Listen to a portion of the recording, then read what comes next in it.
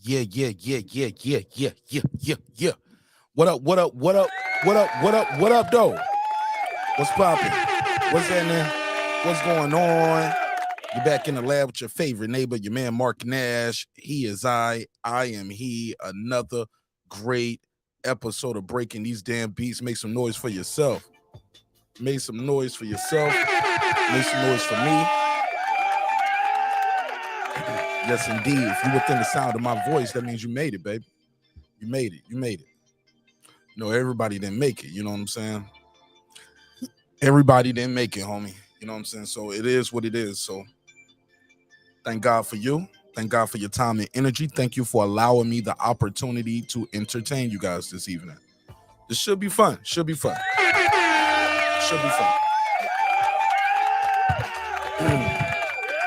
This should be fun. Man. So tonight, man, in our last day of this conspiracy week, gonna squeeze a couple of things in right here. Pause.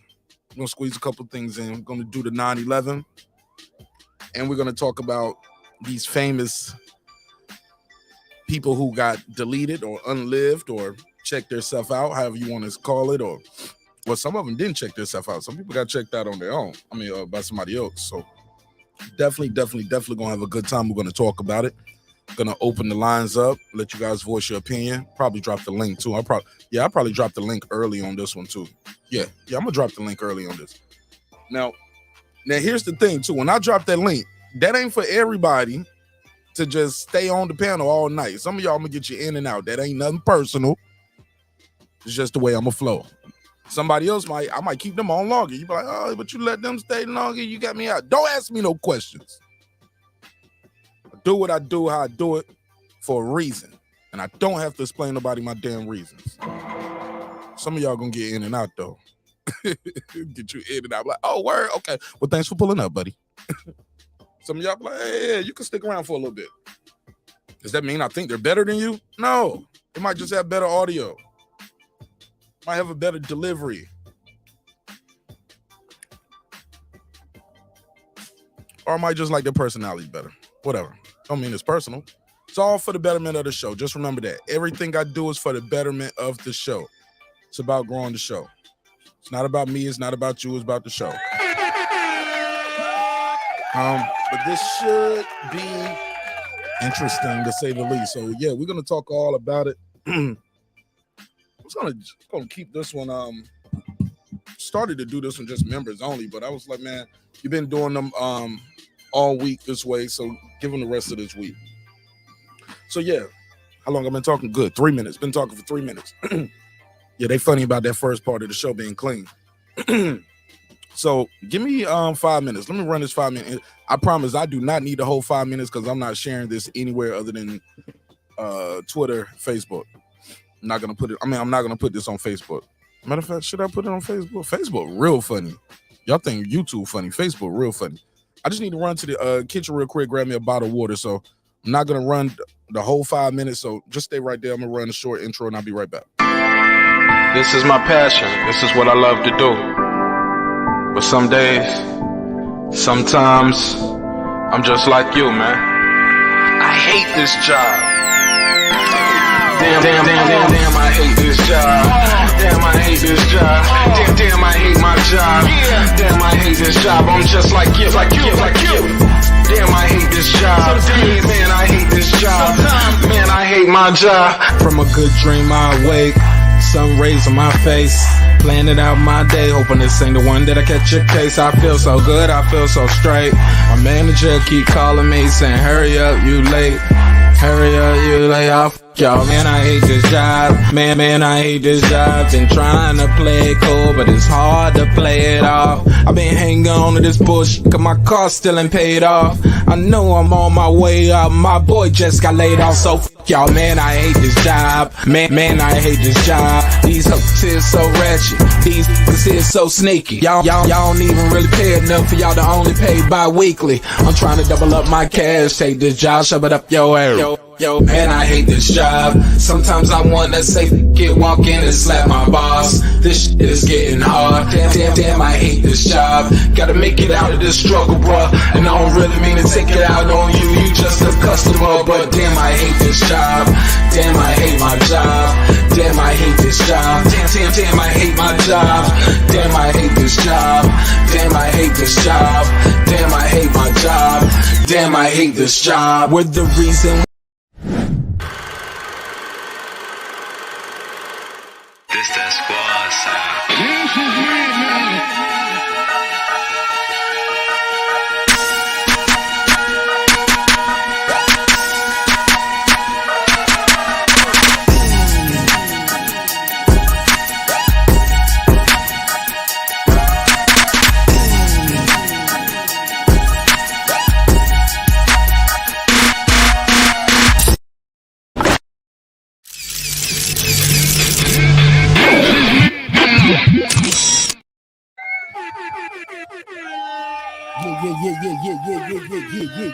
Yeah.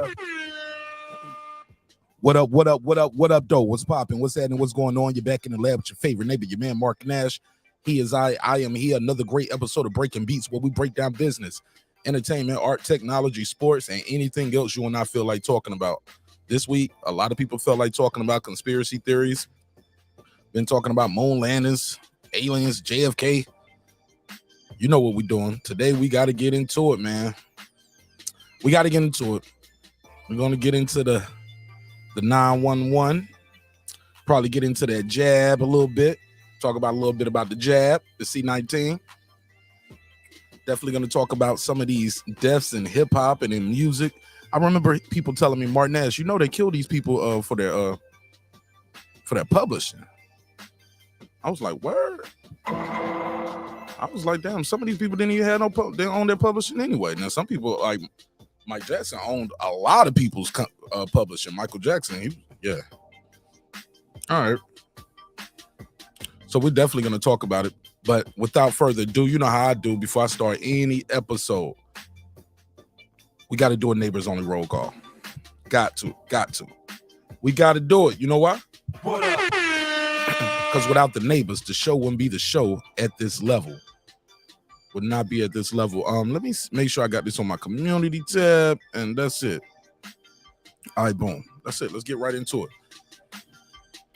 Let's do it. Let me go over here. My bad. Don't have my board pulled up. Told you, man, they changed the way you see this YouTube studio as far as where the members location is at. So there we go. Got your names right here. What up? Let's do a roll call, man, because without the neighbors, man, I'm telling you, man, I wouldn't have did this week. I promise I wouldn't have. Food Revolution. What up? C. Jones 0224. What up? Sweaty Teddy. What up? That guy Eclipse 330. What up? KP from KC5. What up? Adam Kelly. What up? KP. What up? T. What up? Matt Wade.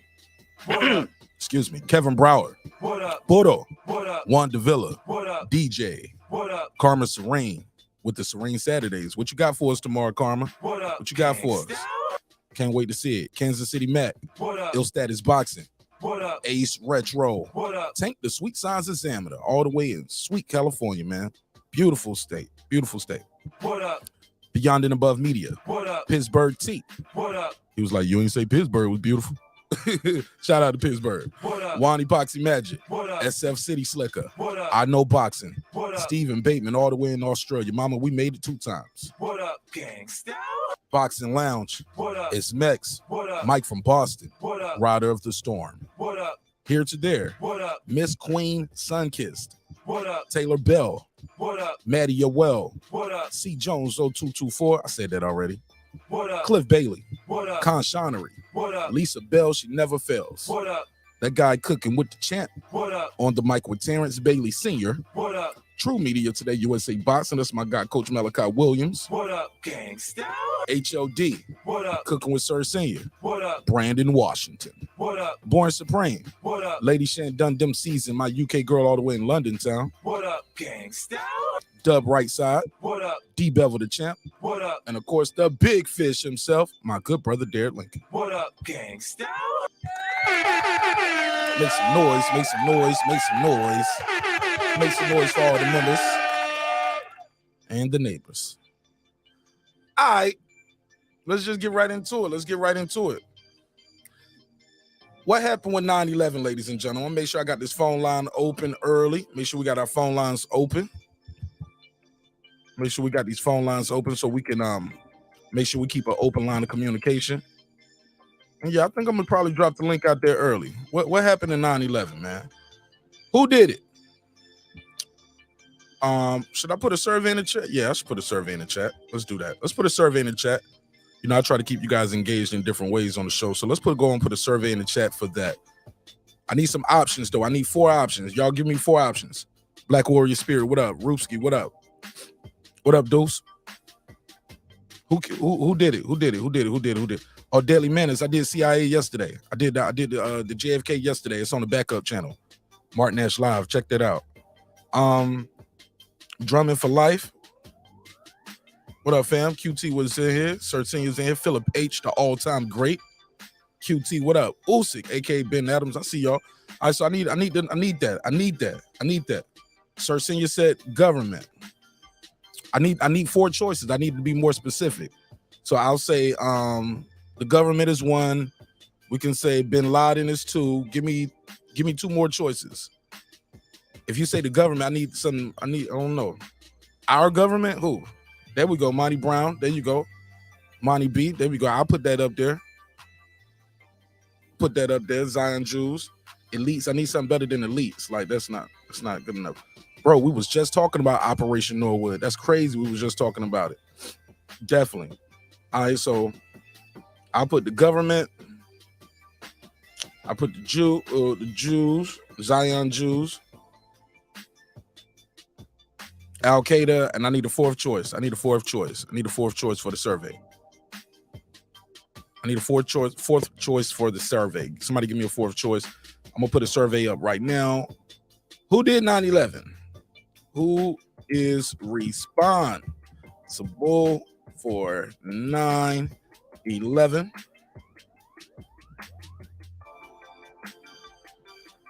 Bush / the government, our own government.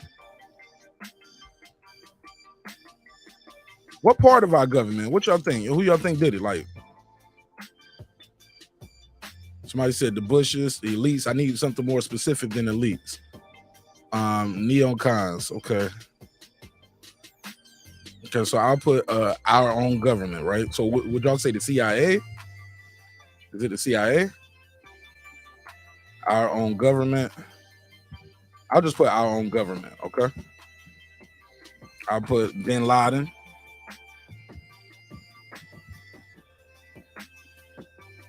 What was the other one? Somebody said the Jews. I'll put small hats.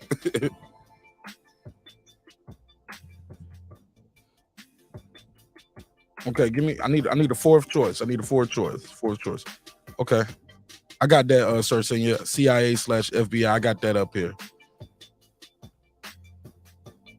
Bush okayed the Operation Northwoods. Yeah, we're gonna get to it. I just need one more name for the survey. And I ain't rocking with you, Philip H, on that aliens and reptiles, man. I ain't putting that up here.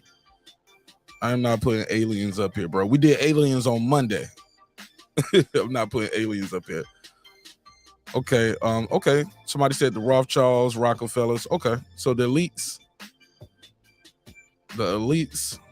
corporate bankers. You mean? Like, what do y'all mean? Rothschilds, Rockefellers. I need a name, man. I need something right here. I need something else.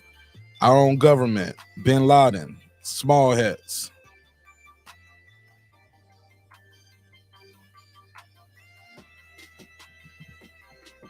Nobody. Okay, let me see. All right, we'll see. Let me see.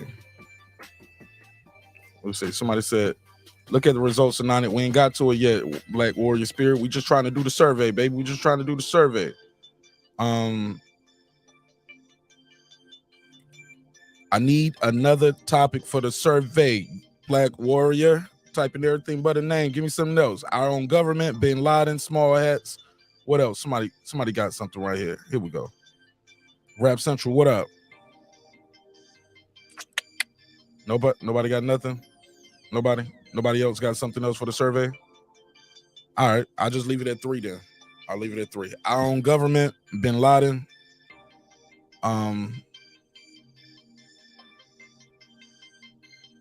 The Zion Jews. Somebody said that.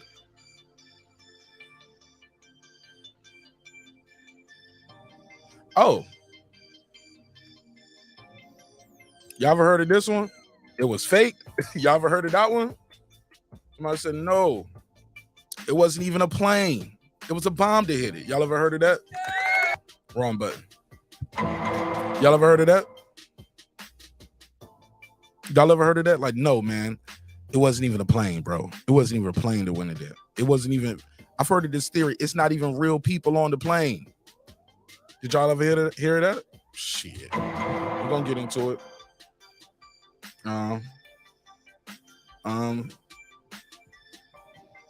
Yep, money. It wasn't a plane. It was a drone. I've heard that theory too.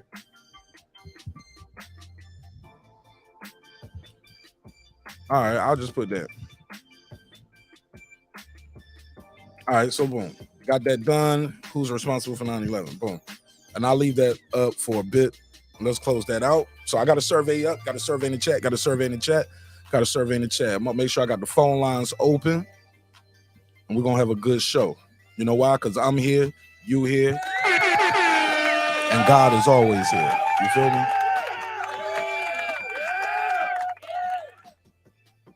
Put that on the screen. Let's put that on the screen so y'all know what I mean. Boom, boom, boom, boom, boom. All right, cool.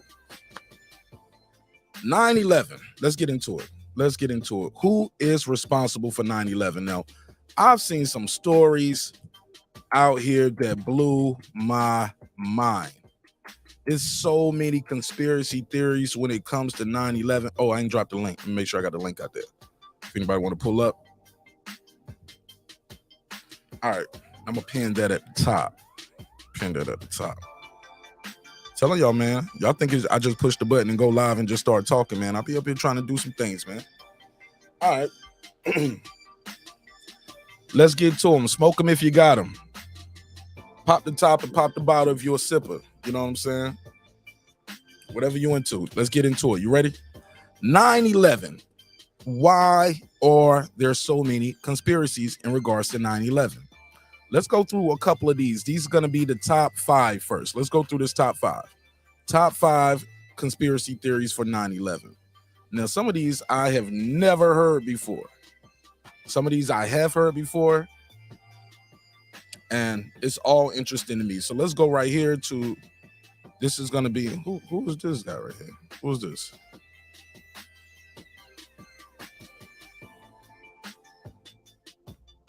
I don't know who this is. Just call me block. But homie, I don't answer block numbers. So you got to unblock your number. You got my number. I need your number. Don't call me block. Yeah, I had to turn that right off. I don't answer block numbers, homeboy.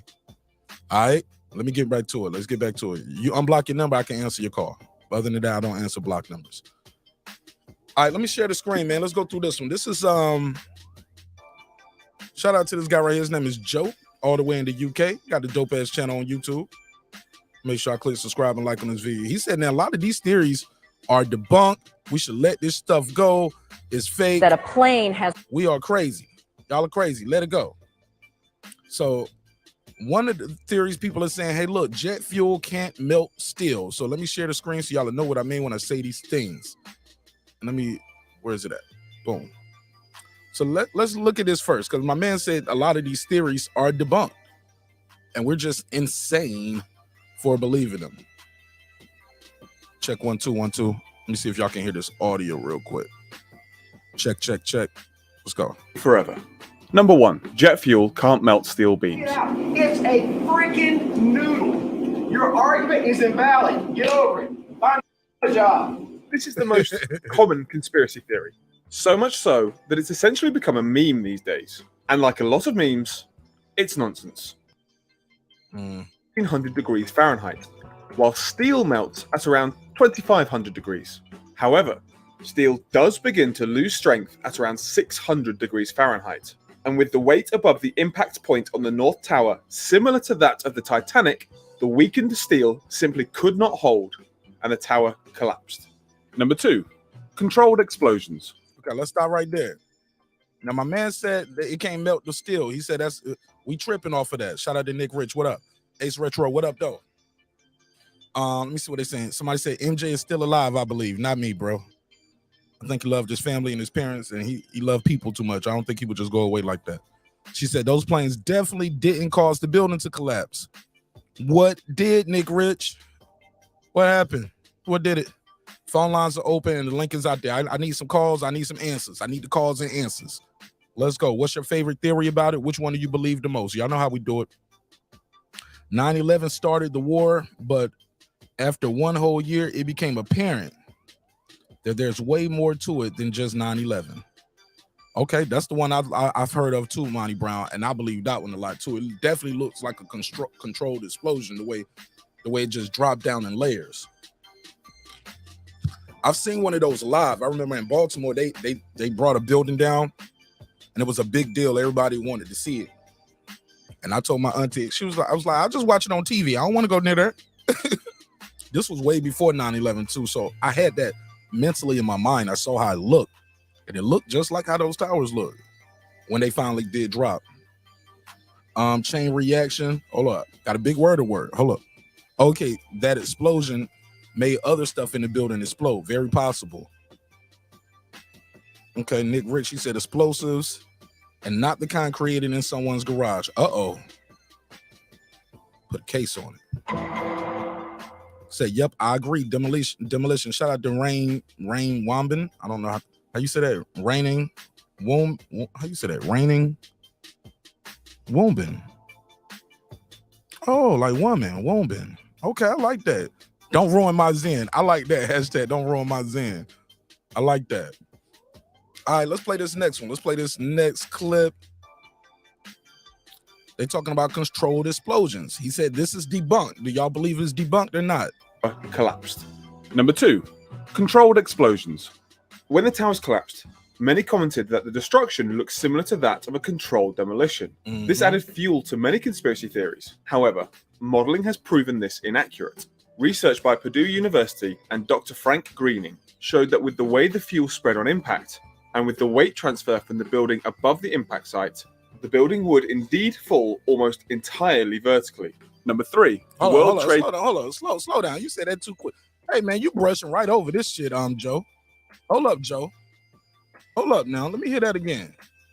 Collapsed. Number 2, controlled explosions. Okay. When the towers collapsed, many commented that the destruction looked similar to that of a controlled demolition. Right. This added fuel to many It did though to me, Joe. It did. conspiracy theories. However, modeling has proven this inaccurate. Research by Purdue University and Dr. Frank Greening showed that with the way the fuel spread on impact, and with the weight transfer from the building above the impact site. How do y'all know how the fuel spread on impact? You don't know that. Put a case on you. So it's just debunked because Purdue University made a nice ass green screen and graphic and computer generated image. So Proven this inaccurate. Research by Purdue University and Dr. Frank Greening. I don't even know Dr. Frank Greening. Showed that with the way the fuel spread on impact. How do they know how the fuel spread on impact? Exactly. How you know that? And how do you know exactly how the fuel spread on impact? I'll put cases on all these debunks. God dog it. Got OG Monty Brown in the building. What up, OG? Mark Nash going down, my brother. Peace to you, King. How the family? How's the kingdom?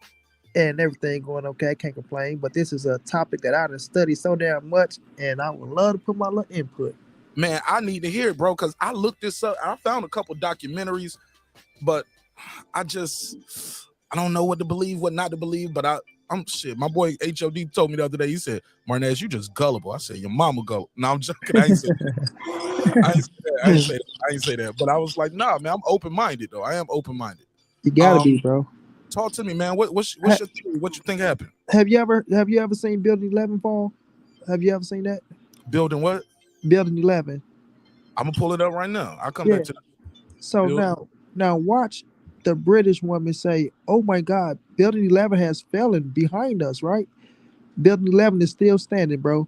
While she's saying it, and then after she said it, then you see the building come collapsing down. You mean building 7? Was it Building 7? Yeah, I Okay. think that was because it was a whole theory. It was a whole theory around building 7 collapse. I'm sorry, y'all. Well, it was Building 7 then. Sorry, y'all. No, players fuck up every now and then. You good? But Which video are you talking about? Can you see my screen? yep, I see the screen. Which one is it? You might have to click one, but I know building. I know nothing didn't hit Building 7, and that mother just came falling down, just like a demolition. Let me see. Is this the lady right here? No, she was like a news reporter. Okay. Now, let me see. Building 7 collapse live. Let's just see. Let's go right here. Let's click on to see. Yeah. New York City. Investigator collapsed because of most complex computer simulation of a structure collapse ever made. Falling debris from Tower 1 started fires on 10 floors in Building 7. A break in the city water main from the collapse of the towers disabled sprinklers in the lower half of WTC 7. This not it, is it? No, let me see. No, that's not it. Let me see. Let me just see. This is Building 7 collapsing though. It's it. It's just dropping, bro. Look at this. Bro, they killed all them people, bro. All them people, bro. And they knew they shouldn't have been sending nobody else in that building. Oh my God. All people were jumping off of that shit, bro.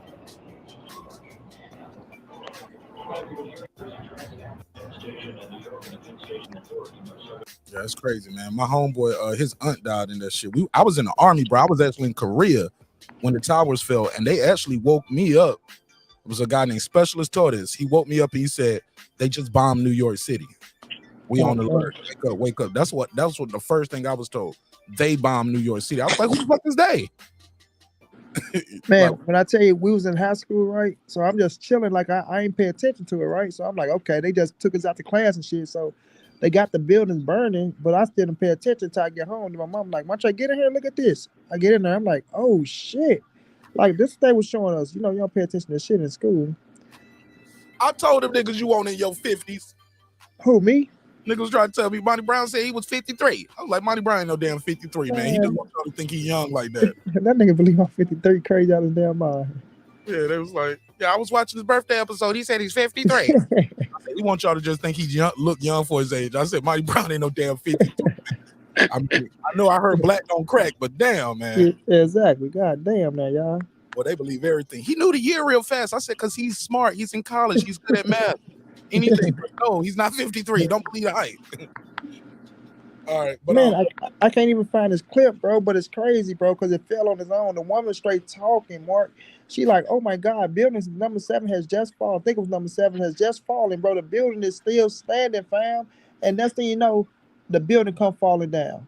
Don't nothing touch it. It just like a demolition, just like the other buildings fell. That's how I know, bro. They pulled the strings on that shit. And then why I say the Zion Jews, because every Jew was called off that day, fam. Every Jewish person that worked in the building was straight called off not to come into work. You know what I'm saying? So I got my little conspiracy on that shit as well. hold up. What you mean? So no Jews died in that? Come on, bro. Bro, you gotta do the research, bro. It was every Jewish person was called off, bro. No. I did not know that. Man, I have to find it for you, bro. I gotta find it for you. I've been doing so much on it. That's why when I seen you pop it up, I said, oh shit. He said, that's my one. Yeah, that's the one. Everybody got one, man. Yeah. It was aliens. This week, some people was JFK. Some people was moon landings. But 9/11. JFK is mine too. Do y'all understand that JFK, man? Now, it might sound crazy to y'all though, but Jackie took him to live on. They say he supposed to live a little longer than when he supposed to die, bro. He was living. She married an army base man or something, to where they had him on an army base living. Like, I know it's some weird shit, y'all, but I'm a big conspiracy theorist, bro. So I believe some of this shit. To where they said he was living, he lived like 5 extra years, 7 years or some shit like that. You know, he was kind of fucked up with the brain, but she married a big time a rich motherfucker or something, and plus I had him, living on an army base somewhere, for like 7 extra years, bro. Who? JFK. Hold up, she married somebody else, but Jackie JFK Kennedy. was, Jackie JFK Kennedy. was still alive. No. When JFK got shot in the head, Jackie Kennedy. I know it sounds crazy and weird as fuck, but man. But the guy they say she remarried is really just JFK. No. I'm confused. No. She supposed to marry some type of big time, some type of big billionaire, bro. But and JFK supposed to live like 7 extra years or some shit. But it's a lot of weird shit, bro. Where was he living at? Where did he stay in some type of army base, some type of big ass army base that they had. It wasn't an army base, but it was an army base. So what that got to do with her marrying a billionaire? I'm confused. Trying to connect the dots. It's like I don't know if she had the power to say, you know what, if you want to marry me, then this is what it is. We go hide jackass away and keep him living for have whatever they were doing with jackass. Oh, she got him hit, is what you saying? No, she didn't get him hit. I ain't putting the case on Jackie Kennedy now. Okay. I ain't gonna do Jackie like that. I had to ask. Threw the case on Jackie ass quick. Hey, but didn't I know? I threw it up.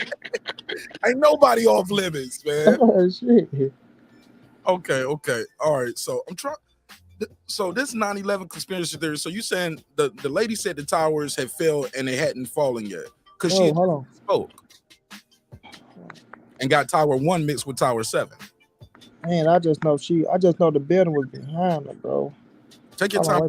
Let me do the super chat real quick. Shout out to Juan Epoxy Magic. Let me give him the $10 drop. Thank you so much. Because these type of episodes cannot be monetized. It would not be any ads on this.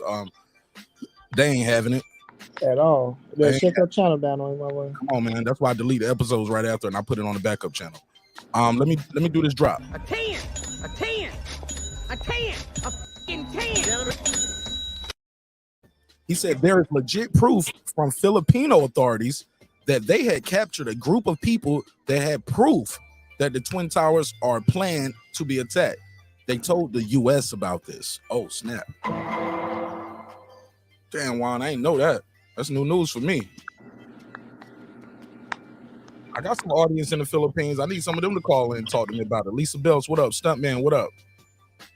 Girl behind the mic in the building. What up, my sister? Guys, what up? Okay. Guys in here.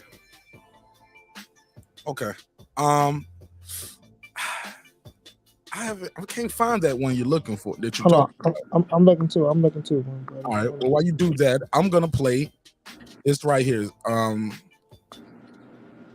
Basically, some people saying these things. Basically, it was all about war. This is Operation Northwoods in the flesh. Have you ever heard of Operation Northwoods? No, I never heard of Operation Northwoods, but I do agree it was all about war. All right, Operation Northwood was a false flag operation. Now I'm gonna play this video. Let me see if I could find a shorter version of Operation Northwoods, under 4 minutes. Boom. Is this gonna be it? This is Operation Northwoods, false flag operation by the CIA. Let's clips. Should this be it? All right, I'll play this one.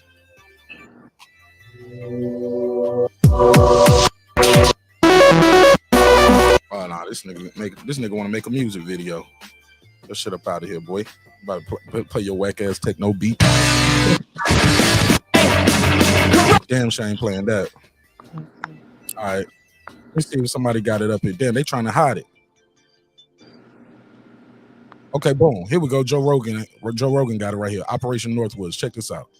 Again, it's complicated by the fact that we did try to invade Cuba using Cuban nationalists in the Bay of Pigs. That was a disaster.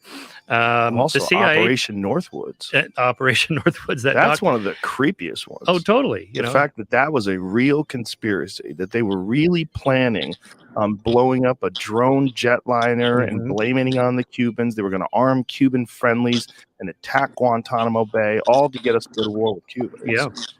Did you hear that? We were going to bomb one of our own planes. We were going to bomb one of our own planes, blame it on Cuba so we can get in the war. Yep. That's what they do. Blame them. Go ahead. You found it?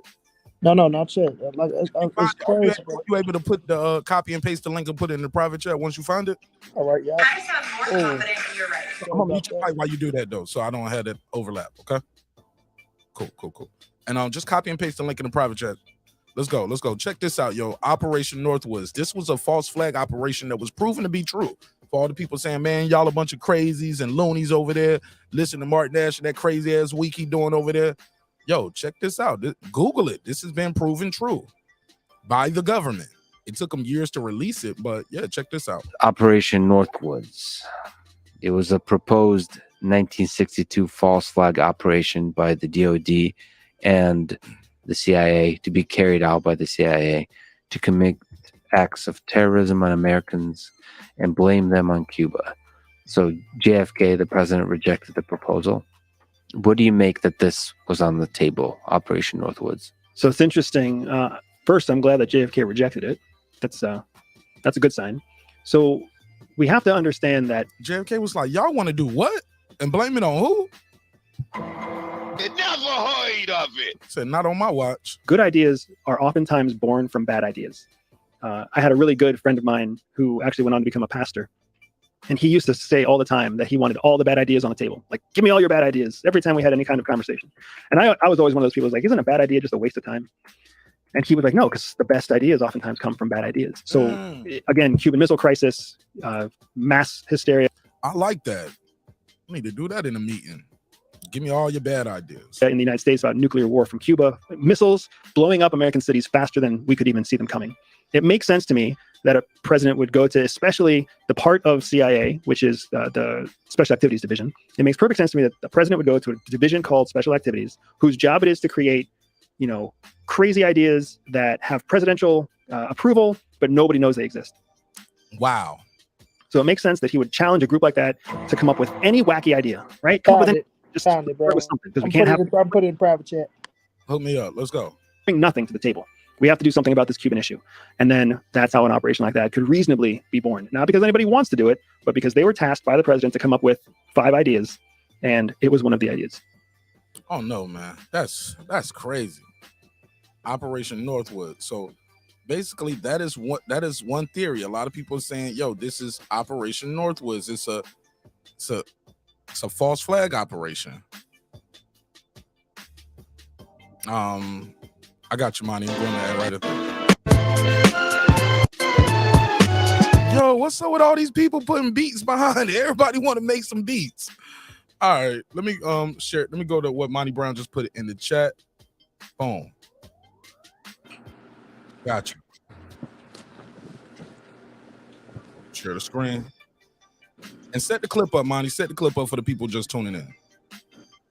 Yeah, this here is the clip of, she said they talking about that building 7 has fallen, but building 7 was still standing. But then you'll see building 7 fall right after she said, "Oh, we just got confirmation that building 7 has fallen. Building 7 has fallen, but building 7 is still standing." And then you see it. Then you go see it fall. Like they gave she said it too quick before that motherfucker fell. She supposed to wait for them to tell her to say it, but she said it a little too quick. She jumped the gun. She jumped the gun, bro. Let's see it. And this is okay. Now, more on the latest building collapse in New York. You might have heard a few moments ago, I was talking about the Salomon Brothers building collapsing. And indeed it has. Somebody said, indeed it has? Okay. Don't believe a word of it. You might have heard a few. Apparently that's only a scene during this morning's attack. We'll probably find out more now about that from our correspondent, Jane Stanley. Jane, what more can you tell us about the... I ain't heard of Jane Stanley ever since this shit. It was like, Shorty, you messing up. You got off script. All right, so let's go. You already know details of collapse. Well, only really what you already know. Details are very, very sketchy. There's almost a sense downtown in New York behind me, down by the World Trade Centers, of just an area completely closed off as the rescue workers try to do their job. But this isn't the first building that has suffered as a result. We know that part of the Marriott Hotel next to the World Trade Center also collapsed as a result of this huge amount of falling debris from 110 floors of the two twin towers of the World Trade Center. As you can see behind me, the Trade Center appears to be still burning. We see these huge... All right, now she's pointing to something now. She talked to me now. She said the Trade Center is still burning. To me, the Trade Center appears to be still burning. We see these huge clouds of smoke and ash. Now, why they got this arrow going right here, Monty Brown? Talk to me. I don't know what I'm looking at right here. I think they just showing the building, but then I think they gonna show the one arrow when she said building 7 has fallen, and it's gonna show that building 7 is still standing. Hold on, let me make sure this.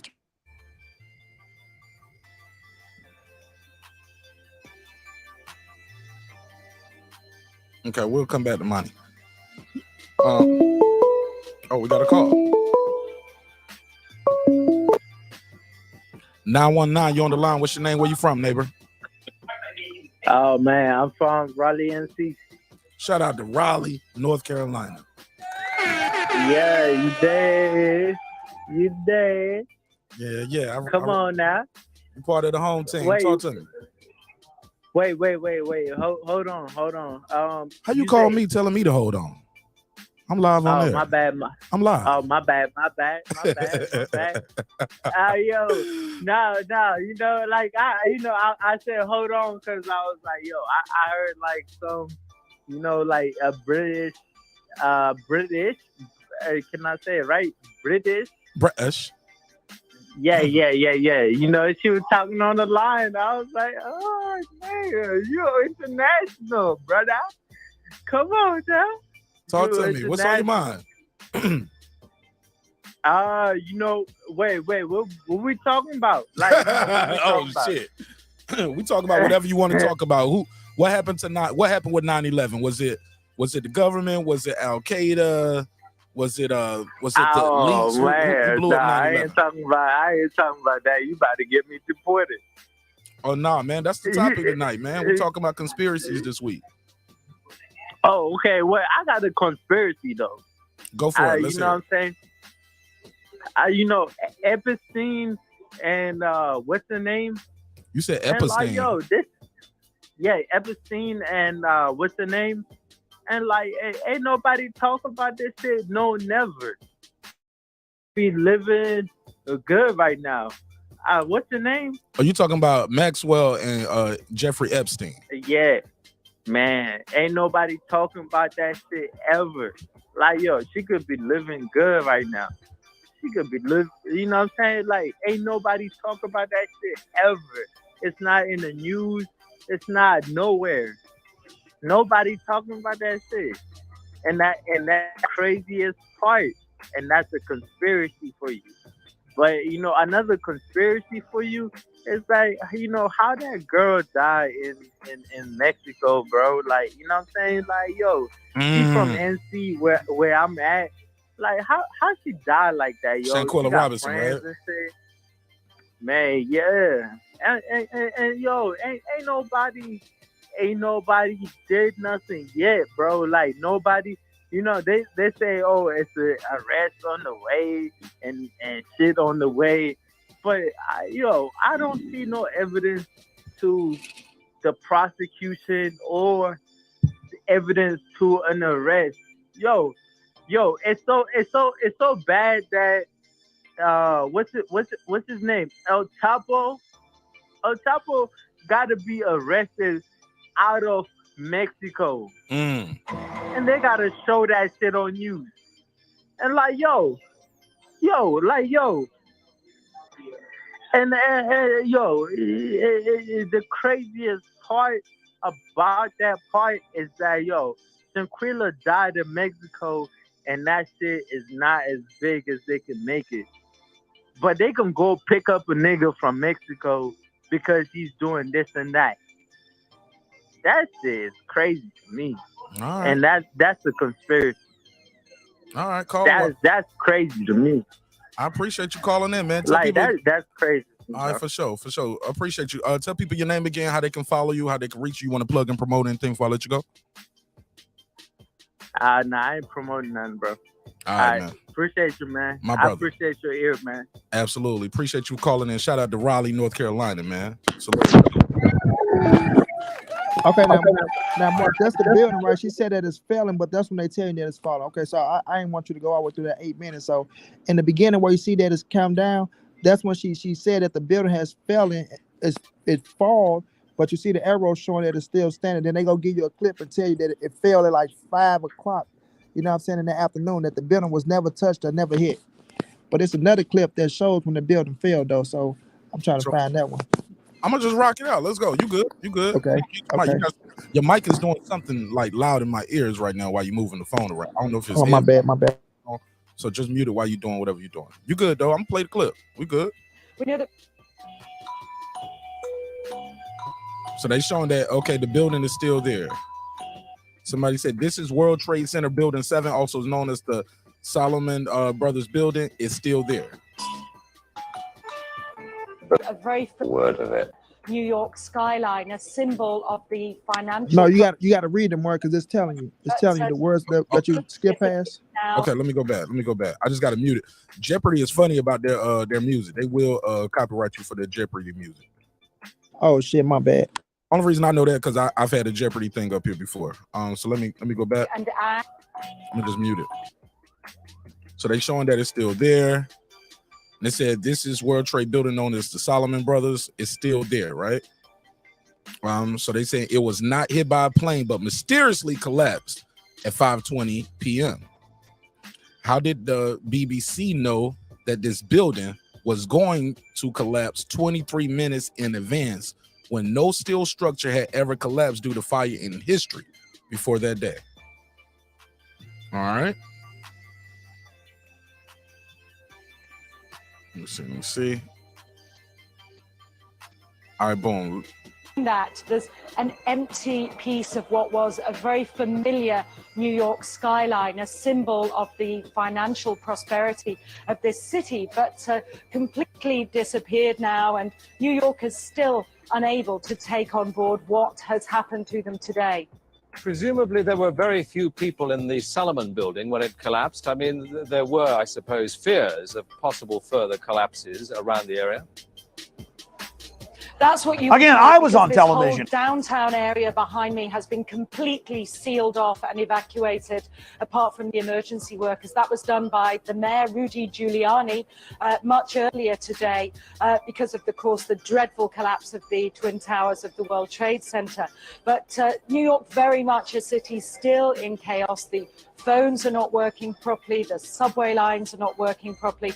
And we know that down there near the World Trade Center, there are 3 schools that are being turned into triage centers for emergency treatment. And I know that over in New York Harbor, where the famous Statue of Liberty is, there's a field hospital where 1,500 people are being treated. I get past World Trade Center? Here we go. I think we can only go at this point with the words expressed by the mayor of New York, Rudy Giuliani, that it's too frightening to think how many there could be. We know that. Yeah, man, this is scary, man, to think of.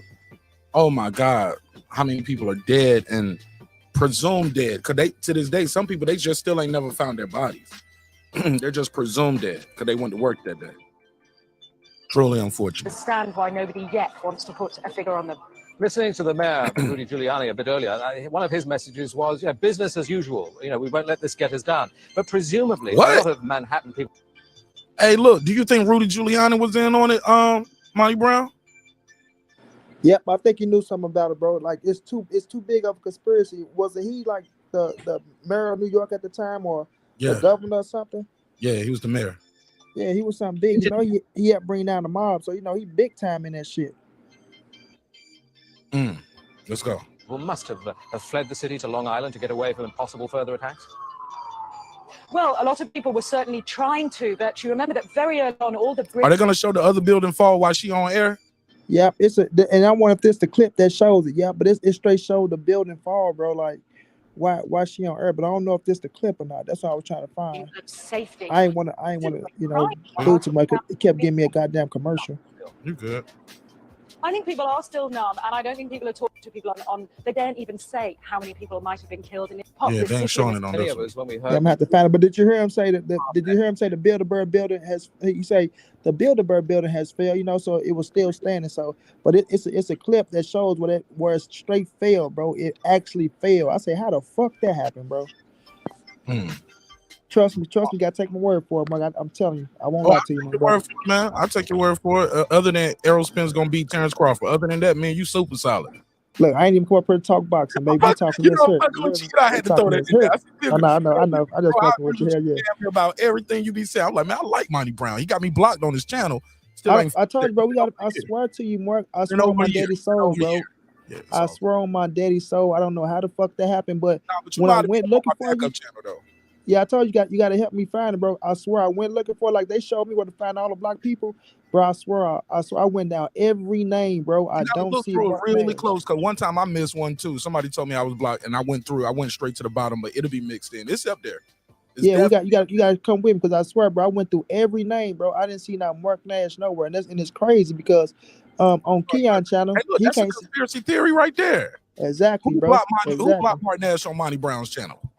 And why he can't? We got, and I don't know what it is. And if I find him, I promise you, I'm blocking their ass. Oh, you'll never find out who did that. I'm telling you, man. You'll never find that out. Girl behind the mic, welcome home. Welcome home. Welcome home. Thank you. You say, I'm sorry, Queen. You say you did John F. Kennedy? Did you do Robert Kennedy? Nope, not yet. All right. I'm gonna do part 2 of this week because there's a lot of them that we missed. And Martin Luther King, bro. Well, actually, I'm gonna do a 60s assassination week. It's gonna be a whole week about all those because in the 60s they were just murking everybody left and right. Medgar Evers, Malcolm, Martin, JFK, Robert Kennedy, and that's just to name a few. Talk to me, Memory. How you feel, sister? Feeling good. How you feeling? I'm always good, even when it's bad. I don't believe in bad days. Talk to me. Shout out to the neighbors in the chat. Yes, Shout out to Sir on the panel. Yeah, this is interesting, right? Yeah. My take on okay, this is what I heard. Let's just say, look, this is what I heard. Let's go. So it's been thrown out there. Everyone we that's why we're here talking about it, right? But the effects of I've heard CG. Like I heard there was CGI. But what I did hear for sure was that building that Kushner and them peoples, his daddy and them peoples, his family, they owned a building somewhere. I think it was like the 4th building or the 5th building to come down. Like all of that stuff is connected.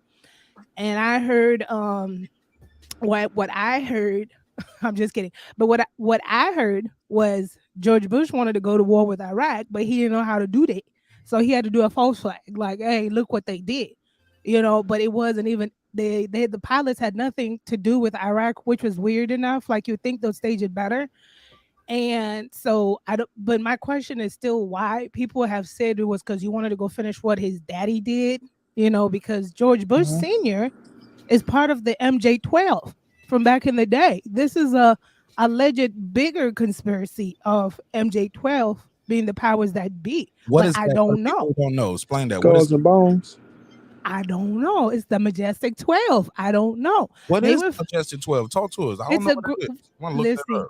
From what I'd heard it was a group that was founded. George Bush Sr. had something to do with it. And this was a rogue group. Like they did pretty much whatever they wanted to do. Or even, I don't know if they still if they have people doing it now for them. But I know it was around George Bush Sr. before he became president, way back in the day. Because I believe George Bush Sr. was like CIA or something like that. Yeah. Or like a director or something like that. Yeah. He's the one that founded this rogue group, because what I've heard is that you have the CIA, you have the FBI, and then within the CIA you have the MJ-12. So that's why they say it's not necessarily, of course, like we know the entire CIA. It's this select group of people within this limited group of people that are the ones that push for these assignments, that push for the killings of Muammar Gaddafi, that push for the false flags, anthrax among the American people through the CIA. All of that's the small group that sends You this know, stuff out. I don't you know know. why they killed Gaddafi? You know the reason why? Because he was Gold. going to liberate Africa. He was trying to do the. He was trying to get rid of the. Change the currency. Yep. Change the currency and say, hey, look, we're not taking dollars no more. We're using the gold. How you say dinar or dinar? Yep. Yep. The North. Yep. Trying to gold switch it dinar. back over to gold and get all the Muslim countries in on board because he knew America don't own no gold. Yes, sir, Mark. Yeah, I heard They that. say no, you won't, motherfucker. Not today. Give us your, hey look, just give up your weapons of mass destruction and everything is gonna be okay. We're gonna be at peace. America was bullied like a I was motherfucker. like, okay, take my button, no more war. As soon as he did that, bop, bop, bop. You know what I'm saying? And bro, and they killed him on camera in front of God and country. Yeah.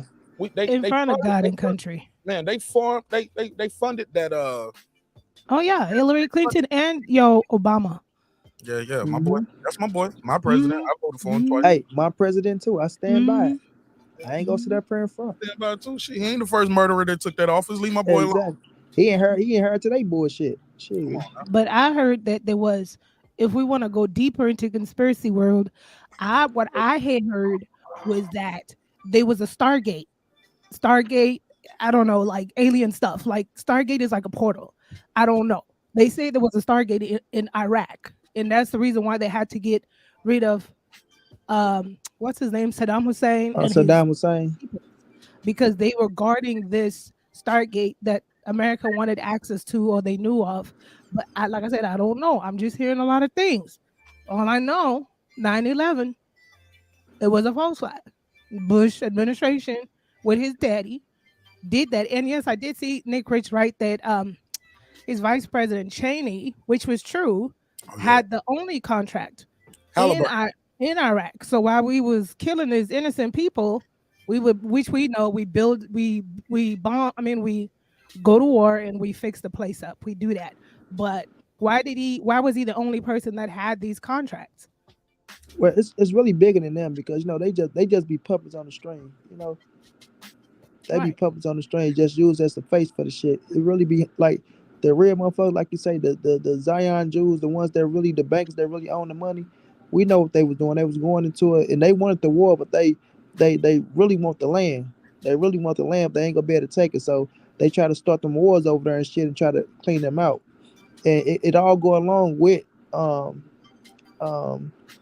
what's the little Jewish land or our land? I ain't gonna say the Jewish land. It's our land. They took our shit, but over in what is it, Mark? I can't even get it right now. Jewish country. Israel. Yep, Israel. You know what I mean? They started over there in Israel and shit. So that's why you see that the war be going on back and forth. They be launching them damn bombs and shit. But they all connect with the Zion Jews here and the ones back in Israel. So it's all connected. But it really be the bankers and shit like that be starting it up and just using their ass as puppets. Okay, let me play this clip. Deuce Times just sent this in. I'm real funny about playing anything from Alex Jones because he talk a lot of shit. I know he got caught up bad, but Alex Jones, yeah, allegedly. But Alex Jones, he be on point with some of it, even though he do a lot of bullshit too. This is really old when he was on point. Yeah, because he leave about Alex 100 Jones pounds alone. lighter right here. Leave Alex Jones alone. You said leave him alone, man. One of my first videos when I first started YouTubing, I was YouTubing. Rest in peace to D Hodges, man. Damn, man, I missed that kid, man. You say D Hodges? I remember that name. He passed away. Yeah, man, we did a whole tribute for him. Yeah, I had his mom on the show and everything. God damn, rest in peace, D Hodges, and rest in peace to Coach, man. Coach used to be with us. Coach passed away too. I remember Coach that used to be on Knockout Boxing. Got David Benavidez over everybody. Yup. Had a heart attack. Wow. Yeah. When was that? It happened. Man, he passed away 2 days ago, 3 days ago. It had to be recent because I seen him on Knockout Boxing like a month ago. But he been fighting for his life though. He had went into the coma And, he had his brain. It was the brain, man. But he was fighting. They had him on the put him in a coma where the machine was breathing for him. He started breathing on his own, and then it was just the brain, man. We lost coach. That shit hurt my heart still right now, man. Got me mad, sad, all in one. But yeah, we lost coach.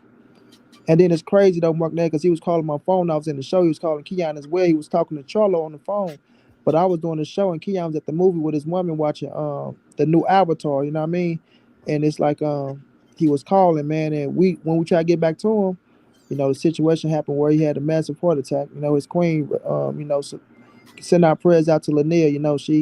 She did the best she could, but man, he fought, but we lost coach, bro. I think it was yesterday or Monday, either yesterday, Monday, or Tuesday. One day, one of them days, but he passed away, man. Yeah, man. I'm sorry to hear that. Yeah. Like I always tell people, man, this shit, that boxing shit, man, shit can get so toxic, and people go so far left. And I was like, man, these are real people, man. And yeah, man, that's why I said I'm taking a whole new direction with my show this year, man. Like, we ain't calling these fighters out of their name. You got a problem with somebody, leave that shit in the chat. Do not be on my panel disrespecting these people, because I can't be the face of your hate and your disrespect. I'm going to fights, I'm going to the weigh-ins, I'm going to the gym. If I got some smoke with somebody, I want to have my own smoke with them. I don't want to be like, well, you had Monty Brown on your show and he defending somebody else bullshit. Yeah, man. I ain't nah. My wars are gonna be my own wars, and I don't want no wars. I want peace. There you go, bro. Peace, homie. So I can respect it. Yeah. So we can disagree about who gonna win, who gonna lose, but we ain't gonna be feminizing these guys' names. You know what I'm saying? Right. Yeah, that's the old Skip Bayless shit. You know what I'm saying? Feminizing these dudes. And it's be black folks doing it to other black folks. So always too, bro. That's what I say. Yeah, I said it myself. When I say, man, 2023, I ain't with no negative shit. I ain't doing this. And as soon as something pop off, I say, God damn, they go to negativity. Hey, look, hey, Monty Brown, every time you try to leave, they pull you back in. They pull you right back in. Nah, man. Just kick the motherfuckers off the show. That's why I said, man, I don't care if you're a moderator, I don't care if you're a member. I just I can't deal with that, homie. Leave that shit in the chat. Right. You know, that's why I say I ain't doing no debate. I don't want to debate nobody. That's what you think, brother. What you think? I'm not debating nobody else. I don't want no debates going on. You right, I'm wrong. I don't even want to debate nobody, bro. Hey, look, Monty Brown, when they start doing it, I'll be like, fair enough. Moving For forward, real, bro. We gotta move. Damn. It's a live show. That's all I said. Fair enough. You know. Hear me? All right. So look, let me play the Monty Brown clip. Dude sent this in. I don't know what this is. He didn't send me no setup for it. He didn't give me no setup. He just said 9/11. He said play this clip. So he said listen to this track, bitch. So let's check this track out. Let's see what he sent. Again, I was on television saying that bin Laden's a CIA asset. Looks like he'll attack New York. Saying call Washington. Stop right there. He was. Facts. He was. Like, we know that now. Like, I remember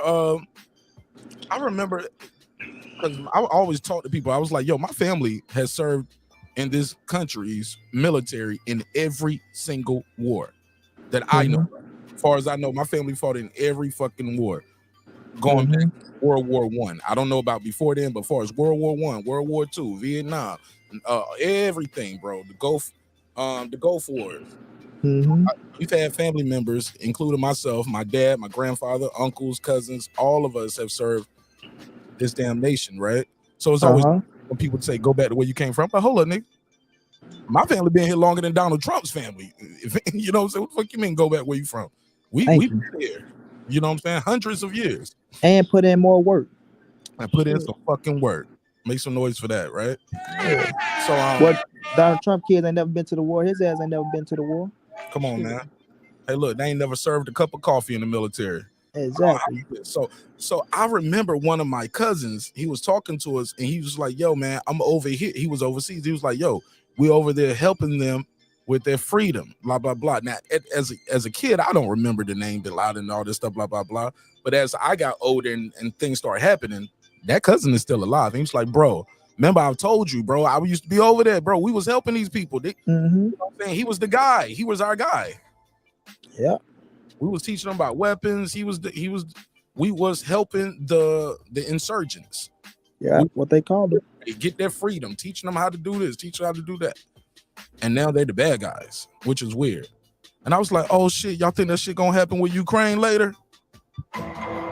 Yeah.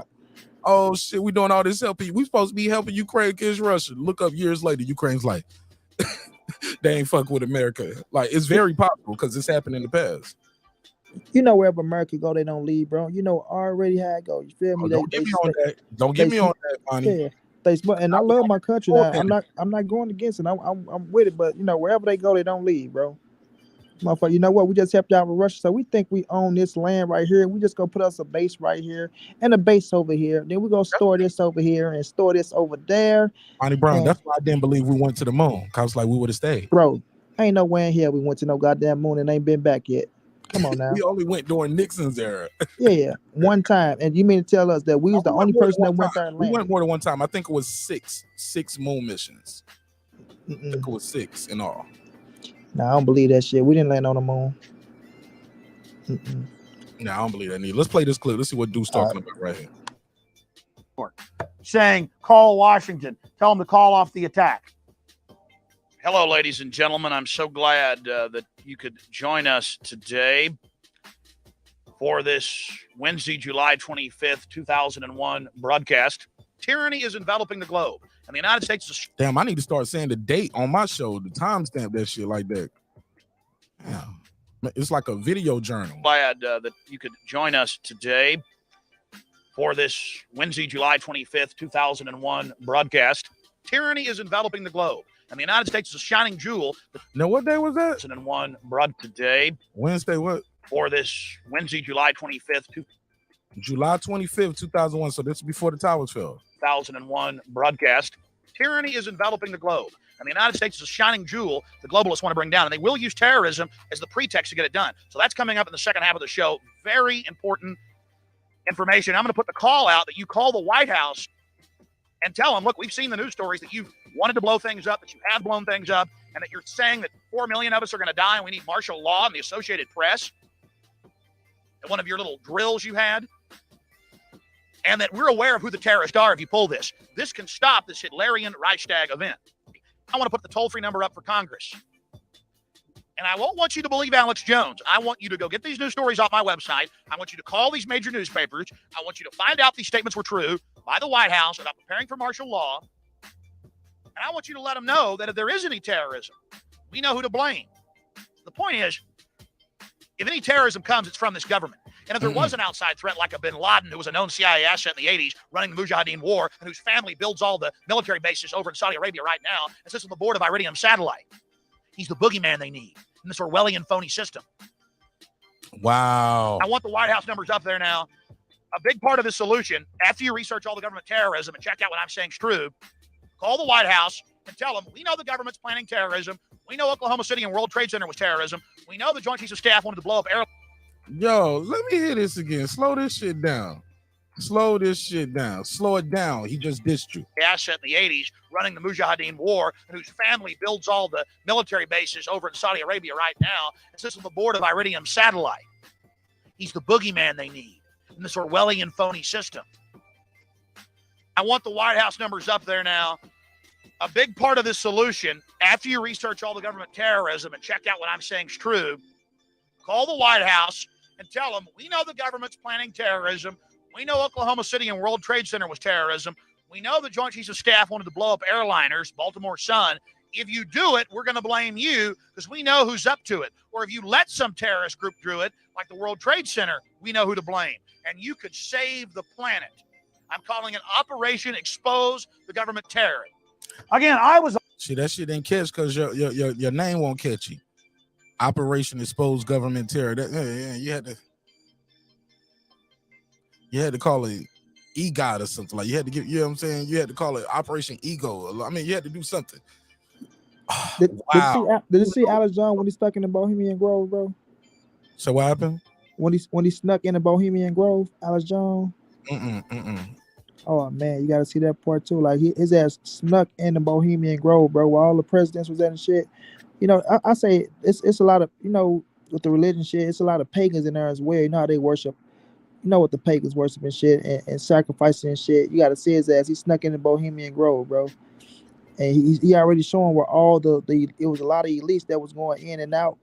And it's a lot of shit, bro. I do a whole lot of goddamn conspiracy. I be going on and on, bro.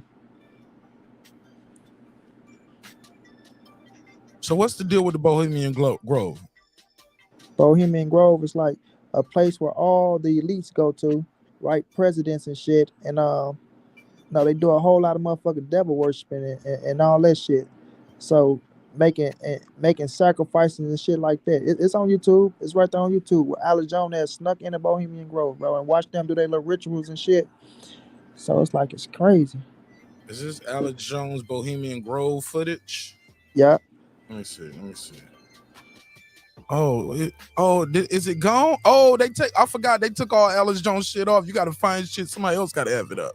And they took it off everywhere. If you got Rumble, a Rumble account is probably still on Rumble somewhere. I don't even know what Rumble Damn, is. they took down everything he had, bro. That shit was gold, bro. Bro, that took all his social media away. Yeah. Damn, that was golden, bro. That was like you only can see Alex Jones on his website. You got to go to his website. Bro, that was probably the best thing that he ever did in his life, bro. Okay, now I see something right here.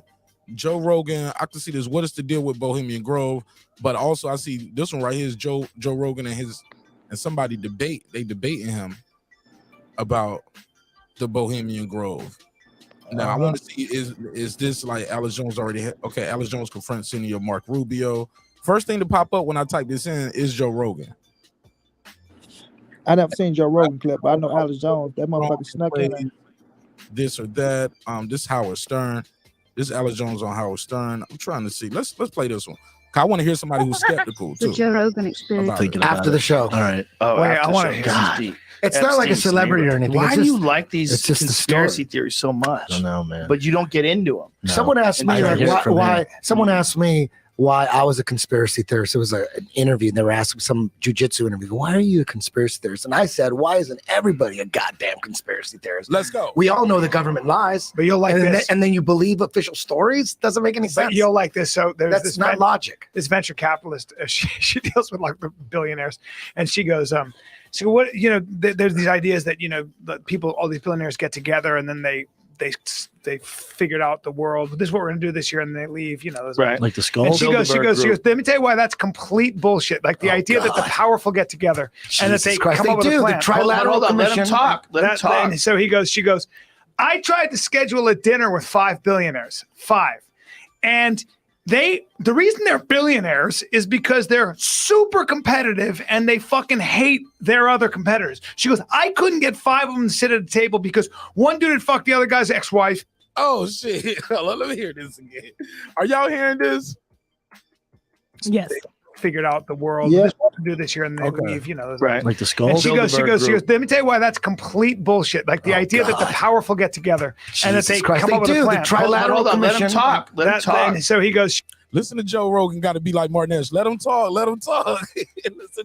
Okay, so even the big time got to tell that the big time got to do it. She goes, I tried to schedule a dinner with 5 billionaires, and the reason they're billionaires is because they're super competitive and they fucking hate their other competitors. She goes, I couldn't get 5 of them to sit at a table because one dude had fucked the other guy's ex-wife. The other guy was suing the other guy. The other guy was trying to take over the other guy's business. But the bottom line is, she's in the outskirts. No, she's a cunt. You actually. There you go. Proof. No Illuminati.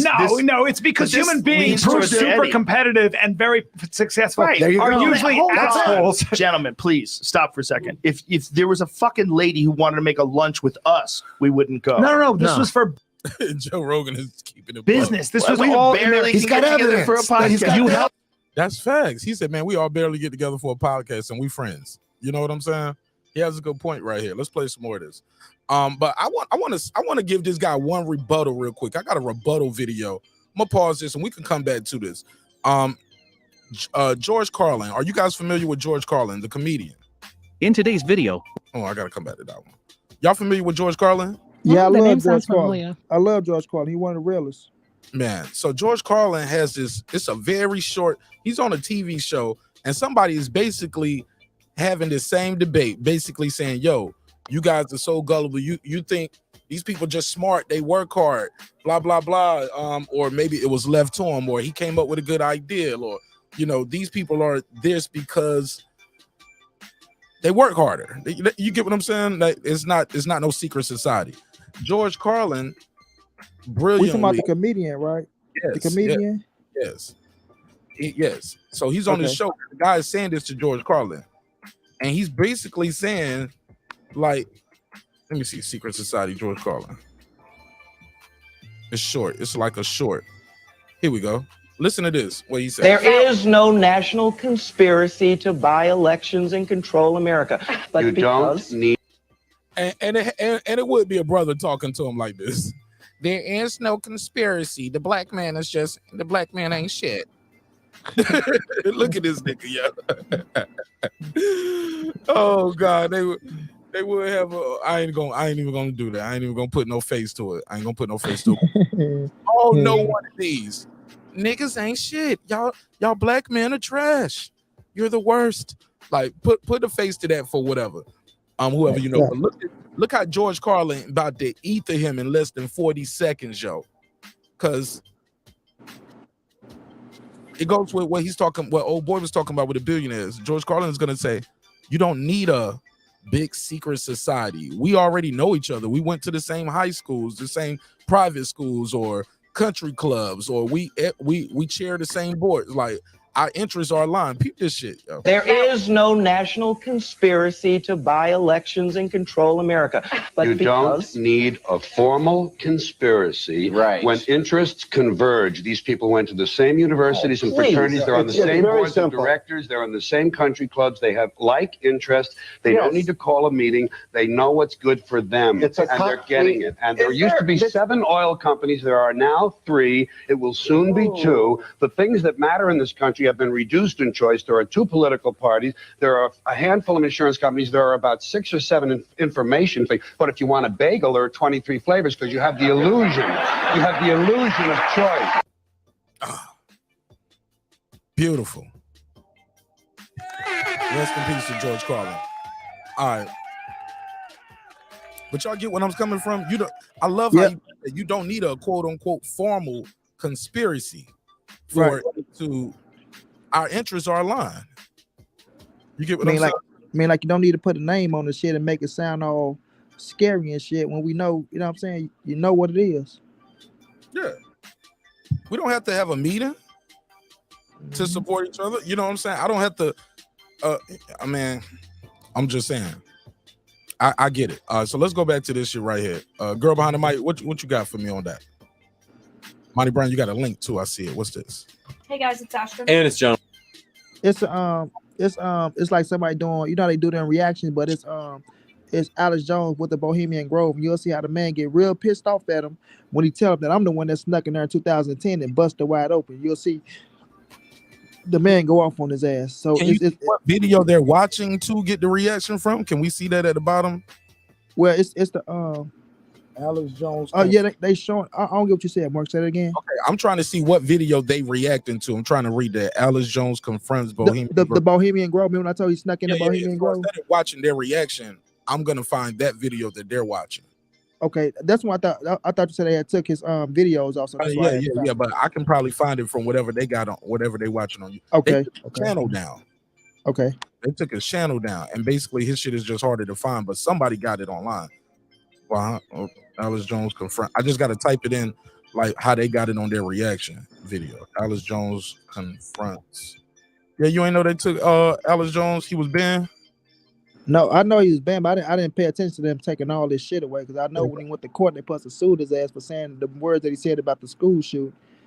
But I didn't know they took everything down. He been banned though. He was banned before that. Okay. Okay, I got something right here. Oh, Alex Jones confront. No, this is the Sandy Hook mom. Okay, maybe that video they watching is down because I don't see it. Let me see. Let me look at it one more time. Try to zoom in. Alex Jones confronts. I'm sorry. Let me play this video while I look that up. Oh, you helped his hold argument, on. Callan. This You helped his woman- argument. this I knew woman- a chick. She's this- trying to bang a couple billionaires. this woman- They hated each other. baby. They No. hated each other. She's a What venture terrible capitalist who story. deals No. with. She It can was get all one of the she can- worst arguments You of no fucked conspiracies us. And you ever. should have said he was a venture capitalist She before. was Okay, we didn't know. Oh, no. He She was a did say venture that. capitalist who could get. She could get all of them. You took lighter individually. fluid. Oh. She could get all. She dealt with all of them individually. She knew them very well. All of them. Trying to You get them just together. turned They were all like, 17 fuck people off. into flat earthers. 17 people listening. Trying They help him to go to the side. I knew a chick. I knew a chick. She tried to bang billionaires. You can't bang billionaires. Man, them niggas all over the place. They in there drunk now too. And but I get what he coming from. So he said it's 7 people though. I'm sorry, not 7 people.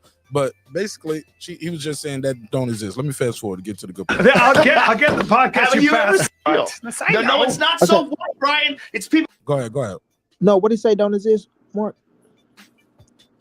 Oh, they were just saying do that. They do that. But what are you eye rolling, motherfucker? I'm eye rolling that the Illuminati doesn't control the world because nobody's that organized. That's what he's saying. The Illuminati don't control the world because nobody's that organized. Telling that the Illuminati doesn't control the world because nobody's that organized. Well, maybe they're not. But did you ever see that Bohemian Grove thing? That is absolutely 100% real.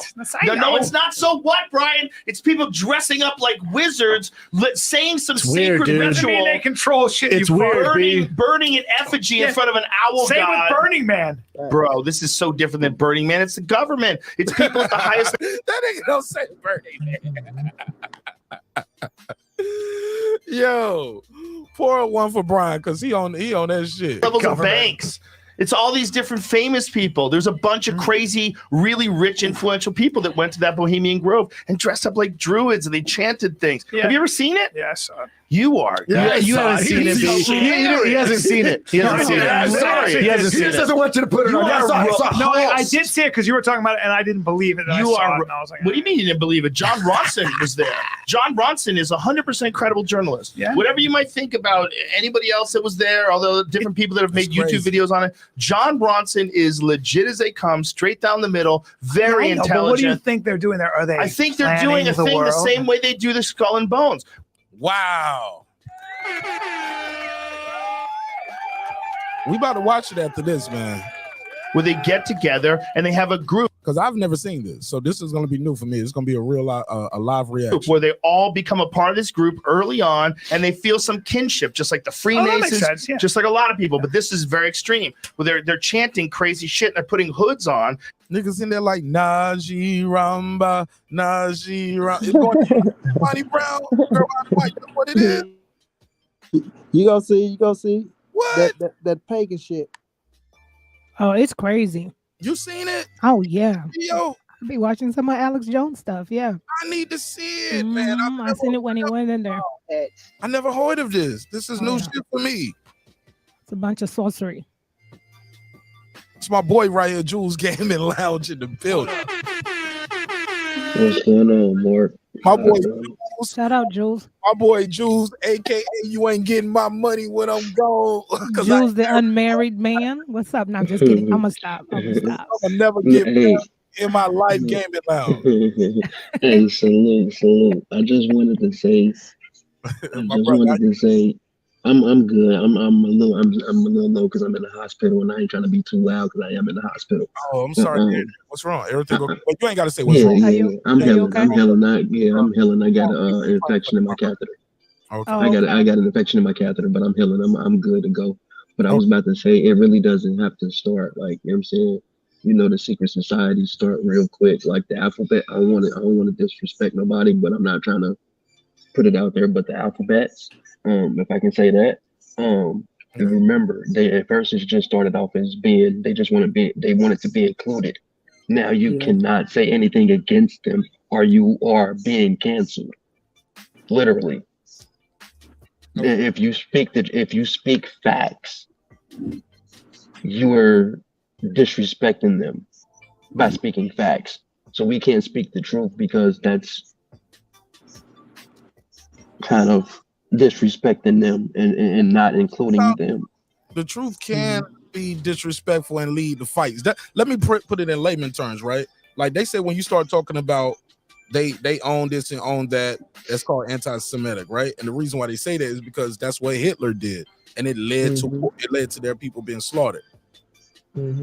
I just wish black folks had something like that too. Like you can't, like, once you start doing that to me, you're supposed to lose everything too, because it led to my people being getting treated out of rights and getting But I'm saying, but now I'm saying that because now they're introducing sex to our kids.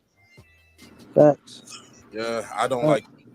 It's like they See what say I'm it's like a saying? group. Why It's did like a Cinderella? group I of was them. It thinking, starts off. why did It Cinderella starts have off. a gay man, a gay Yeah, black it man? starts out. Cinderella, the It fairy starts out godmother. very. Man, It starts out very slow. It starts out very slow, and they take a little bit and a little bit, and then all of a sudden, it's the way it's supposed to. It turns into the way it is, and it's like, whoa, how did you get there? Mm-hmm. And that's because we didn't stop it when we should have stopped it. Mm-hmm. Because we were not trying to be disrespectful, and we wanted to be inclusive. inclusive. Yep, that's the word they use. Facts. I agree. Everybody needs representation. Exactly. But why do we have to And represent? that's the. Why do we have to represent your sexuality though? Yeah. That I can't answer that, Because but I'm saying that just goes to show about like how the secret societies are created. As just that this is just not such of a secret society. This one is one on the mainstream. Here we go introducing it to y'all. Yeah. And So if that would, so if I'm just saying if this one was so easy to be created and they're introducing sex to our kids just easily as this was, it took what 3 or 4 years for it to happen.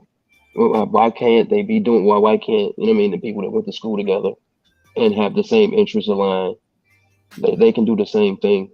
I believe they do the same thing. I'm sorry, I'm looking at the door for my doctor's. Hey, look, I'm laughing because Corey Holcomb came in my mind, came to mind, and I can picture him saying, "Shit, I'm gonna let my little boy fuck with your little boy, and we gonna Right. keep it going." And you know how they Nah, keep you it see what I'm real. saying? And We can go buy a baby if we want to. Shit, we can go buy a black baby nowadays. Shit, but yeah, I'm gonna let my son fuck your son. We gonna keep this country going.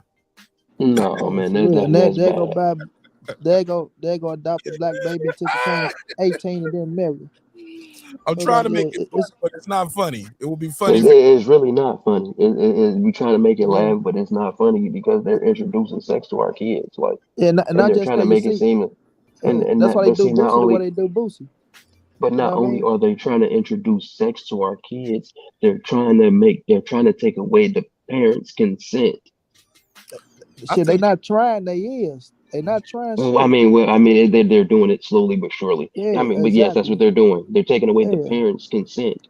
Trying to tell you to where they can sit up here like you got kids that kids don't even understand what the fuck they genital is when they fucking young, but you gonna sit up here and tell them that they can say that they not a fucking a little boy could sit around and tell you that he's a woman. Like, come on, bro. Like, And come on. and they'll give them medicines and different Yeah, injections that let them yeah, consent to being injected with different yeah, stuff bro.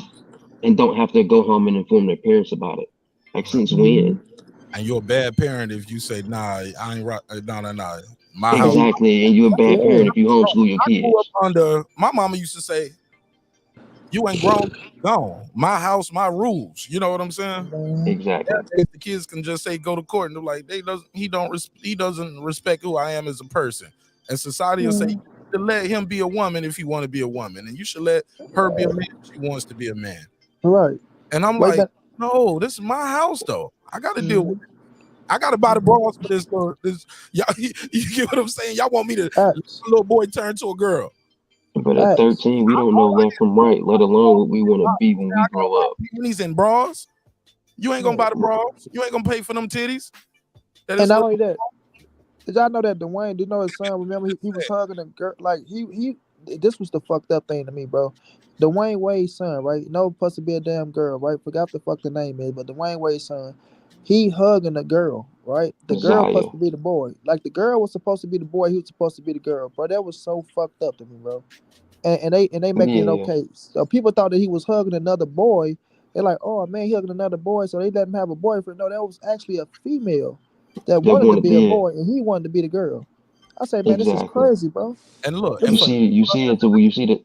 Go ahead, Jules. Sorry. No, you seen the where the relationship where the two transgender, well, I guess they wanted to be trans, but they didn't. They had the operation, but the man was pregnant with the woman. I guess that's how it is. The man was pregnant and the woman wasn't. But they were. It was the total opposite. It was kind of Jules, scary. you in a wheelchair, Jules? I mean, ask her. Yeah, yes, You sir, said I something am. about a captain. Yes, sir, I am. I am Yeah, I am paralyzed from too. the I heard waist we down. said about a captain. Oh yeah, me too. So you got a captain on your side. You got No, I have a super pubic. a super pubic. Oh yeah, Yeah, I got you. Yeah, yeah. sorry y'all. Sorry y'all. That's crippled people talk. Sorry y'all. It's not a problem, brother. I don't mind. Now I'm in a But veteran yeah, too, but I get straight. Story all I got over, straight caps. man. Jules said my shit right there on the news for people. yeah, I'm on Google, man. I don't mind. His story all over the place. He did a lot of interviews about it. Yeah, I don't mind talking about it at all. But I like what y'all was talking about, this conspiracy stuff. I love this is the type of stuff I be loving to talk about. Man, me too, bro. I do this shit at nighttime. And I do so much conspiracy shit, bro. Like so much shit. I want to But I say think, something though, real quick, Monty. I'm sorry. I didn't mean to go cut you ahead. off. I think this is important for me to say this for the people just tuning in. This is not in any way, shape, or form, quote unquote, hate speech. No, not at all. I don't want to say I'm hating anybody. I do I'm want to second that. Juice, absolutely. I'm just clarifying for some people tuning in. What we're talking about is introducing sex to minors, which in any other time it's a bad thing.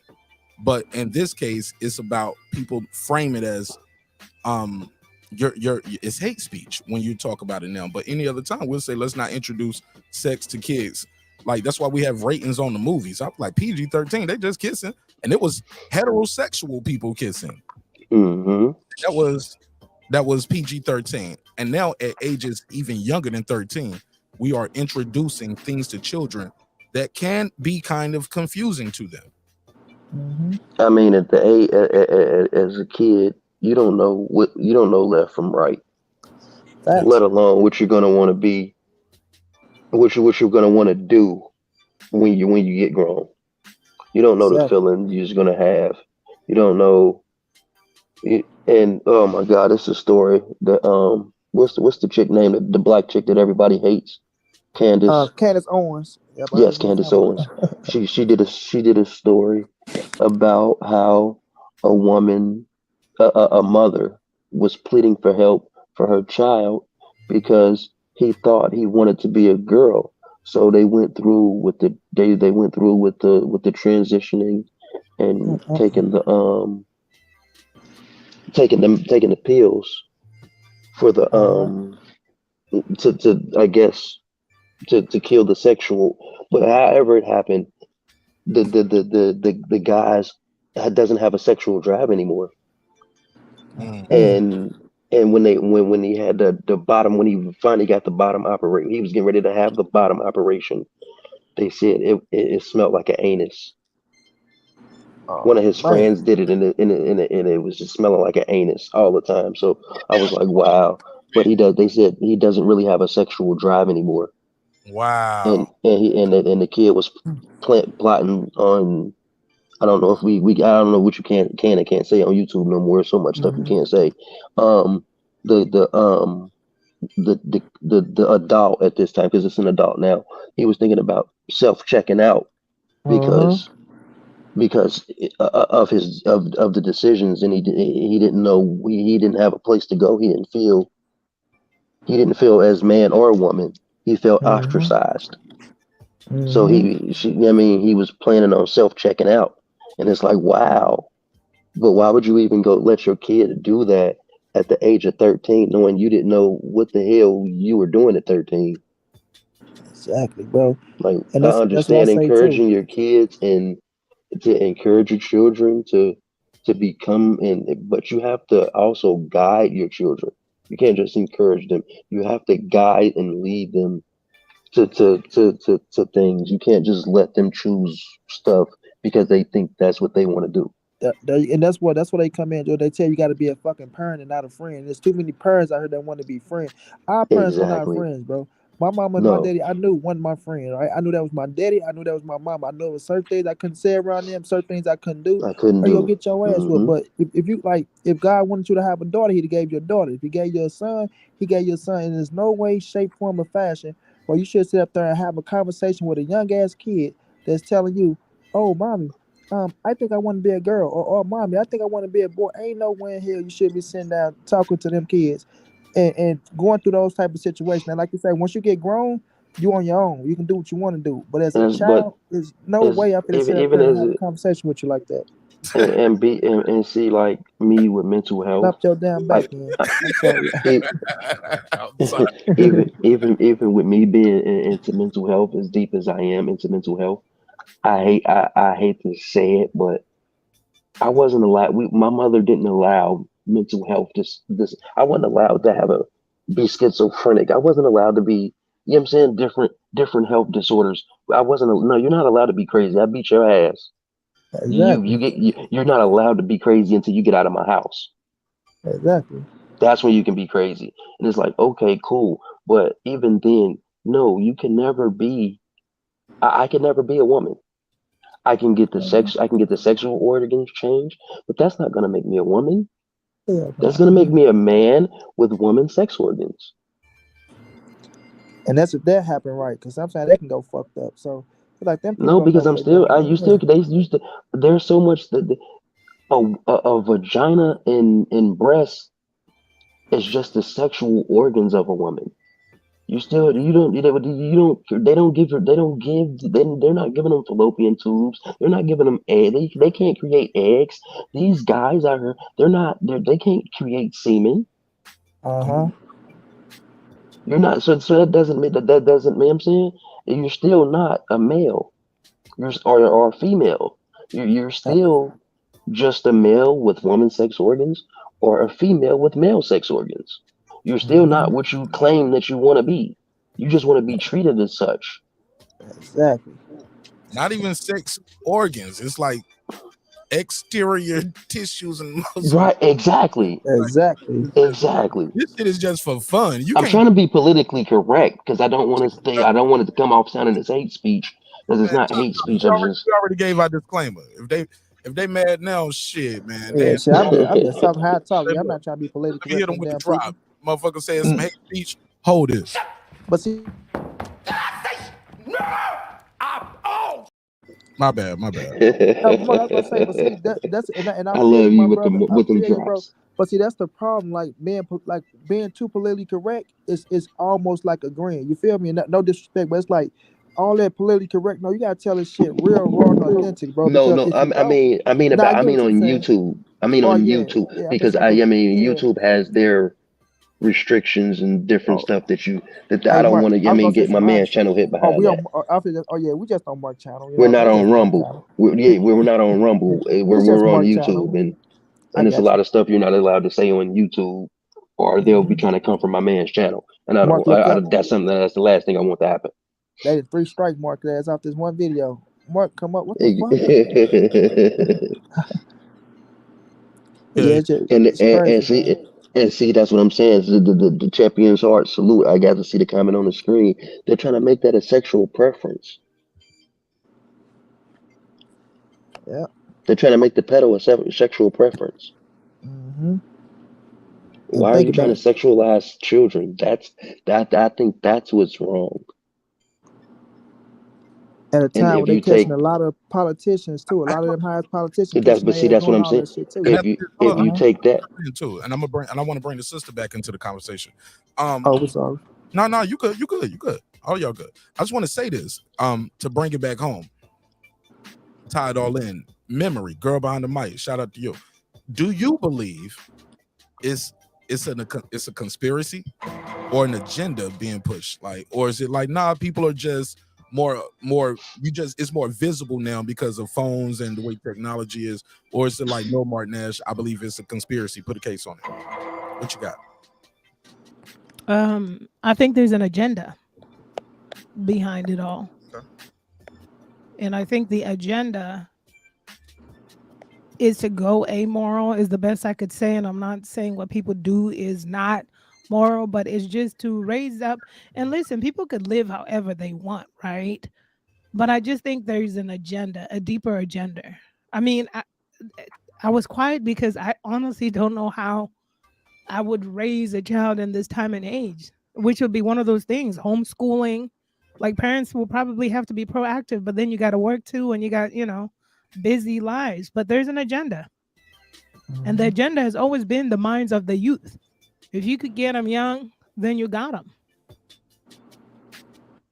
There you go, And I Queen. think that's part of There you go, I think Queen. that's part of this conspiracy. The agenda is the conspiracy because if you look at the conspiracy, it's the kids that they target. It's the children that they're if you go to the Bohemian Grove, it's the kids that they're sacrificing.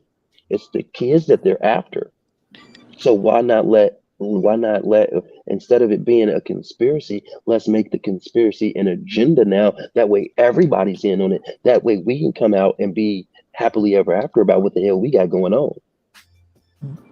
I mean, when we look at the situation, we see him like That way we don't look like weirdos.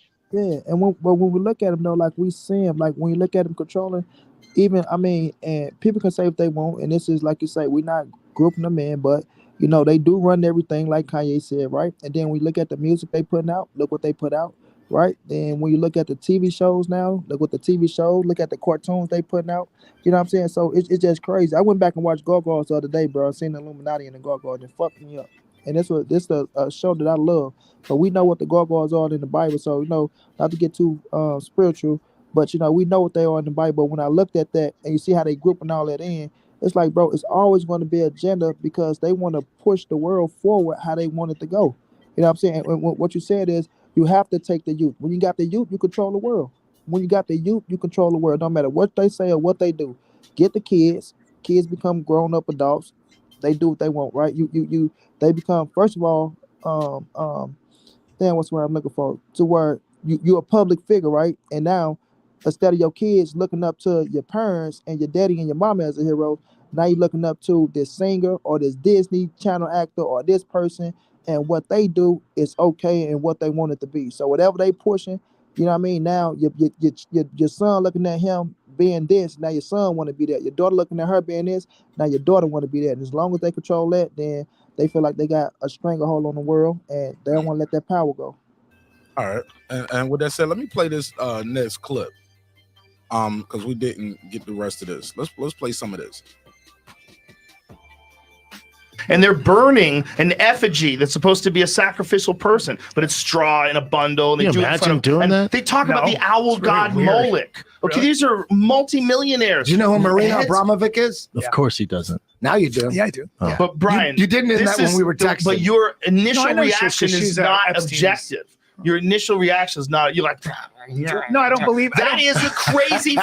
I know, but I just don't believe that. I don't believe the what? rich and powerful are run the world? are organized enough to actually get together and create a cabal. I think they're all competitive. How do you think they got so rich? Let me give you a two-step here. They're not organized? Do you believe the footage from Bohemian Grove? There really was these heads of banks and heads of. You believe that, right? And they're all together, right? Yeah. So wouldn't they talk about business? Yeah. Well, that's probably how they do it. This is probably what it's all about. It's probably not as It's their fight nefarious campaign. as we like to think. It's their fight campaign. How do you think they got so rich? By Yes. being lazy? No, Of no. course they're organized. No, Of course they're become, but because they become a team with all the other people that are like them. They do things like influence That's what everyone special does. interest groups. That's what they do. They go, why don't you send $1 billion of aid over to my country? Freemasons and And I'll send skulls. another billion over to yours. We split it. I believe. Like I believe That's what's that- going on. That's what we're Brian talking Callen, about. Look at this. This is the hidden footage that John Ronson and Alex Jones got from Bohemian Grove in like the fucking late 90s. I was gonna say, how old is I this think shit? like was it early 2000s Pretty or cloudy. something? Shut the fuck up. You can hear them. They're lighting things on fire. There's the Moloch, the owl it's a god. corn concert. They're saying all this. That's crazy right, Joe Rogan. shit. Shut his What ass is up. put the volume on it so you can hear it. Put the Jamie volume on. got that. Listen to the volume. Listen to this shit.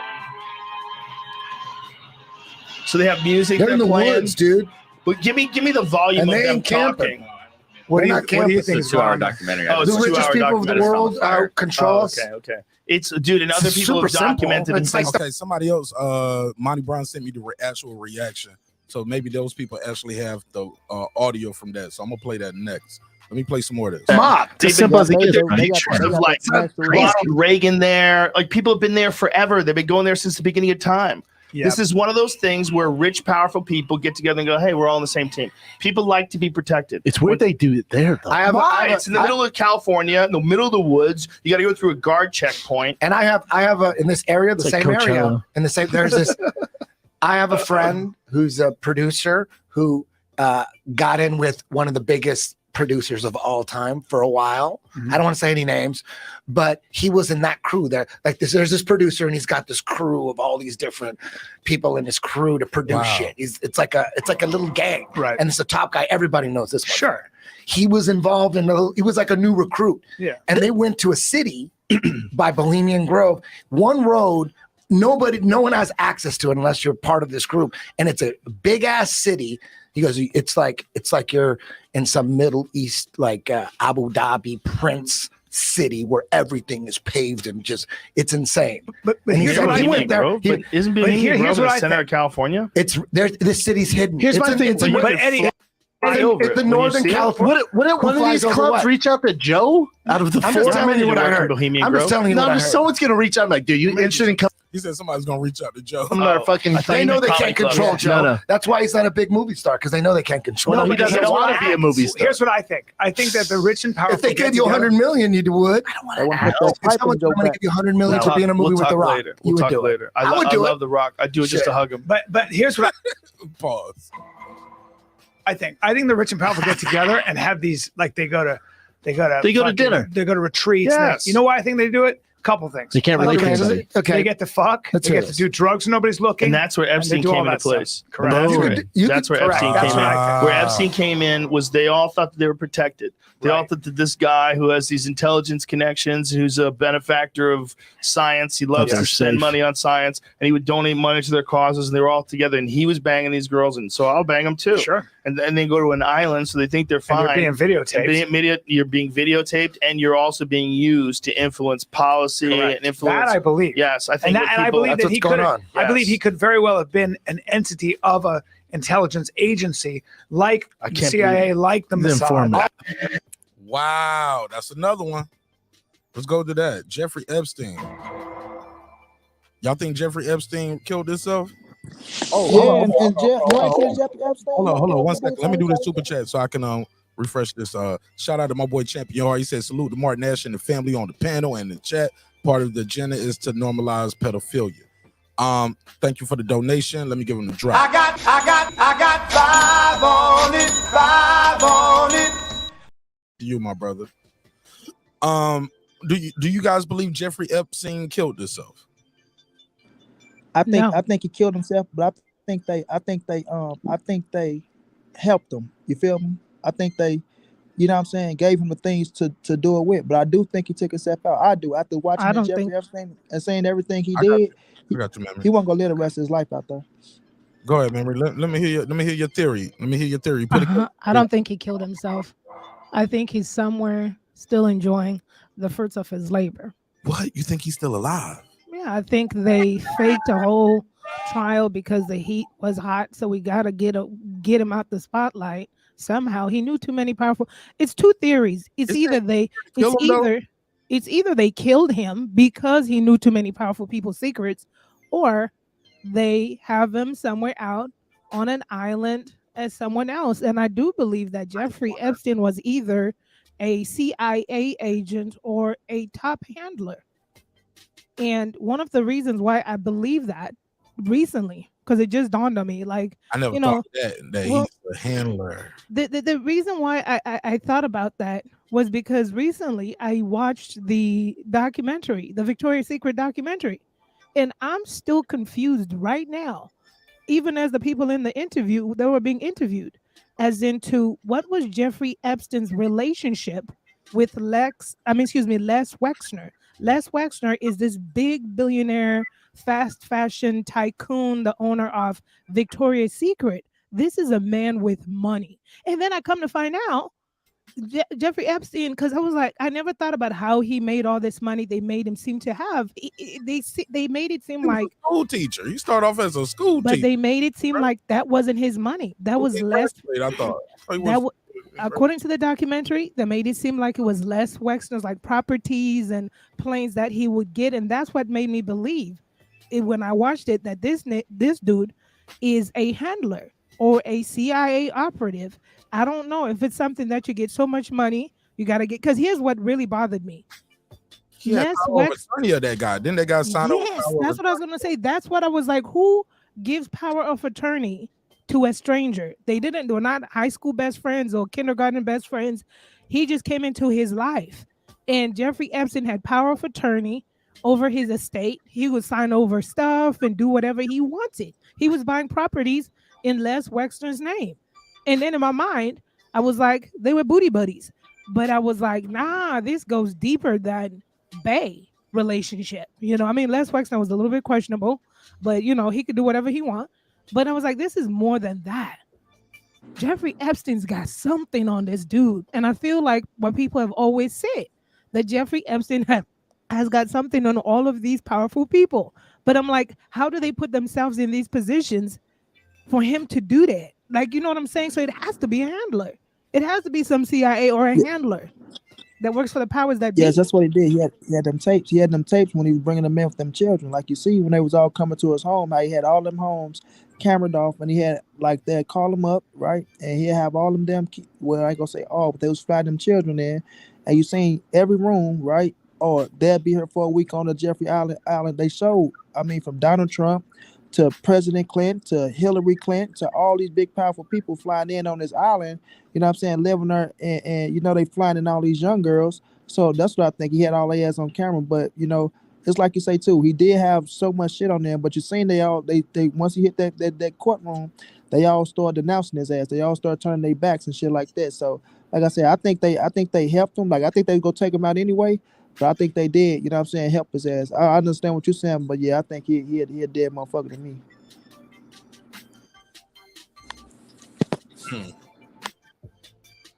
Yeah, memory. I think it's easier to kill him though than to put him up on an island, because a guy like this, if he has that much power and influence, once we got him and he's raided and we got him in custody and all of that shit, and the cat's out the bag, it's easier to kill him than to leave him alive, and he could possibly like, God forbid he popped up living 10 15 years from now.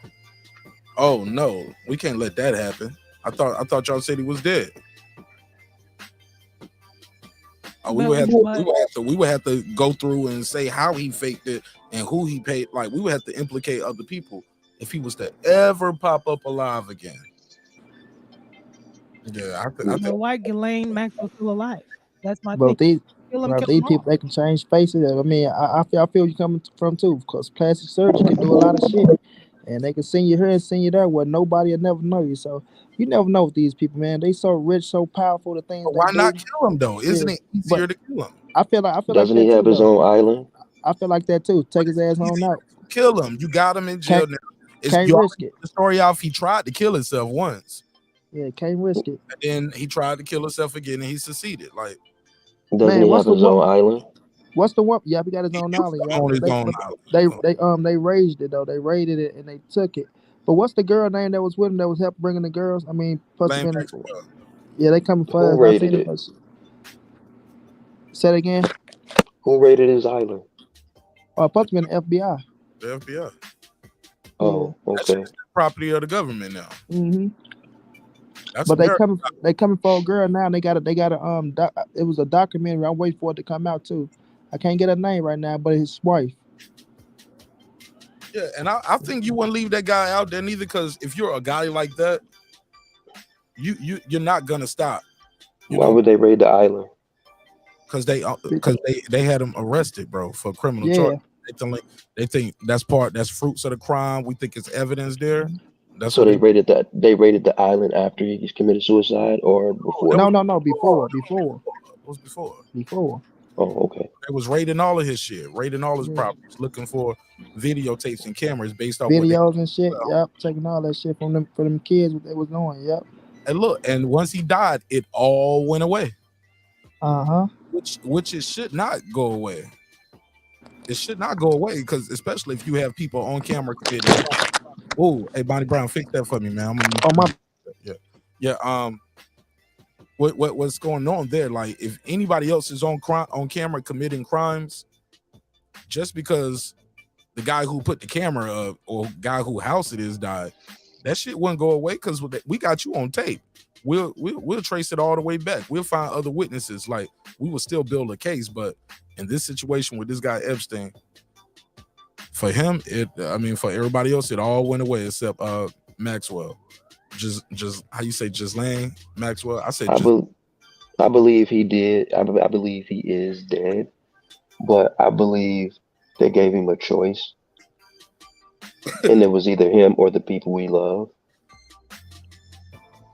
and it wasn't a choice of life or death for the people he loved. It was a choice of we're gonna put them through the most hell we can concoct ever, and you know that's a lot.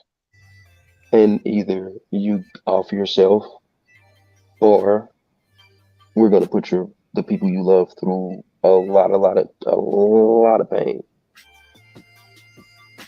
because you have evidence that can put a lot of powerful people away. And with this evidence come forth, it could probably bring this country to its knees if it was to come out. So we have to protect the country. So the easiest way, the thing to do, you off yourself, all of this will go away. We'll just sweep it under the rug. He said fine and took the deal. Go ahead, Memory.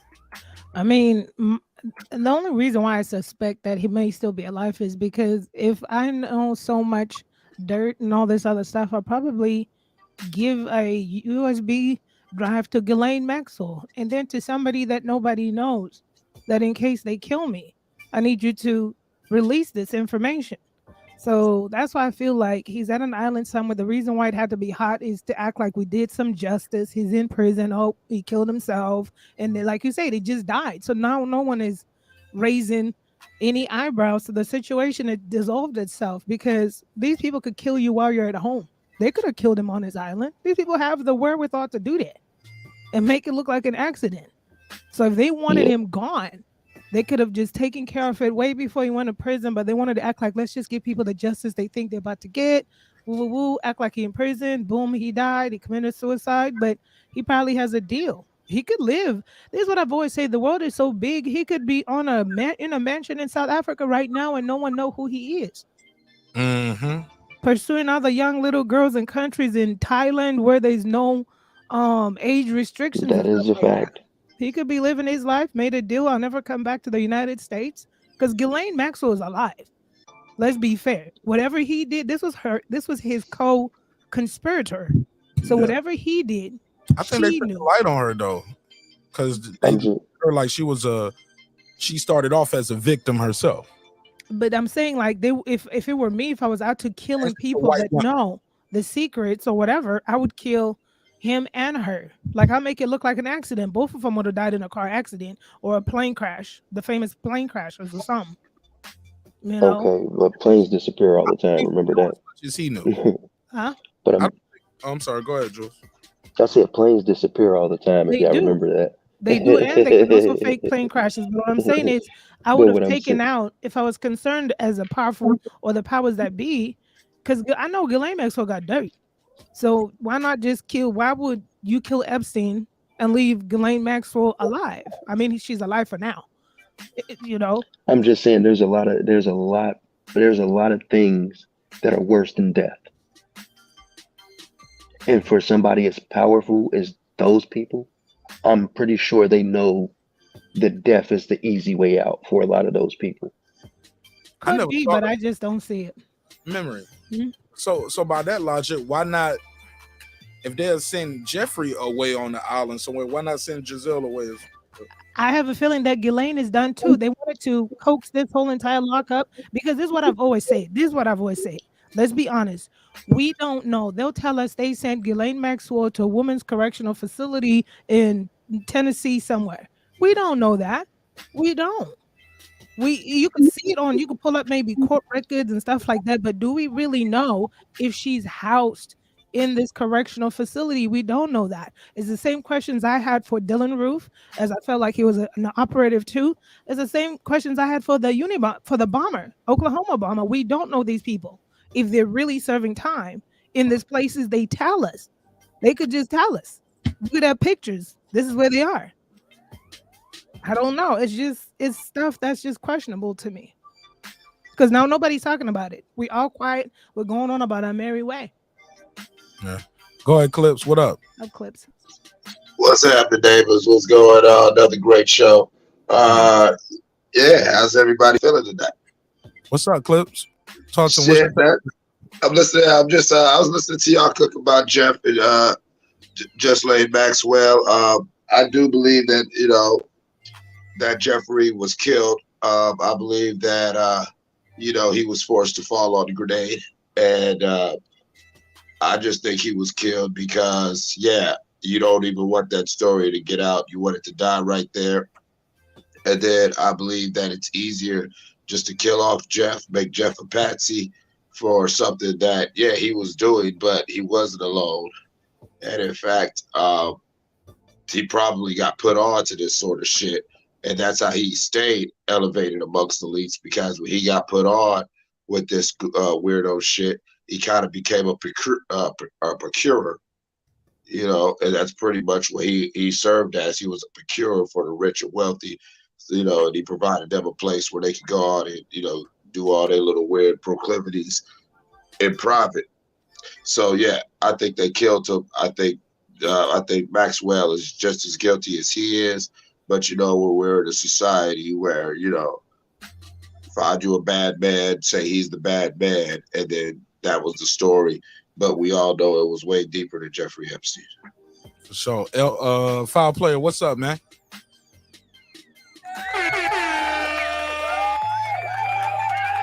So, Foul Player, what up?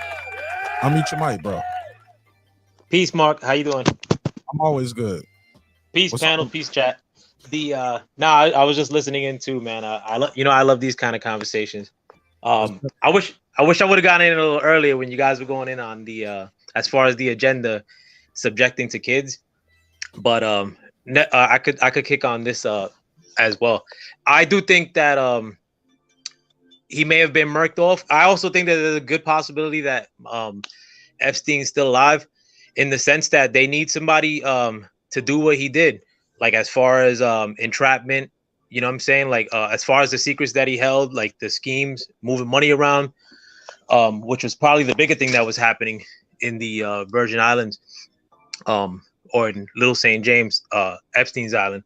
Another thing too, as far as Epstein's Island goes, that Netflix documentary was a bunch of bullshit. Every documentary you see on Netflix is a bunch of bullshit, and I say that with this in mind. What they do is that they give you a little piece of the story, and deem that it's like a full-on documentary, that it's being probably done by investigators or reporters. You think that they're giving you every bit of grease, but what they probably do is that Netflix is probably like the people that own Netflix are probably give those marching orders, like, listen, don't go too deep on that, like make it seem like it was some teenagers that were close to 18, or girls that were right over the age of 18, when in fact there were probably kids there. There's probably kids there that were as low as the age you could go. But I don't think that a lot of times that with stuff like that people go to those islands with the intention of like screwing chicks, basically. So that's why I think it's kind of like a bait and switch with these documentaries, in the sense that if you're thinking that there's a bunch of girls that are 18 running around, or 16, then you just think that it's like a bunch of like greasy ass dudes going over there trying to get some young pussy, basically.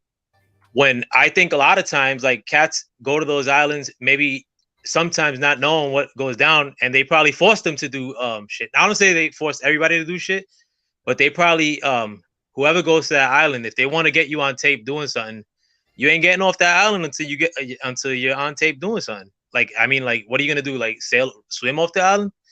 And another thing too, I'm not sure if you guys are privy to this, but a couple weeks ago, the DA for the Virgin Islands attempted to sue JP Morgan on behalf for the fact that they kept co-signing Epstein, even though he was getting these suspicious bank reports. Like suspicious bank reports are produced every time like the bank has a transaction of yours that looks like something illegal is happening. So there were tons of times that he was getting suspicious bank reports, and JP Morgan kept co-signing him, like, nah, let him keep operating.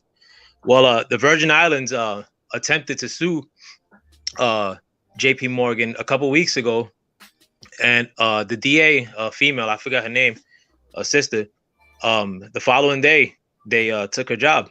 Like, she was stripped of, she was replaced. Another thing too, if you look around the islands that are around Little St. James Island, look at all the people who own islands around that little area. All those people were always going to Epstein Island. All those people were going to each other's islands all the time.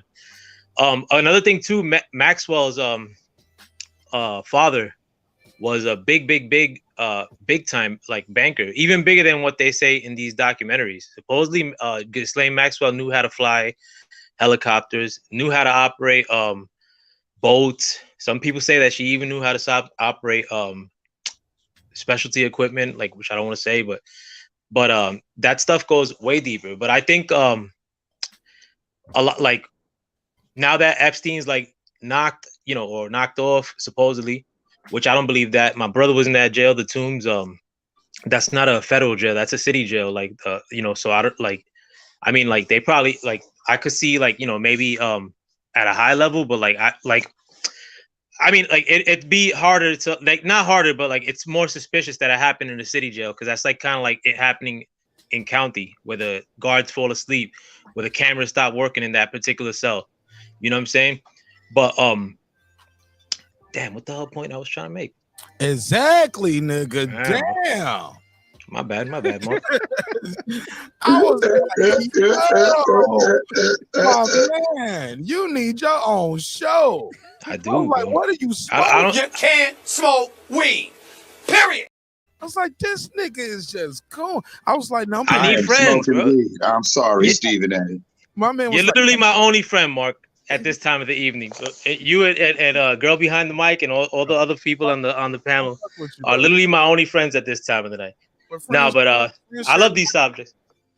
Hey, look, I saw you told a crazy story on your channel. You was talking about your block and where homie passed away at, and you did the little tour. That shit was dope.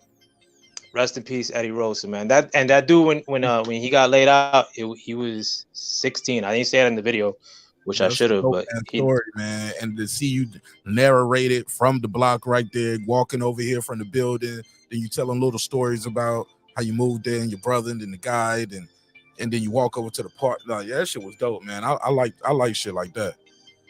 Thank you, Mark. Thank you. I'm gonna share it on my I'm gonna share it on my wall, bro. Shit! Thank you, Mark. Thank you very much, man. Well, not on my wall. I mean, in the Breaking Beats Facebook group. But look, everybody can post your content there. I don't care what kind of content you got. Join, if you got Facebook, join the Breaking Beats Facebook group and post your content there. Like, it's there for you all. You know what I'm saying? Everybody, whatever kind of content you got, posted over there.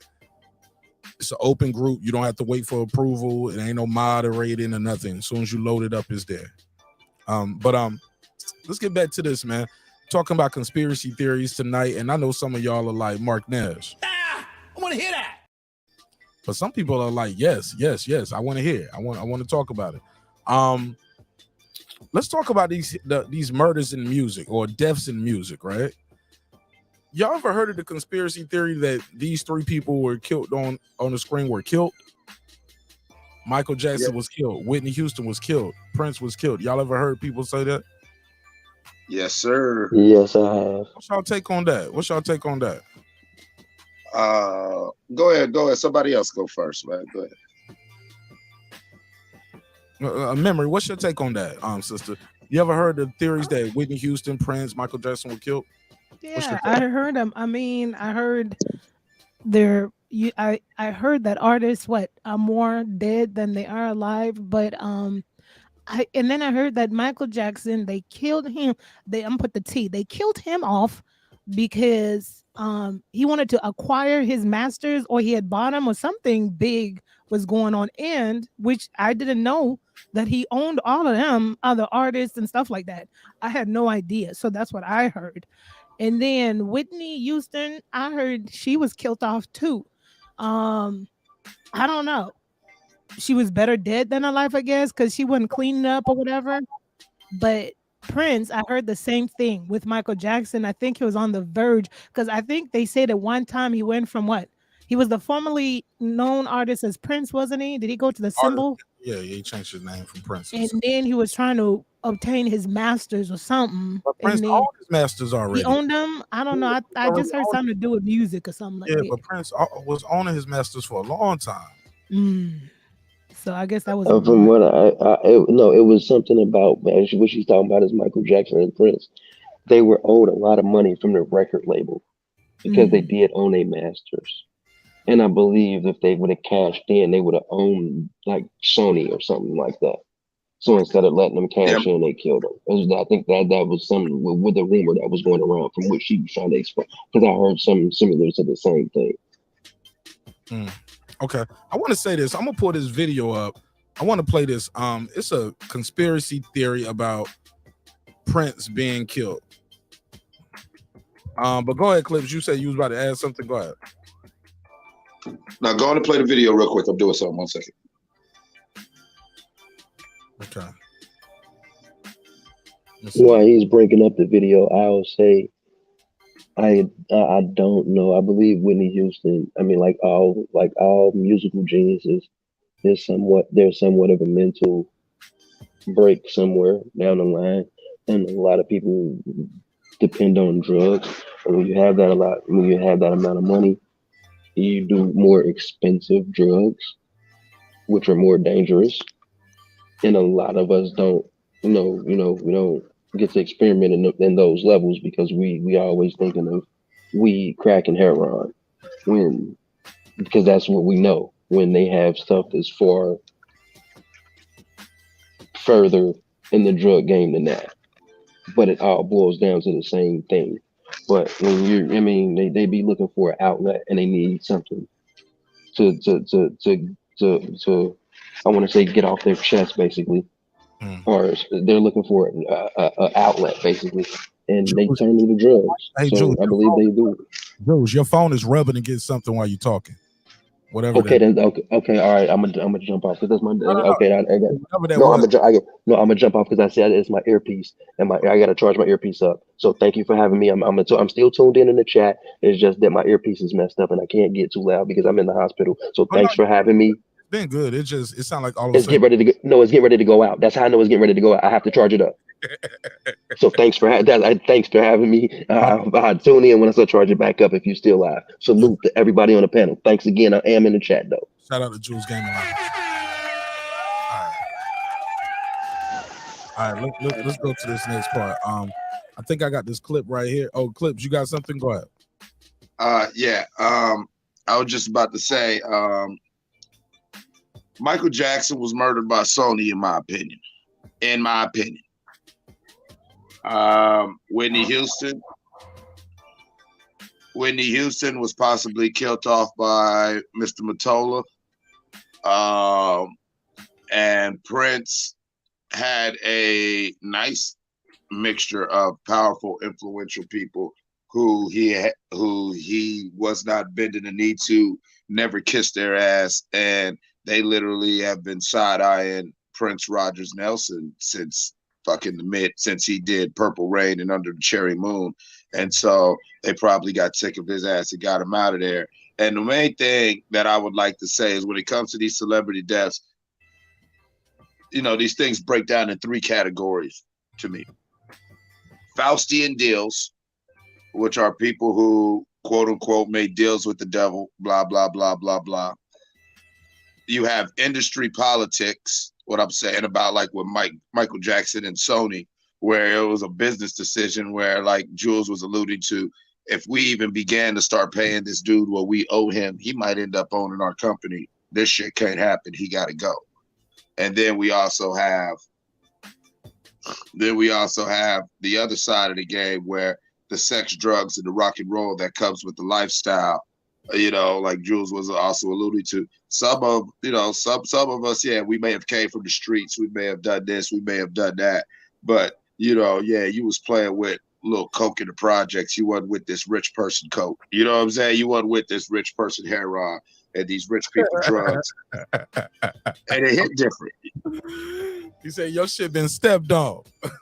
Pretty much. Look, I'm going to leave it at that. Like, you know what I'm saying? Like, look, I've lived a lifestyle where, Yeah, you think you cool at this level, and then say you go down to Miami or New York, say the ghost right, and you get to sitting around some of these niggas, and okay, I got some gas, but the shit that Buddy smokes slow, this ain't something you get in the dispensary or something you get from Take Off the Block. This is different. You know what I mean, Mark? It's a little different. This shit different, yo. Hey, look, you ain't got to tell me. I smoked some weed in Atlanta and I smoked some weed in Vegas. It's different. There's levels, is what we're saying. Nigga, I thought I was about to die, nigga. I fell asleep, man. My face went numb. I was like, I can't go to sleep on my face. I might die in my sleep. My wife's like, nigga, drink some water and relax. You need to calm down. I was like, she was so sick of your ass. I was like, make sure I fall asleep on my back. If I go to sleep on my stomach. She was like, Mark, don't you gotta go see some of your neighbors or something? Get out this goddamn hotel room, getting on my nerves. No. That was my very first trip. I'm a vet now. I know my limits. I don't have to go in there and say, give me the strongest weed you got in here, nigga. And I want a pound. What's that strand called right there? I'm gonna die. Give me 2 ounces. I'm gonna die. 2 ounces. Hey, look, I'm in Vegas for 2 days. Talk about give me 2 ounces. Hey, look, now I go in there. I'm like, can I just buy some joints? I just want some pre-rolls. I'm gonna get 2 pre-rolls. That's good. We tapping them shit. So I get a 5-pack of pre-rolls. I tell you what, let me just give you like $40 and get one of them cute little hippie bitches in the back to blow me a couple shotguns. I'm just, I'm cool. Come on, bro. I just need one. I can do one a day in Vegas. And sometimes shit, I'll be like, damn, I didn't even finish this one. I'm good though. All day. But that's neither here nor there. All right. They was talking about the Prince, right? And they were saying with some mysterious things to happen around his death. Let's play this clip right here. See. Lost consciousness. Sends out on after these two. Hold on. Oh, I gotta share the screen. Share the screen. Real quick, Mark. Quick, Mark. Yes, Lisa, you are 100% right. Let me correct myself. Not Tommy, Clive Davis. I'm sorry, I did misspeak. Thank you. Thank you for correcting me. All right, here we go. Amazing concerts. He sends out on Twitter. He says, "I'm transformed." He told fans at the Atlanta concert, his final show, that stay tuned. In a few days, you're going to see something that's going to happen.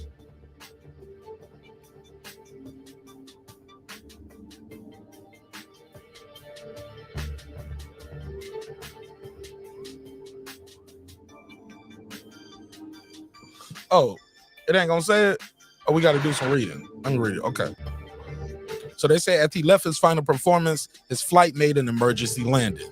The following clip from how it, quote unquote, really happened retells the events before his death.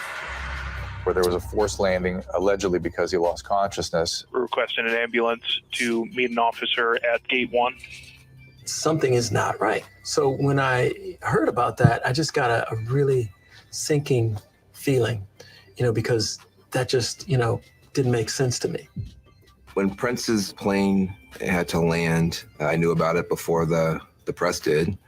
And it was scary moment. You can hear the pilot in the plane talking to the control tower. And 990 was a male or female? I'm sorry, I missed it. A male passenger. He is given, according to our sources, he is given a medication to revive him. Gave him what though? The fact that he got a Narcan shot when the a Narcan shot. Let's go. First responders got there means he was not awake. He was unconscious. The fact that he woke up from the Narcan shot tells me he was unconscious because of opiates. Wow. They had him off the pilly pills, off that little motherfucking Narcan shot tells me he was not awake. He was unconscious. The fact that he woke up from the Narcan shot tells me he was unconscious because of opiates. Clearly, there were secrets being kept. Rescue this person down, not breathing. Hold on, let's look at this crib. Clearly, there were secrets being kept.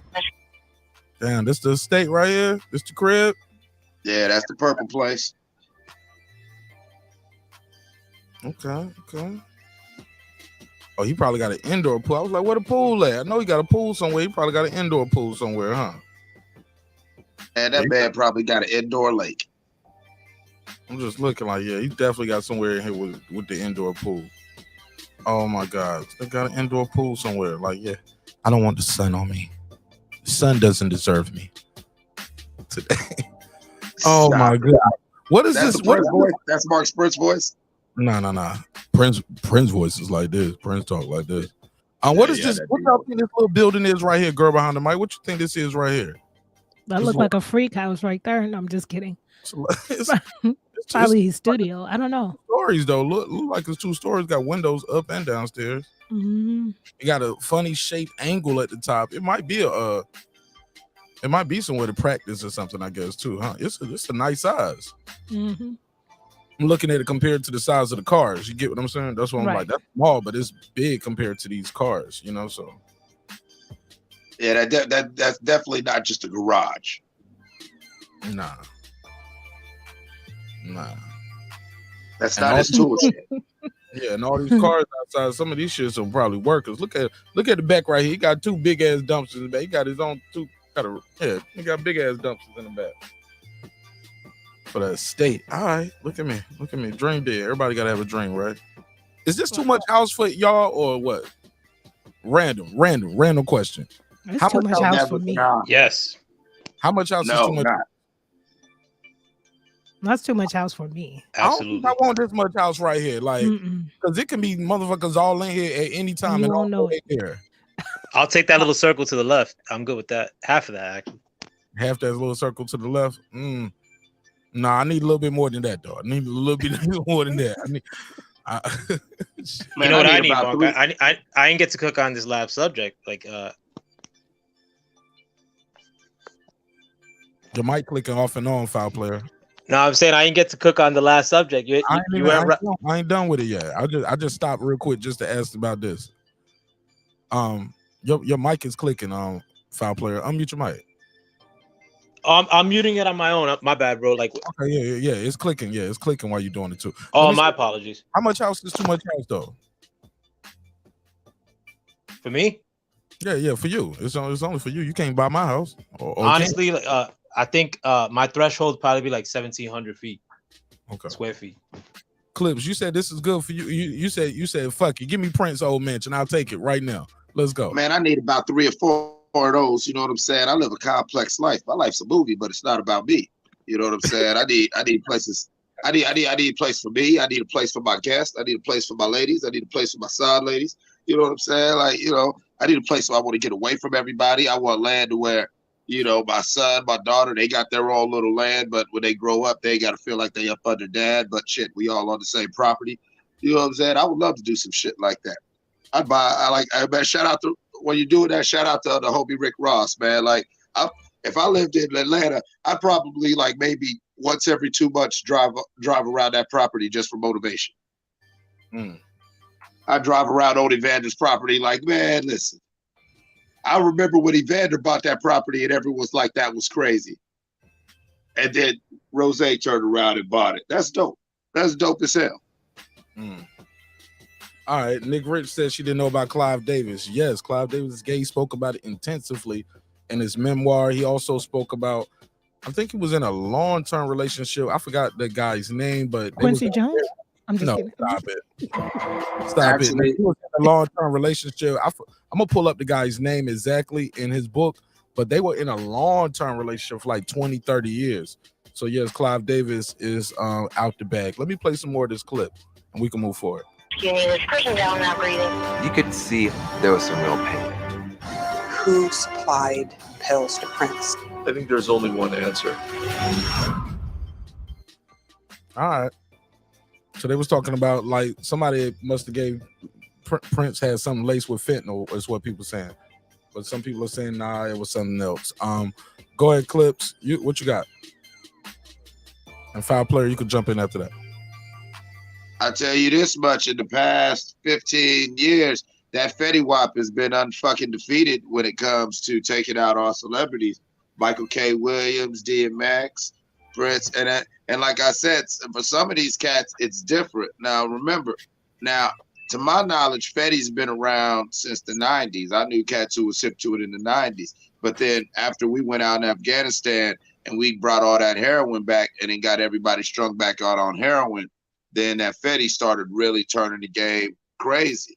And like I was alluding to earlier, sometimes it might be the company killing them. Sometimes it might be some witchcraft Illuminati shit. Sometimes, though, it could just be that here it is, this nigga is 50, 60 years old, still trying to get high like he was 21 on tour, not understanding that the drug game different to where, yeah, in 77, you could go buy you some coke on the road.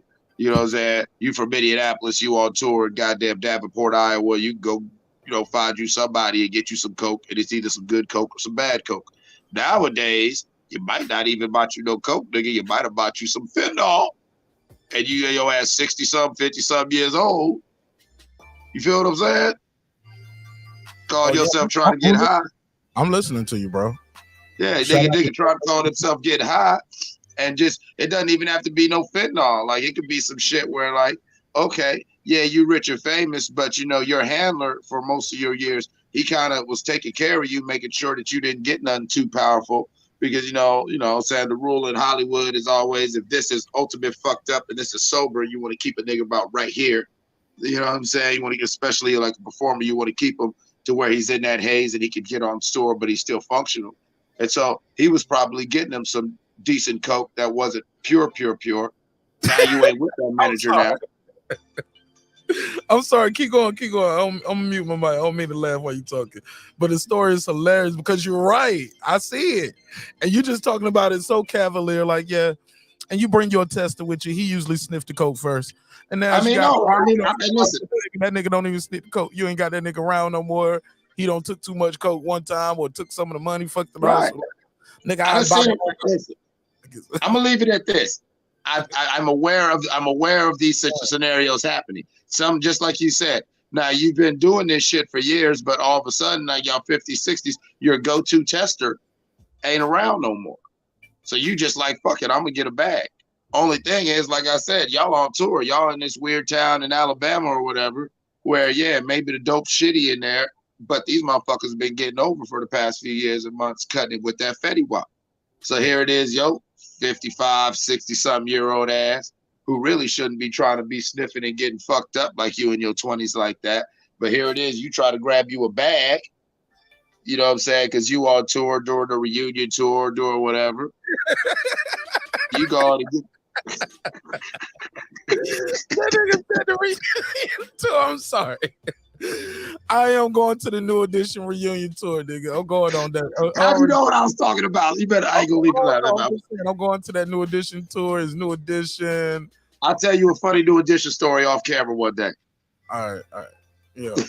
But yeah, you're on your reunion tour, and you know what I'm saying? You ain't used to this sort of shit. Or you know, I've been there where you're in the studio and yeah, the motherfucker smokes weed, but like I said, there's levels to the weed. You feel what I'm saying? To where, like me, I operate at a pretty high percentage of my everyday. So I've had even celebrities who, when I'm sitting around them, they start smoking with me and they're like, man, what the fuck is this, man? And it's like, it took me years to realize that there are levels to this shit. So you can see some of these cats, you know, they're still in the lifestyle, but he's older, his body's changing, and he doesn't understand that it's a different monster. You know, like we all know them street rules. You know, you ain't supposed to smoke it unless you seen it with somebody rolling, all that shit like that. But a lot of celebrities, you know, they get a sort of naivete with their celebrity, and they don't understand that, you know, yeah, I've been doing drugs since I was in high school, but the drug game's different now.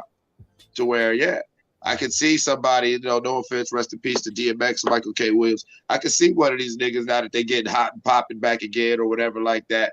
You know, DMX getting back on tour. I could see him like, you know what, fuck it, dog. I'm gonna go ahead and turn up one time. But he don't got his people around him, so he just got somebody around him who just get him a bag. Not really doing that due diligence on where he got that bag from. Yeah, fair enough. Go ahead, foul player.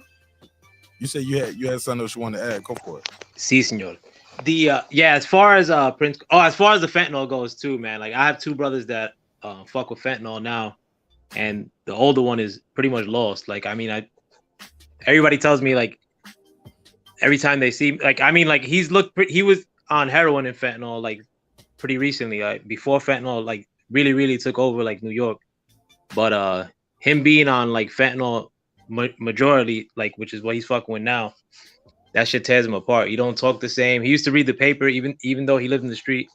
Like, he don't do anything now. Everything is about stealing and trying to bag more fentanyl. So I mean, I hope we get rid of it from this country soon. But quick question. Go ahead. I'm sorry. Quick question. I got a quick question about it. So you hear about some people, so many people that die from it. So what his is just cut well enough so it doesn't he just get high without it killing them? Because I hear about it, people just touching it or just being in the vicinity of it take them out. What's up with your brother? How is he able to be a fentanyl head and still be alive? Nah, he ODs all the time. My brother ODs all the time. My brother smokes weed too. According to him, he smokes weed every day. But my brother. But if he doing fentanyl, the shit is weed. I mean, weed is a cigarette. He uses it to sleep, I think. Like he said, like my mom says that because lately he's been staying in my mom's house, and she said that even though he smokes weed, that he'll walk around the whole night. Like, he won't stop. He'll go in and out the house, ups, down. Like, he don't sleep pretty much. So I mean, like, I never seen that from him. When he would just do diesel, he would knock out like for 8 hours, 9 hours, sleep all the time. Now with diesel and fentanyl, I mean, like, it's like the last time I saw him on Thanksgiving, he was in my mom's hallway, like going towards the roof with no shoes on. It was one of the worst sights I ever saw in my life. You know what I'm saying? Like, but can you record it next time and put it on YouTube? No, I'm joking. I would like I actually, because he told me that I don't want to put my content idea out there, but my brother actually talks to me about like or he actually talks to me in the past regarding stuff that he'd be down to record, not just his stories, but like other people. But hopefully I could do something like that. Like, I love talking to people that are on drugs. Like, I just peeped a shorty that was pretty bad back in the day that is on drugs down in my neighborhood. But I always talk to people on drugs. Like, you know, it's not because I do drugs, because I don't, but you know, because my brother. I mean, yeah, and people like that are on drugs are super interesting a lot of times and smart. You know, I agree, Foul Player. Hold on 1 second. So, because I don't want to go too far on this, I just want, because he was talking this piece about that. You had something you want to add about one of those conspiracy theories. You've been waiting to get to it. Well, I want to add on all of them. The as far as the artists go, my MJ. I mean, like the popular theory. I subscribe to that notion that he did have a lot of masters of his, not only I think his own, but other artists, supposedly including the Beatles. And I mean, that's just too much money, like for somebody not to be tempted to like try to murk him. But I mean, like, anybody who asks for their masters, as far as black artists, they always go after you. You know what I'm saying? Like, Billy Joel asked for his masters, and they were fighting with each other to try to give it to Billy Joel when he asked for his masters. But a black artist asks for his masters, something's gonna happen to him sooner or later. Anyone.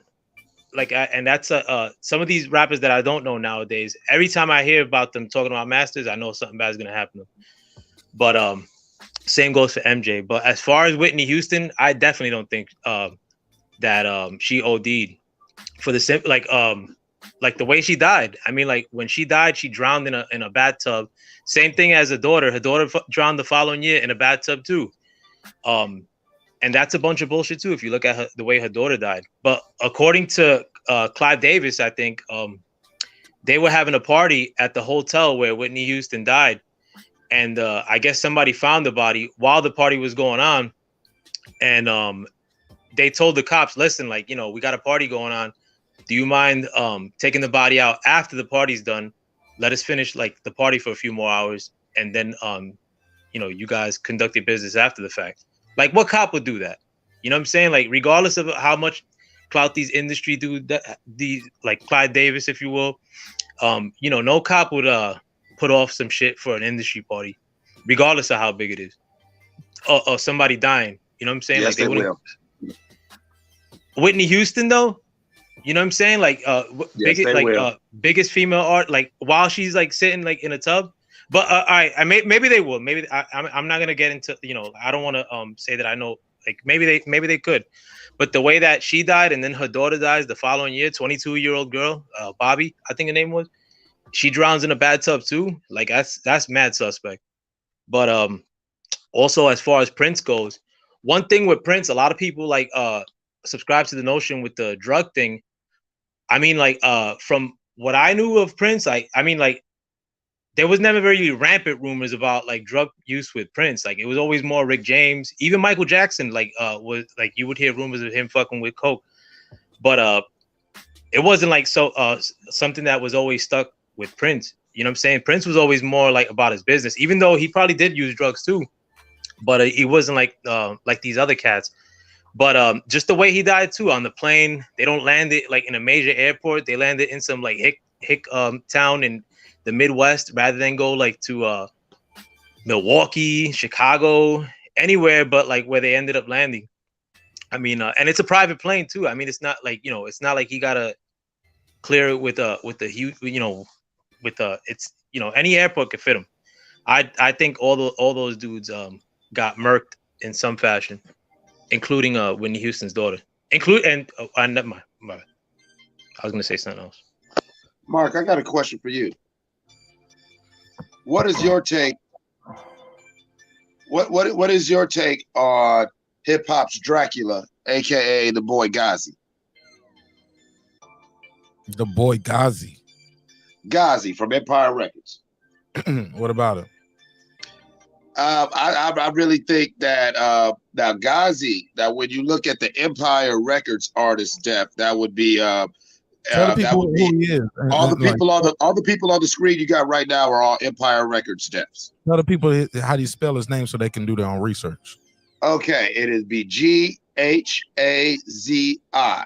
His name is Ghazi. He is the founder and CEO, I believe, of Empire Records. Empire Records was allegedly established in Northern California in 2010, and somewhere out of nowhere, they became a major distributor for pretty much anything in hip hop and R&B. And all 6 of those artists on that screen were all artists who either had independent or record label sponsored distribution deals through Empire. And basically what Foul Player was alluding to, all these artists from Dolph, who was very cool with Ghazi and thought that, I'm cool with Ghazi, so I could go get my masters, to Nip, to all these people at different times were making plays for, okay, I got independent distribution through Ghazi, so look, I don't need this, I need my masters, I need whatever, so I can just do it all on my own. And the funny thing is, when a lot of these artists die while still under contract with Empire Records, yeah, their family gets a nice little chunk of change, but Ghazi now in perpetuity keeps 30% of their estate, of what their estate is making, because it's like they take out insurance policies on these rappers. And if you actually, when you do your independent research, like hell, Ghazi still is getting paid from Aaliyah because Aaliyah's uncle or whoever owned her rights in 2014. sold all Aaliyah shit to Ghazi, to where you'll be surprised. Dude, I want to listen to other people's opinions, so I didn't want to just, go on my rant. But I really want somebody to look at this and really have an intelligent conversation of, do we not see a pattern here with artists affiliated with Empire Records? And then it'll be so crazy, like Mark will be signed to Def Jam. Say he signed to Def Jam, and he don't want to fuck with Empire Records.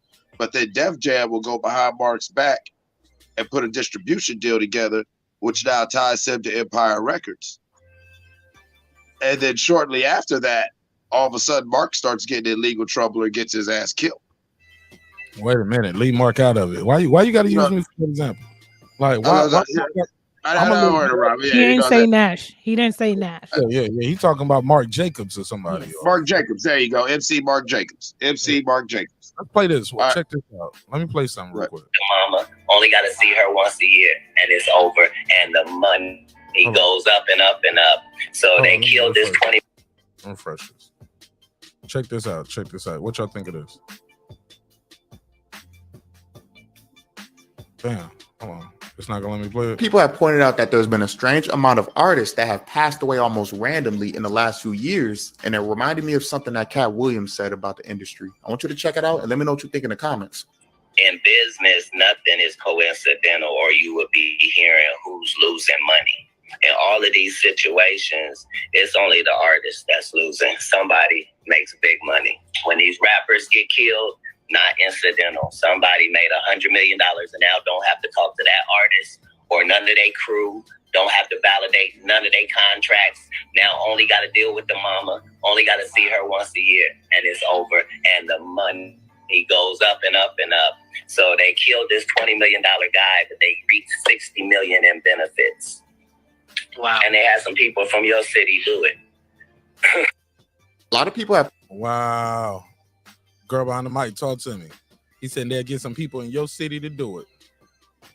When people talk about the theory, I mean, I don't think it's far removed, right? I mean,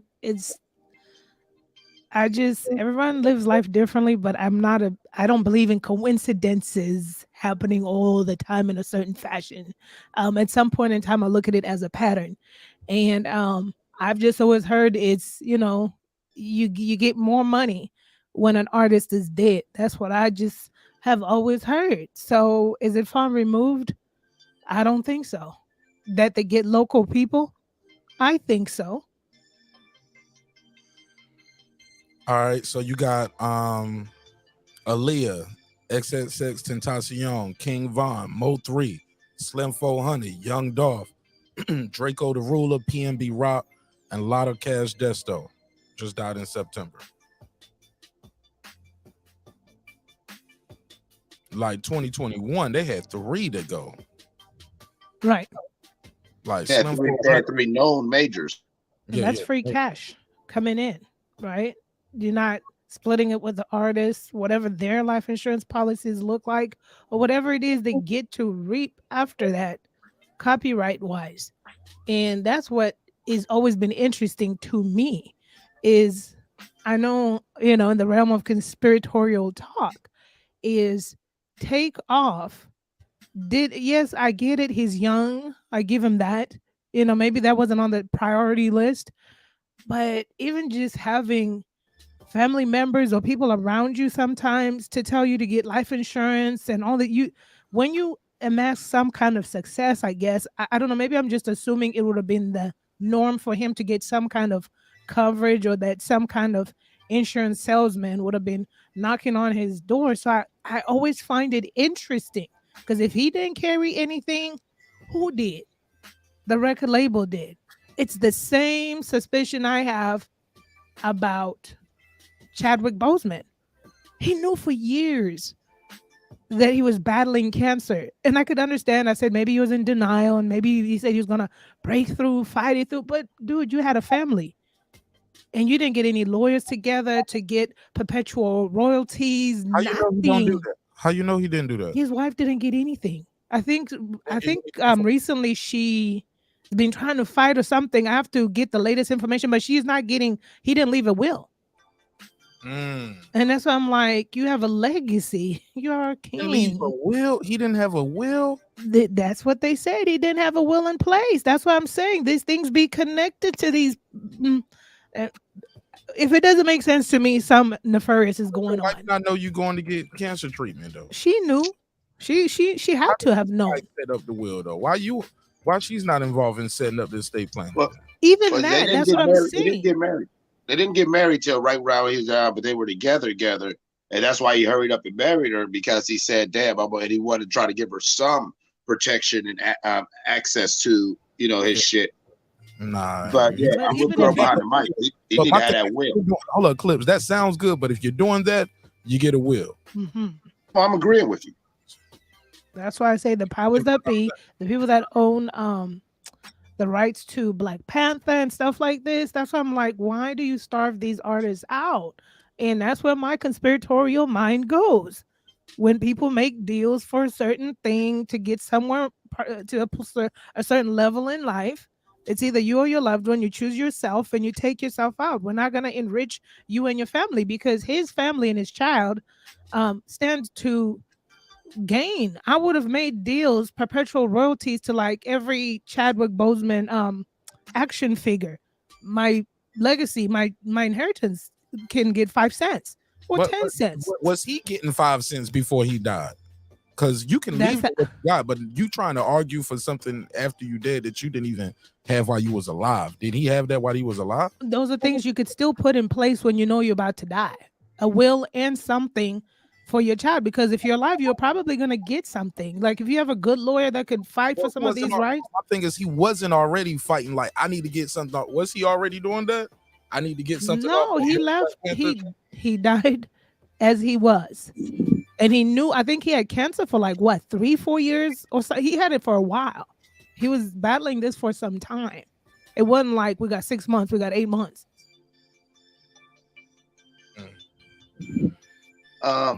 Also, shit, like, and that's fine if you think you're gonna beat it, but still have a contingency plan.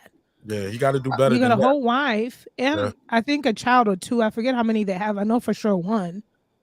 I agree with both y'all, but I think that the weirdest thing for me is like, all right, I spent a lot of time working in oil fields or working in like factories. Okay, so even if you get hired through a tip service, the tip service, naturally, whether you sign up for it or not, they're going to force you to sign it. They take out, there's a policy, you know what I'm saying? There's a policy for you, just in case you get your ass hurt or whatever there. And, you know, you can fuck yourself out the policy if when they test your body and say, like, you know, like you was on drugs or shit like that. I'm sorry, what'd you say?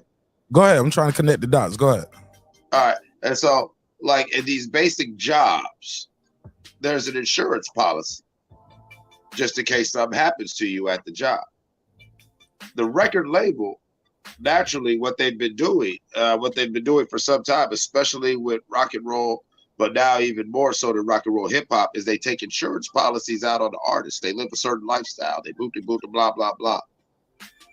The record label takes these insurance policies out. That's how they cash in on the deaths. But at no time are these artists or these actors managers doing the same or tying that insurance policy to their actual client. Even Disney has insurance policies. All right, which the minute you sign up for anything Disney, they got an insurance policy on you. That's why people who do Disney films, you see, like whether he's a wild dude in real life or not, you ain't gonna catch him on camera no more smoking weed or no crazy shit because he don't want to fuck up that Disney contract. You know what I'm saying? I know he does 1,000 other movies, but he's in the MCU as some side character like this, and he don't want to fuck that up. How come these people don't have insurance? That's the craziest thing, when they have insurance. Because you dig what I'm saying? The corporations can cash in on the deaths. They take an insurance policy out on this motherfucker. But he has no personal insurance. It's weird.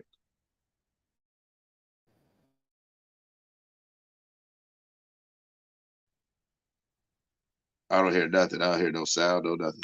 I hear you. There was also a rumor that Prince didn't have a will either. I heard, because I remember his sister was his last living kin, if I remember correctly, or his closest living kin, and I think she was battling for his bread and got left out of it, if I remember correctly. And Prince was a smart dude. In addition to, Prince was also cheap or greedy about his bread. Like, he wasn't trying to give. He would sometimes hook people up on an artist level, but he wouldn't hook many people up as far as just blessing them with bread. So I don't, and mind you, he's already contending with the music industry, trying to get his masters, changing his name, and then he's gonna leave no will. I mean, that's sus. Especially for Prince. That goes to show you, like, some of these situations, like, yeah, they got the hallmarks of industry fuckery, witchcraft, whatever like that, but some of it is just bad business and just bad life management. Back to what I was saying about, some of these legends, when they get to a certain age, still try to be out here partying, you know what I'm saying, like a rock star. It's like, sometimes you could say, oh, that was they sacrificed them, they whatever. But then sometimes it's like, well, the nigga was 60-some years old, still trying to drink and sniff coke. And as you know, you can be 23 trying to drink and sniff coke and fucking drop or bust your heart. You know what I'm saying? Where sometimes, but the lack of insurance is something that really is weird to me because naturally these companies have insurance, take insurance policies out on the artists.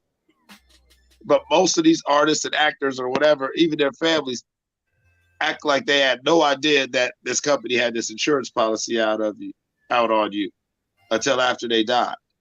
And they don't have one on themselves. I don't get it when, like I said, just and even a job where I'm at now. If I was to get, say, foul play, if I was to get you a job right now, all right, they wouldn't hire you indirectly. They'd hire you through one of the 3 tip services they use. All 3 of the tip services is going to take $100,000 motherfucking life insurance policy out on you, regardless, because of all the dangerous shit we do. And, you know what I'm saying? And shit, just in case you get fucked up. You know what I'm saying?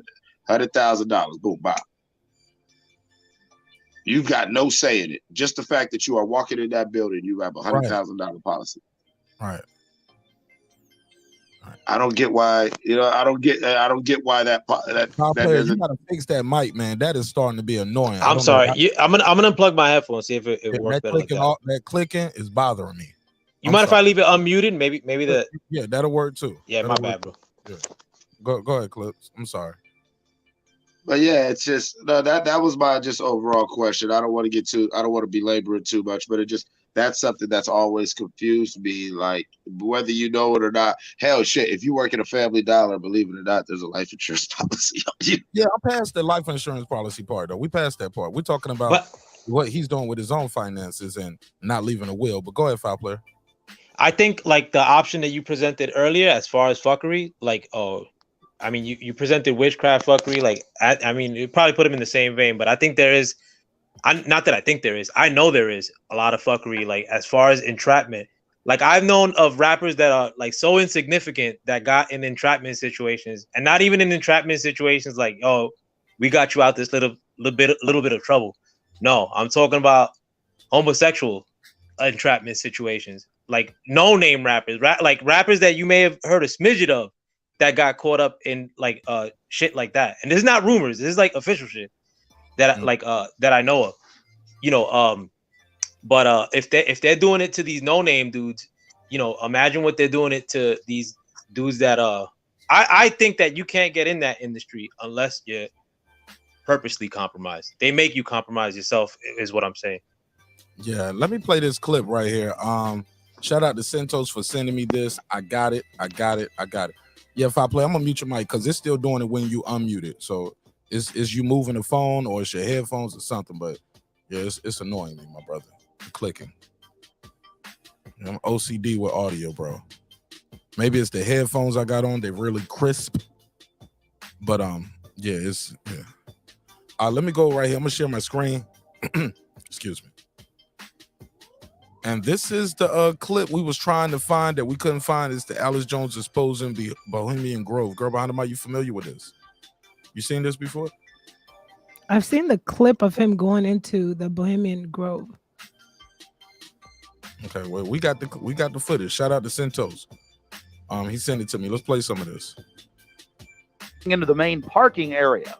From there, we posed as Bohemian Club members. Thus, gate with surveillance cameras, you name it. Not a through road, ladies and gentlemen. Right up here in Northern California. Okay, so it's northern. Let's go. I stealth and getting into the main parking area. From there, we posed as Bohemian Club members, thus entering the inner sanctums of the New World Order.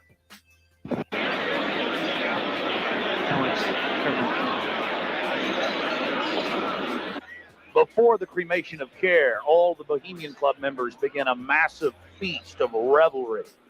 As we sat there in the darkness, not knowing what we were about to see in the gathering crowd, suddenly, across the small lake, we saw a carriage with men in black and brown cloaks, robes in front and in back, bearing a bound body. Remember, it was a hidden camera and at somewhat of an angle. Suddenly, all around the owl, activity began. Here is the main central part of the ritual. The owl is in his leafy temple. He said, the owl is in his leafy temple. Let all within the grove be reverent before him. Let all within the grove be reverent before him. Lift up your heads, O ye trees, and be ye lifted up, ye everlasting spires. For behold, here is Bohemian shrine, and holy are the pillars of this house.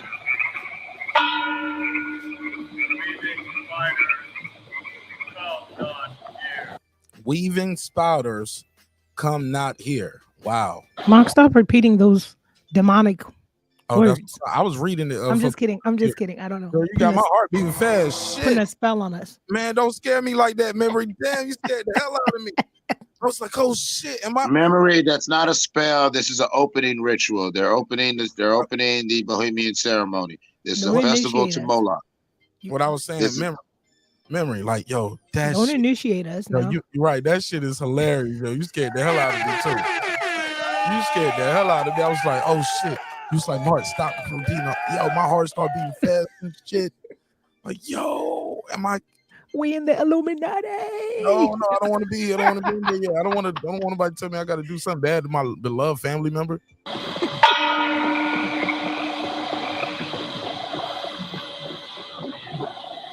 So this the men in black marching up.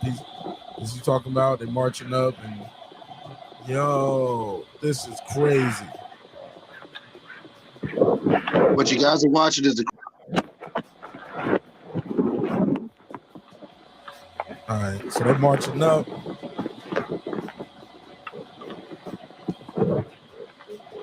Hail, Bohemians, with the ripple of waters, song of birds, such music as inspires the sinking soul, do we invite you into midsummer's joy.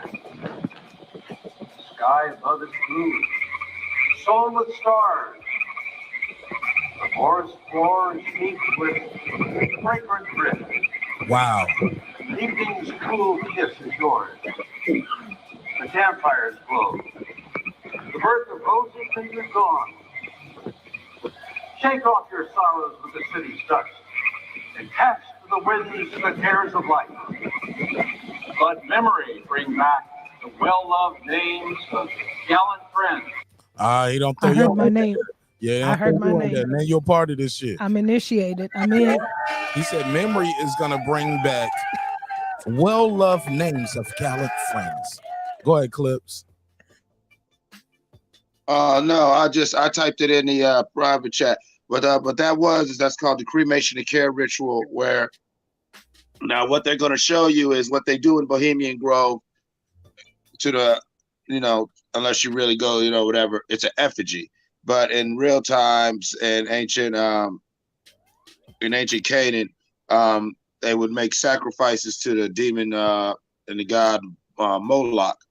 And what you do is you sacrifice the innocents, which would mostly be a baby, and the rich and the powerful. It was the cremation of the care. They would sacrifice the baby to symbolize their regrets and remorse as they move forward into the next year, basically affirming that they are willing to make the hard decisions and make the sacrifices, you know what I'm saying, for the great agenda.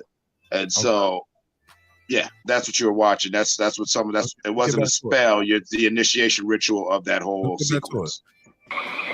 We knew and loved this grove. Dear boon companions of the long ago. Aye, let them join us in this ritual. Not a place be empty in our midst. So beauty's vassals, who hold in this gray autumn of the world her springtime in your heart, attend our tale. Gather ye forest folk, and cast your spell over these mortals. Touch your world-blind eyes with very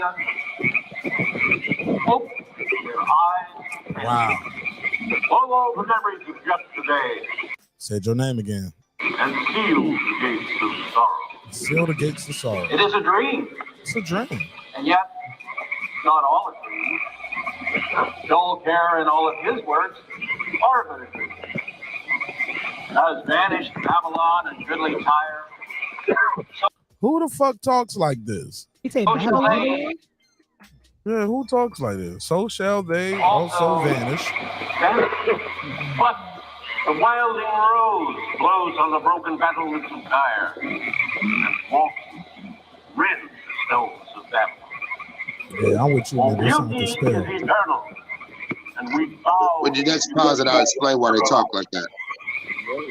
For lasting happiness, return to one alone, and she surrounds you now.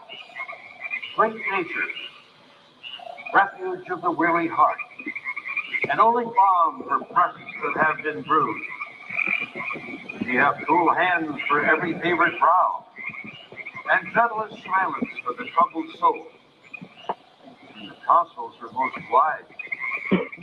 She healeth well, having such ministries as calm and sleep.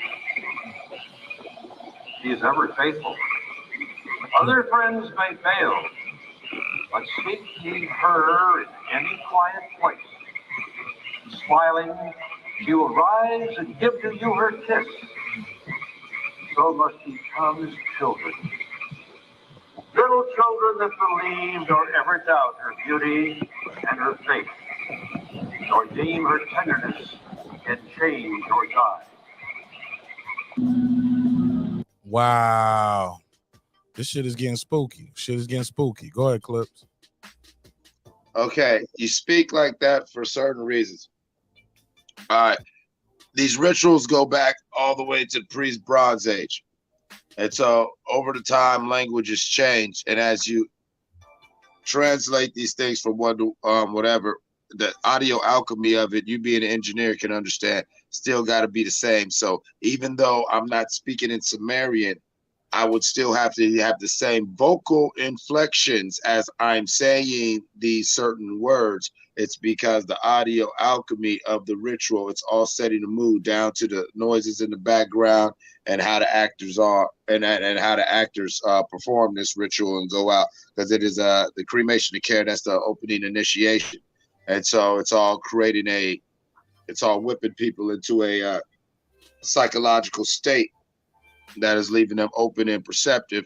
Of course, there'll also be things that people will be drinking and incense that'll be burned and everything that are whipping people in the state. But regardless of what language you speak in, at certain points and at certain key words, you have to throw certain vocal inflections at certain audio tones.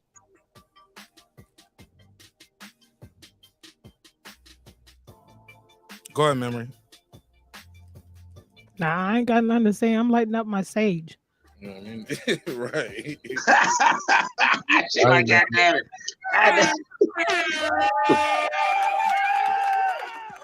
All right. I ain't mad at you, Mimo. I ain't mad at you. Let me go to this next one. Play some more of this.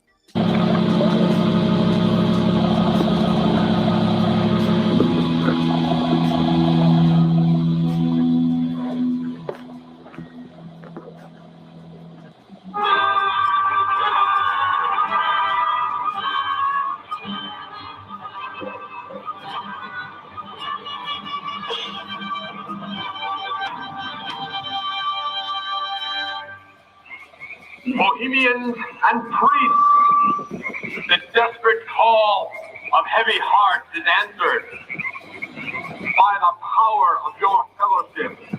Dull care is slain.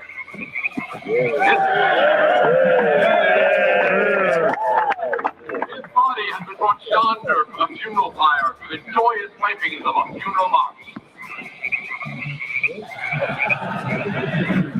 Our funeral pyre makes the corpse of care.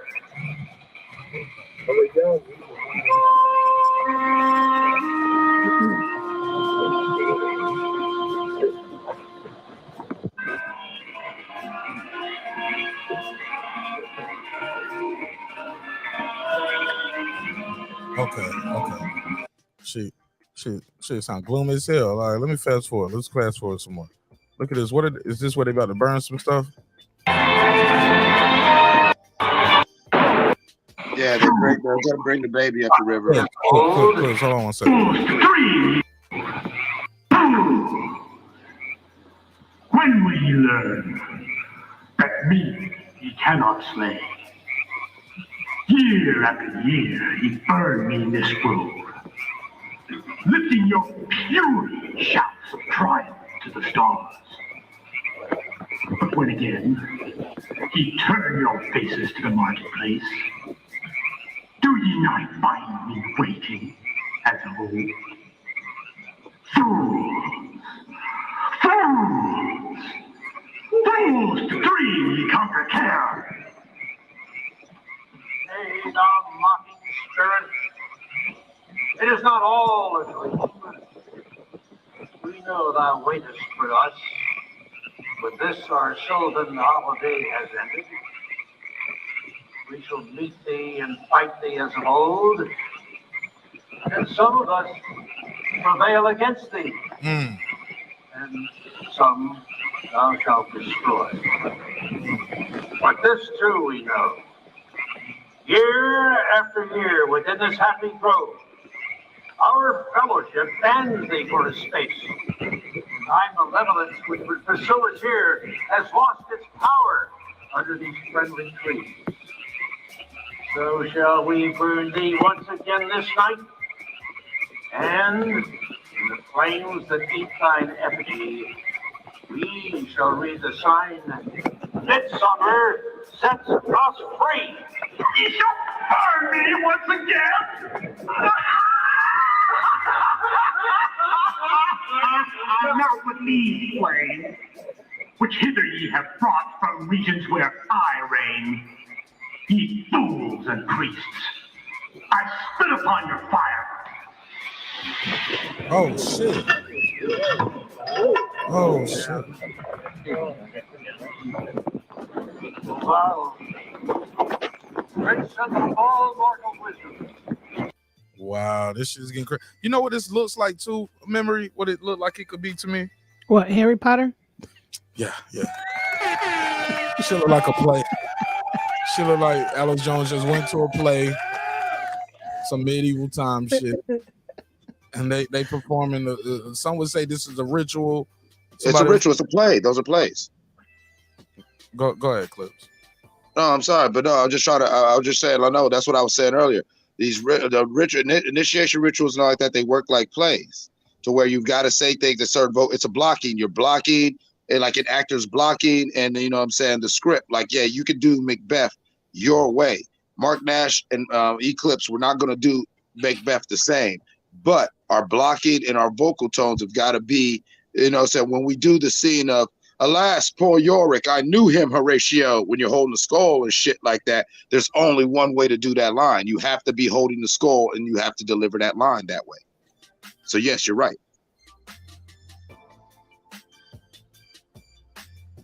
Shit, I forgot what I was about to say. I'm playing some Sorry. Owl of Bohemia, we beseech thee, grant us thy counsel.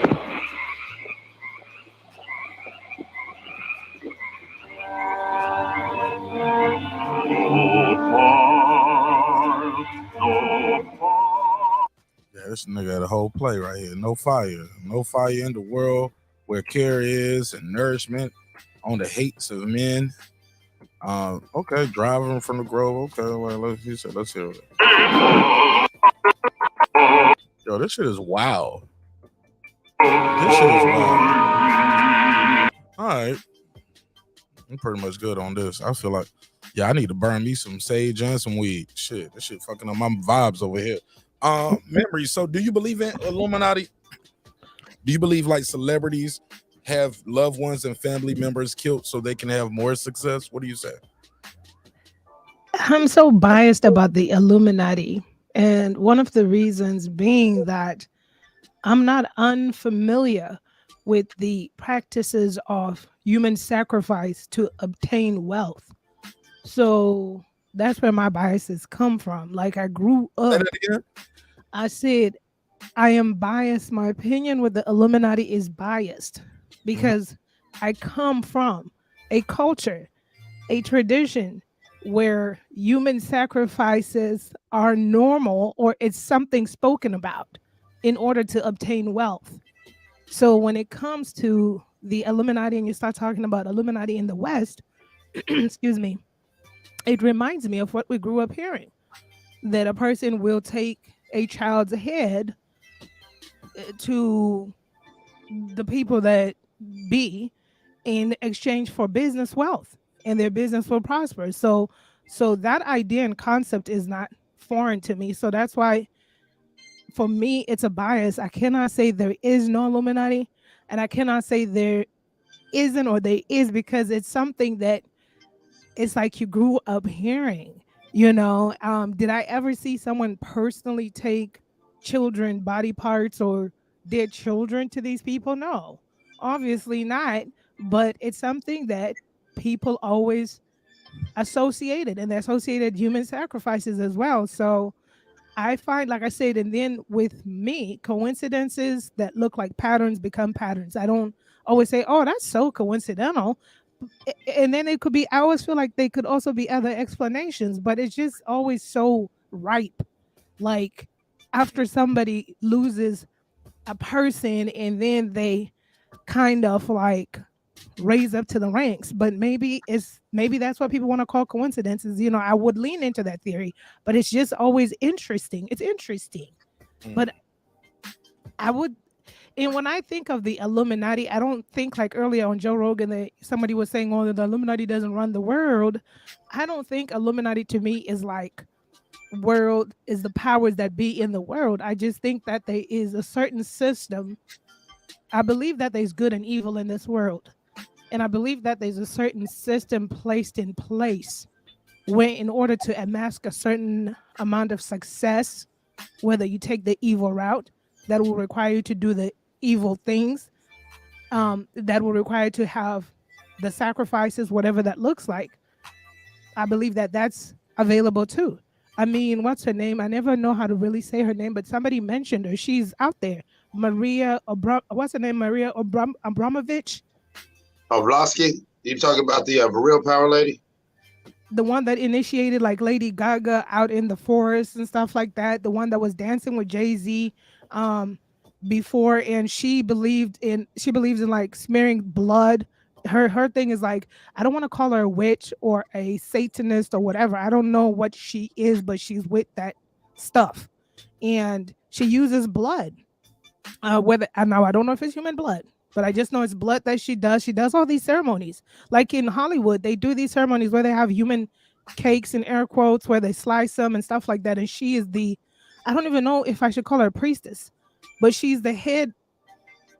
Some people will call her a Satanist, or I don't know what she is. She's the dark one. But there's videos of her doing all kinds of rituals on Lady Gaga. And then there's a video of her dancing with Jay-Z. So I think that there's a code. And the reason why I feel there's a code, because entertainment is influential. And if you want to influence the masses, what medium do you use? You use TV and music. So I believe that there is a very dark stronghold, possibly the Illuminati.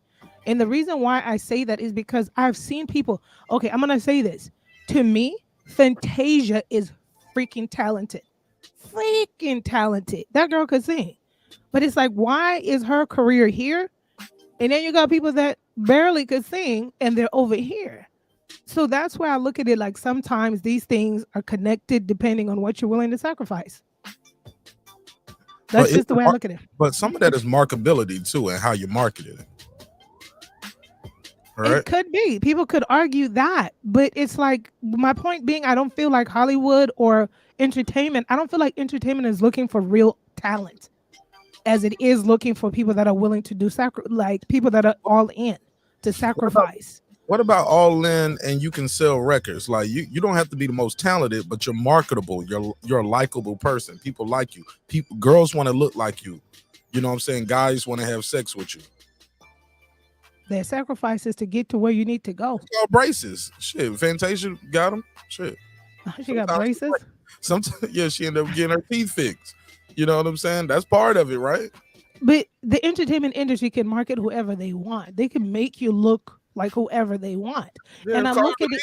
If you don't want to go through the braces, shit, we're going to rip them all out and put some plugs in. You can get the instant horse mouth overnight. I'm just saying. I mean, I think it's about sacrifice because I feel like the people, and I've always noticed this pattern. When they reach a certain level, and I think in my mind they have seen the most evil of all evils. Like I don't know what they've witnessed. Justin Bieber, he was at the height of his success, and then they run to Jesus, and then they run to Jesus. Kanye West, we know he goes through in and out, but all of a sudden we're doing church choir stuff and we're doing Jesus albums. What have you seen? What is so dark that you have seen? Maybe is after you realize money and success don't bring happiness. Could be possibility. Connection with God is going to bring you real happiness and that void that you're missing. Or when you have so much, what's one thing you don't have? You don't have your spirituality intact. You don't have God. You're still not happy. So yeah, I don't think that's necessary. People talk about Hollywood parties where you have to prick your finger to draw blood. So what is that? Just part of being an in thing? Just Hollywood? It's not every Hollywood party though. It's not every Hollywood party, but that just raises your eyebrows. It does raise your eyebrows. Like, wait a minute, what are we pricking our fingers for? Why are we doing this at the door for? A record of everybody in this motherfucker, man. I don't. We want a real record. We got your DNA, nigga. Recognize darkness when you see darkness. Yeah. And I think you have to. There's a certain part of you that has to sacrifice something, and this I don't think is new. This is deep in sorcery. This is deep in the dark, the realm of the darkness. Like I said, we grew up here in this part. If you wanted to be rich, if you wanted, kids and heads, get them too, but you gotta kill a kid and then take the head. But I don't know where you take the head, and then you'll be rich. My question is, go ahead. We knew that lifestyle. When you make a contract and an offer to the darkness, it's not long-lived. We knew you sacrificing something you love for the short period of success, money, and fame. But we knew that life was not long-lived. Remember, my question for you is, where does the line draw and where does it begin and end? Like, how do you decipher who made it off of their own merits and who had to sacrifice something? Like, what is the, like, aha, that was it for him? Or I know, because remember, when I think about Denzel Washington, I just think he's super talented. I think he's ultra dope. I don't think he had to quote unquote sacrifice or sell off anybody or kill anybody to get where he at. What do you say about somebody like him? See, it's always been a question of mine, especially for Black Hollywood, right? I felt like you see it with the longer it takes them to get success. Most talented people like Viola Davis, people like Angela Bassett, people like Denzel Washington, these people went to theater. They went to school for this stuff. And when you see over the years, it took these people over years to be recognized and even to be barely recognized in the industry. So I have always felt, for me, it feel like they are doing the straight and narrow path. I think there are people that are within the realms of the entertainment industry that are not all. That's why I say, like, for me, I don't think the Illuminati just recruits everybody. Like, everybody come in because you're in Hollywood. I think that success is always been marked with longevity. It takes success is typically 20 years of work that's done quietly in the dark, small roles here and there, and then you get your success.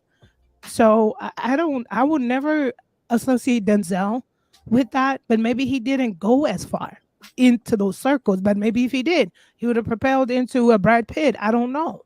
You know what I'm saying? Bigger than Brad Pitt, though. He's bigger than Brad Pitt. Now, Brad Pitt been big, though. Let's be real. Like, black roles for people like Denzel. But he's not bigger than Denzel globally. Brad Pitt was never. Denzel at one point was the highest paid actor in Hollywood. Brad Pitt has never been. Denzel broke through after Training Day. That's when, but Brad Pitt been. Denzel was that man all through the 90s and 80s. Denzel at one point was the highest paid actor in Hollywood. Brad Pitt has never been the highest paid actor in Hollywood. Popularity wise, I'm also, just saying. Brad Pitt, I think he just now got an Oscar. Denzel got 2 of them. Got one for some best supporting, one for lead. Like, he's just been that guy for a long time. That's how long did it take him to amass his success? He's been hot for a long time, Denzel. Well, that's what I'm saying, though. It was longevity, is what I'm saying. Right? May I chime in? May I chime in real quick? Hold on 1 second, Clips. I'm knee deep in this real quick. I gotta Oh push no, this. go ahead. Go ahead, Clips. My brief point was that memory to what you're talking about with the darkness, if you understand how this works, that would make you more suspicious of Denzel Washington, of the longevity, of the no scandal, and of all like that. Like a lot of these cats, when they become unuseful and they get thrown on the altar, is because yes, you're getting into too much shit. You're doing too much. You know what I'm saying? You're putting a light on it, a la Ezra Miller.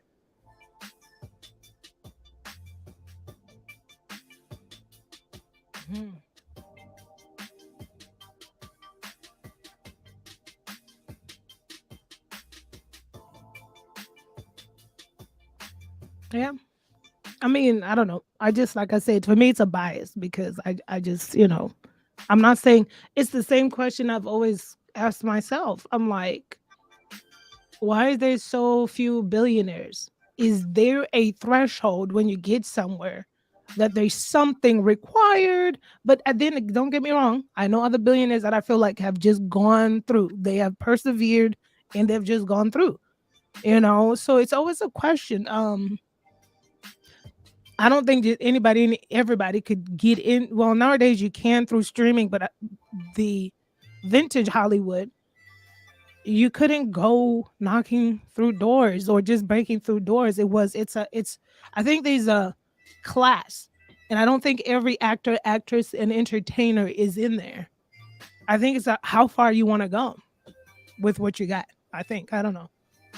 Oh, you're right. I mean, well, first of all, equivalent exchange is the first rule of alchemy, and one of the empirical universal facts that no matter what you think or what you believe, there's always reciprocity. There'll always be a quid pro to quo, and so even with religion, there's a quid pro quo. There's a you do this, you do this, your God rewards you. And so those principles still work. When it comes to what Mark was alluding to, there are certain watermarks. If you are familiar, if you are not a neophyte, if you have some experience, you know certain things, the way certain things will be worded. Like I always loved listening to presidential speeches, not just from the United States presidents, but other global leaders, because when you understand the speaking in parables, the letters in halves, and you understand serpent talk, there's a whole coded language. If you understand this, the symbolism, if you understand the divine geometry, I could watch a music video, or I could watch a fucking Marvel film or Star Wars, and I'm gleaning 1,000 other things that are being told, retold, as well as revealed, and they do a lot of signaling. There's a lot of signaling to those who know through the mediums, to where you're 100% right. I've always told people, if you've got a problem with the rainbow community, if you've got a problem with people who may not be Christian, I don't know if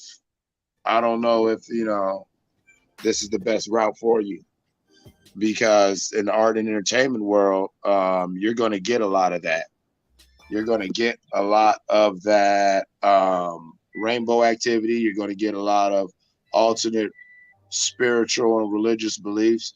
And I've always held the opinion that these people know what they're doing and stay on code. Go ahead. Nah, I clicked something by accident. Go ahead. I dropped off? Nah, you good. I can hear you. But it's like these people, they know what they're doing. They're staying on code. Meanwhile, you got all the so-called righteous, who many of They just spin around, and they just spin around, and some of them got very well intentions, but it's their energy's right, but it's misdirected. And that's why the world is the way it is in the Western world, is because yes, we've now found this place where they can nanny boo boo and celebrate quite openly, and you are not going to get it because you don't understand the double talk. You don't understand serpent language or true symbology, to where you don't understand that it's right there in your face this whole damn time. Like, you know what I'm saying? This whole damn time, like, when you look at the owl, Minerva, Athena, but it also will always, it's always Moloch or a certain sect of the Brotherhood of the Snake.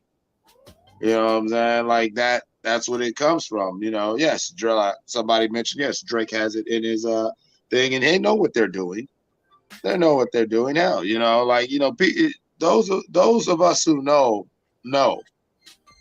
But I've always used the Star Wars. I'll say this lastly. I've always used the Star Wars metaphor.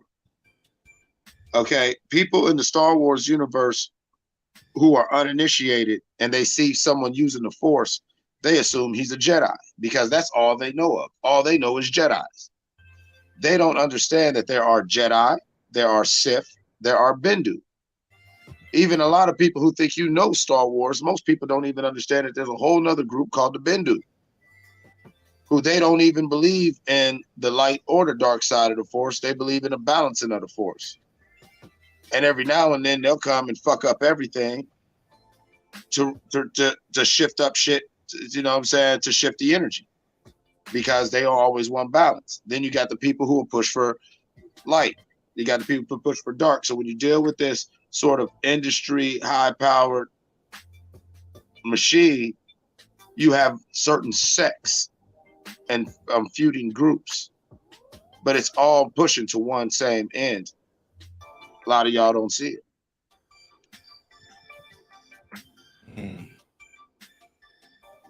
Oh yeah, that's gonna be fun. Memory. Mm-hmm. It's gonna get real fun. It's gonna get real interesting when I get into this the religious week right there. We're gonna break that down. That's gonna be fun right there. Some people gonna unsubscribe, ain't they? They go like, not my Jesus. Not my Jesus. Mark, you the devil. Leave people's Jesus alone. Yeah, leave my white Jesus alone. I want my white Jesus. I want my football on Sunday, and I want my Budweiser. My Budweiser. Leave me alone. All right, but we're gonna get into it, and this is gonna be very interesting when I get into it. And I think this would be a good place where I can start with that week. I'm super excited to talk about like a life after death. We talked about it briefly when we did our New Year's Eve episode. Shout out to everybody who saw that. Shit was dope. It was lit. But the show is always dope, man, because we here together, right? Excuse me. Damn, my bad. I'll come back to it. 919, you on the line. What's your name? Where you from? Yo, I'm from NC. What's your name? Rolly. You said your name Rolly? Yeah, but I go by Coley. Your name Rolly, but you go by Coley. Go ahead, talk to me. Oh man, you know what I'm saying? We talking about life after death. Oh, no, not all the way. But you can give me your opinion and voice your thoughts. But we are definitely gonna do a religious week over here. I don't know if it's gonna be a whole week. I might do like Monday, Wednesday, Friday. I might split it up. Wait. What are you talking about? Because what you drinking, bro? Like, what you sipping, man, tonight? Because I can hear it in your tone. You know what I'm saying? You on some brown? You on some white? You on the beer? What you on? Sprite. You on that? Listen. What you on? What you say? Sprite. Yeah, I'm on Sprite though. But okay. You know what I'm saying? You talking about life after death, or like what are you talking about? We're talking about whatever you want to talk about, sir. This is your call. You got 2 minutes on the clock. Go ahead. Oh, okay. So going. Oh man, you know what I'm saying? Wifey. Man. You might not have 2 minutes on the clock, sir. Go ahead. It's a live show. Oh damn, that shit cut me short like that. Yo, Nah, man, it's a live show, baby. Don't. What's your take on life after death? What do you think happens after you die? Oh man, I think it's whatever you think that it is in life. So you know what I'm saying. So if you go out with regret, and you know it's regret that you're gonna get in life. You know, it's not regret that you're gonna get in life, but you know what I'm saying. It's just an example because like in life, when you have regrets and you know, and that shit eats you up, and then you die like that, and that shit gonna eat you up after life. Okay. You know, and if you die happy, you know, and they always tell you, it's like, yo, I want to die happy. You know, I want to die living my life. I want to die doing the best that I can. It don't mean like I want to die rich and stuff. No, I want to die doing the best that I can. And if you're rich, the best that you can. And do you think that Hugh Hefner died and he went to hell? Maybe he had some regrets in his mind, but you know, in my mind, yo, I want to die doing the best that I can. I want to die happy. So the life after death for me is even better. It's even more promising. All right. Well, I appreciate you calling in, man. Thanks for voicing your opinion, man. You're welcome to call back at any time. Shout out to you. Appreciate you. Memory, talk to me. What's your take on that call? Sir sounded real good. I wasn't quite sure he wanted to what. I just kept hearing him say, I want to die. I want to die. And I just wanted to get him off the phone. I didn't like all that dead energy, man. Clips told me, he said, Martinez, cue the Life Jennings drop.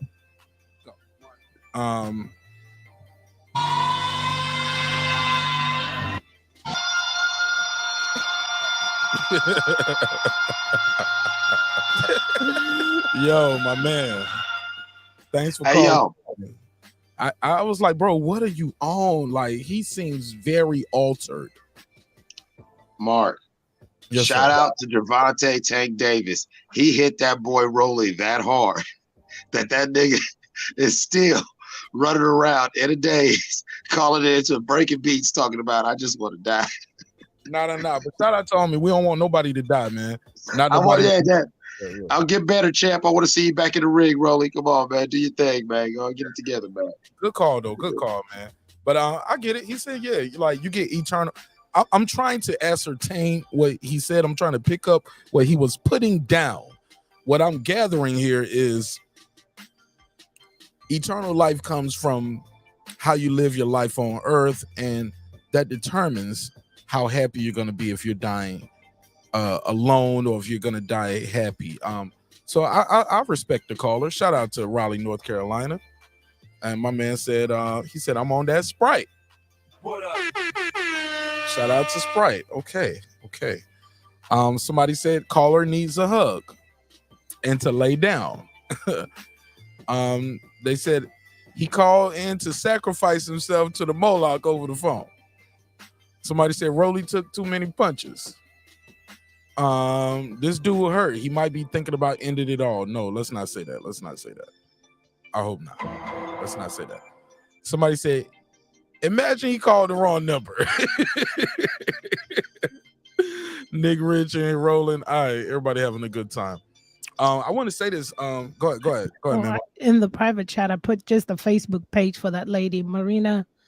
I don't know if I know how to say her name. Abramovich. I don't want to say it correctly because I feel like I'm evoking some kind of nefarious spirits when I say it. But I put her link just for her Facebook page, and this is what some of these celebrities are doing. These are the parties they attend, and Jay-Z's on there with her too. Jay-Z giving her a forehead hug up here. Let me share the screen. The niggas doing a forehead hug. Anybody ever heard of a forehead hug? But that's what they do is spirit cooking. You do with your daughter or your child after they scored a game-winning goal at the end. You're like, you killed it. Or your handler that initiated you into the Illuminati. Wait, what? Wait, what? You said that. Tell me he's in the Illuminati without telling me he's in the Illuminati. Fresh morning urine sprinkles over nightmare dreams. Also, that picture of her and Jay-Z, that's from the Picasso music video. She was there in the music video. Okay. So why would he associate himself with the person that does spirit cooking? She's an artist, though, right? Isn't she an artist, though? That does spirit cooking. I mean, people chill out with Erykah Badu. Look at this cake right here. Yeah. It's all about illusions, what you don't see behind. I mean, would you attend a party like that, even though that's cake, but you're cutting on a body? That's art. I don't know. I mean, probably. Hey, look, I wouldn't go to a party where everybody had to dress up like Star Wars characters. I'm just different. You know what I'm saying? I ain't going to that shit. I'm like, man, fuck George Lucas. I'm not dressing up like no damn Ewok to come in this motherfucker. I'm not about to be R2D2 or something. You know what I'm saying? I'm different. I wouldn't go to Comic-Con. But that's how you gotta show up, though. This is how you get initiated. Some people don't even understand. If they say they're having an all-white party, you gotta show up with that all-white party. They're counting on you being a part of that initiation. I've been to an all-white party. That shit is Okay, nice. so if they say all-black party and you're trying to be this dope director, all black. Now, if they say a Comic-Con party or R2D2, or we gonna eat, you show up. Hey, yo, I'm going to a Comic-Con party. I go to Comic-Con party. No, I'm just saying. I'm not. Everybody got their own thing. I'm just saying. But that's a sacrifice. Is it not? Sacrifices are not just killing your loved ones. This is a business thing. This for my business, and this gonna help my business. Come to this party. Let's talk about your project. Party. I'll probably go to it. I'll probably go. You probably get your little finger stuck in your blood taken. I'll probably be like, yeah, that's some weirdo shit, but I probably went to the party, but and you probably get your little finger stuck too. But me talking about going to hold up, caller. Cause it's your third time calling now. Now you talking over the host. Let me speak. Hold up, bro. Hold up. Now I'm about to bang it on you. Now I don't want to bang it on you. Just hold your peace. Let me finish my thought, sir. Now, memory. All I was trying to say is me going to a Star Wars party. Just Martinez going to it is one thing. Martinez going to the Star Wars party for breaking beats for the company, for the betterment of the company is a different thing. It's not something I do in my private life, and I'm just doing. No, it's a business meeting for me. I'm closing $1 million deals dressed up like R2D2. Caller, what's your name? Where you from? For the people who don't know. Oh man, it's Cooley back in the chat. But hold on, this nigga. Hold on. Your name Cooley. No, what? You said what? What's your name in the chat? Cooley. I don't see nobody named Cooley in the chat, bro. Well, I ain't comment yet, but like Cooley, you need to type in the chat. Hold on.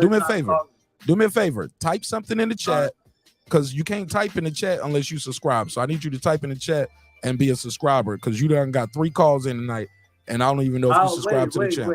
So do that for me. All right, so I just want to respond real quick. So I don't want to go super deep because I try to discern the crowds that I'm among. But people have to understand something about initiation and rituals that do take place.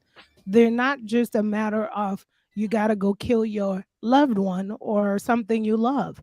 Sometimes the initial part of a ritual to get you on board is the invitation. So I hear you want to be a producer. Come to our all black themed party.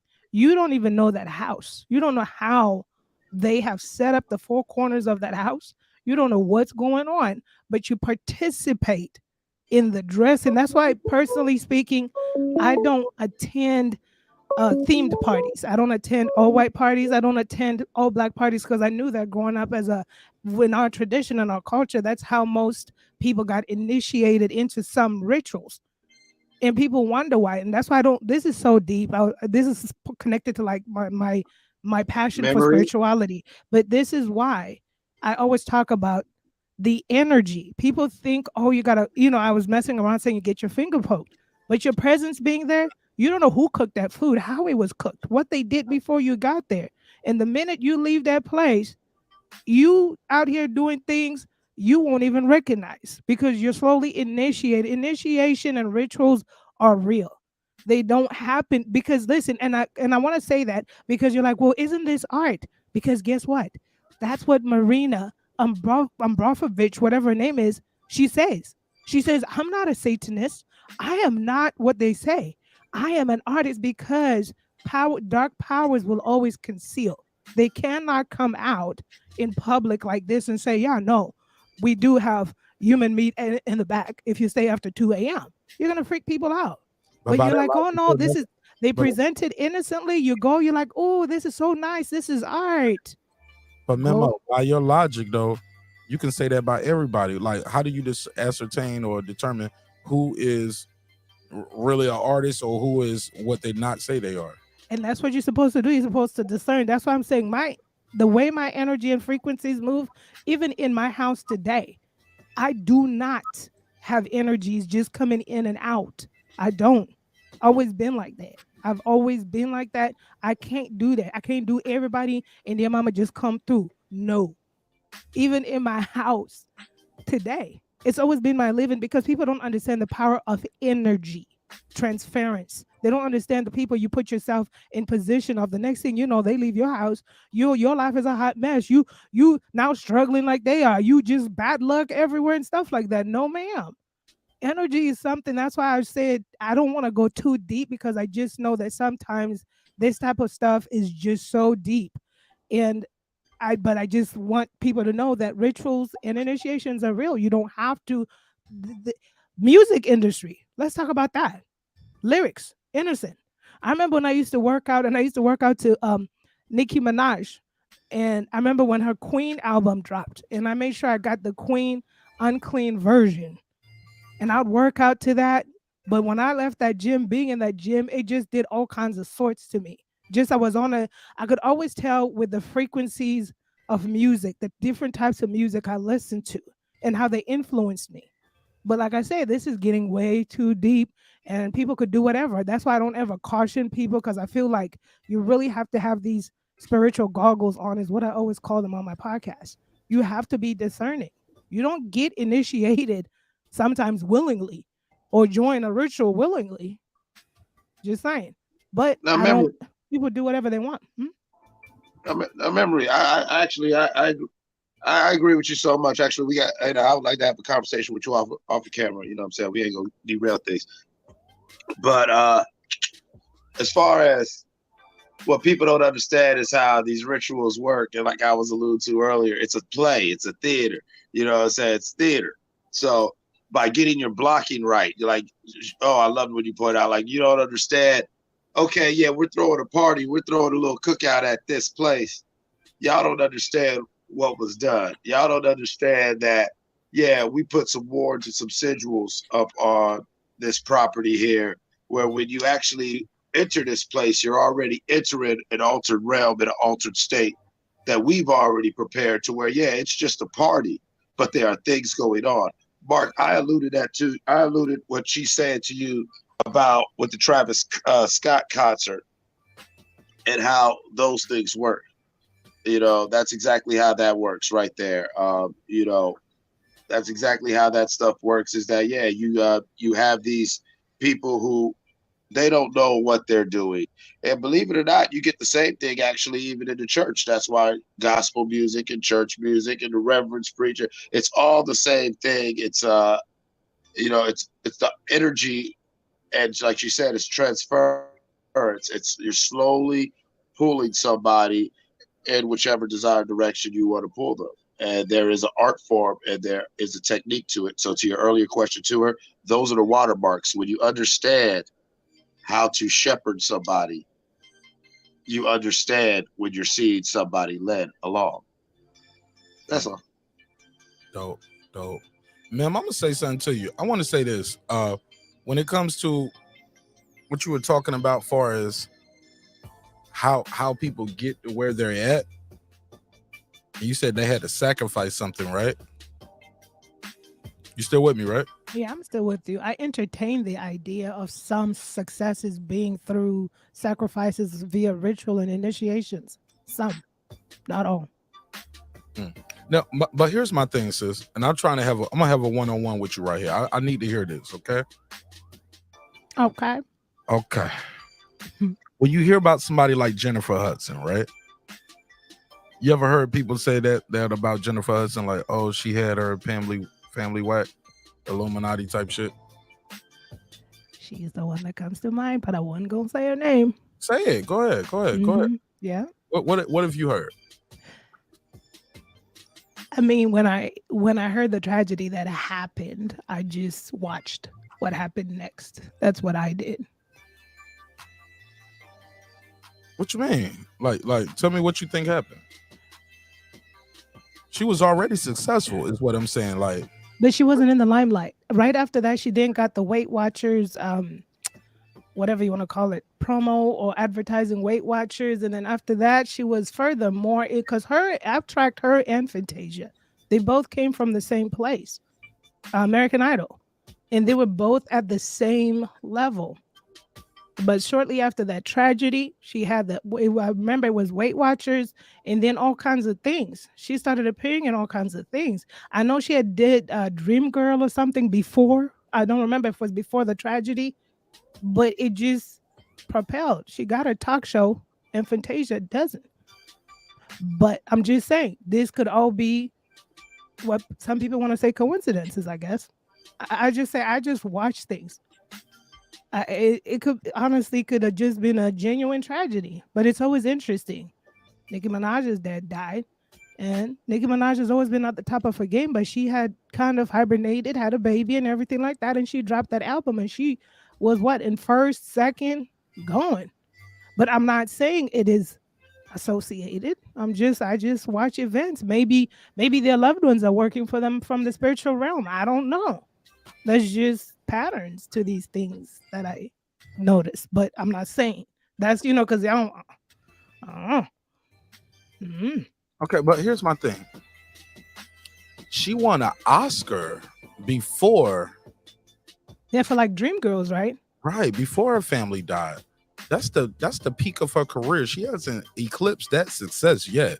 Having a Weight Watchers deal and you using Weight Watchers losing weight, or maybe some people say she had surgery, who knows, whatever. And you know what I'm saying, but that's neither here nor there. That's not bigger than you winning an Oscar. Like her success, like you are like, here's my thing. If you got a girl who's talented, right? And she just came off of American Idol, and you want to hit her with the Illuminati plan.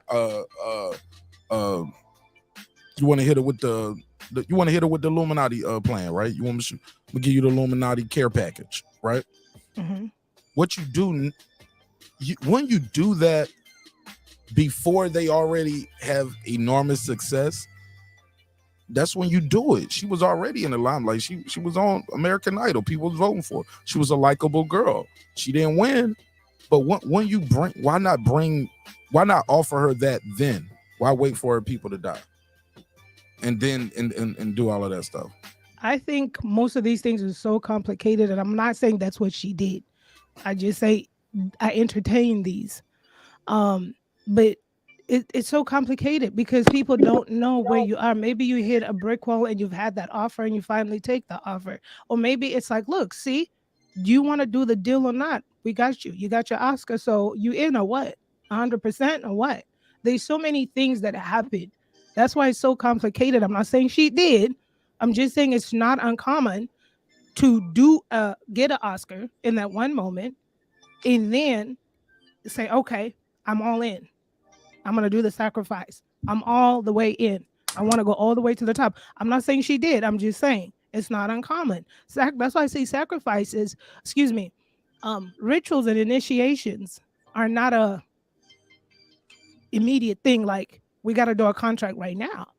That's why I don't believe that every person or every artist or entertainer is been initiated or has participated in rituals. I think it's a bait and switch. It's depending where you are. You got your back against the wall. You really want it. What's the last thing you're gonna do? Not saying that's what she did. I'm just saying how many people would do that. Now, I'm not saying that you and I, but there's a lot of people out here that are hungry for such success, for such next levels. We don't know what they're willing to do. There's a lot of people that are willing to do a lot. Right.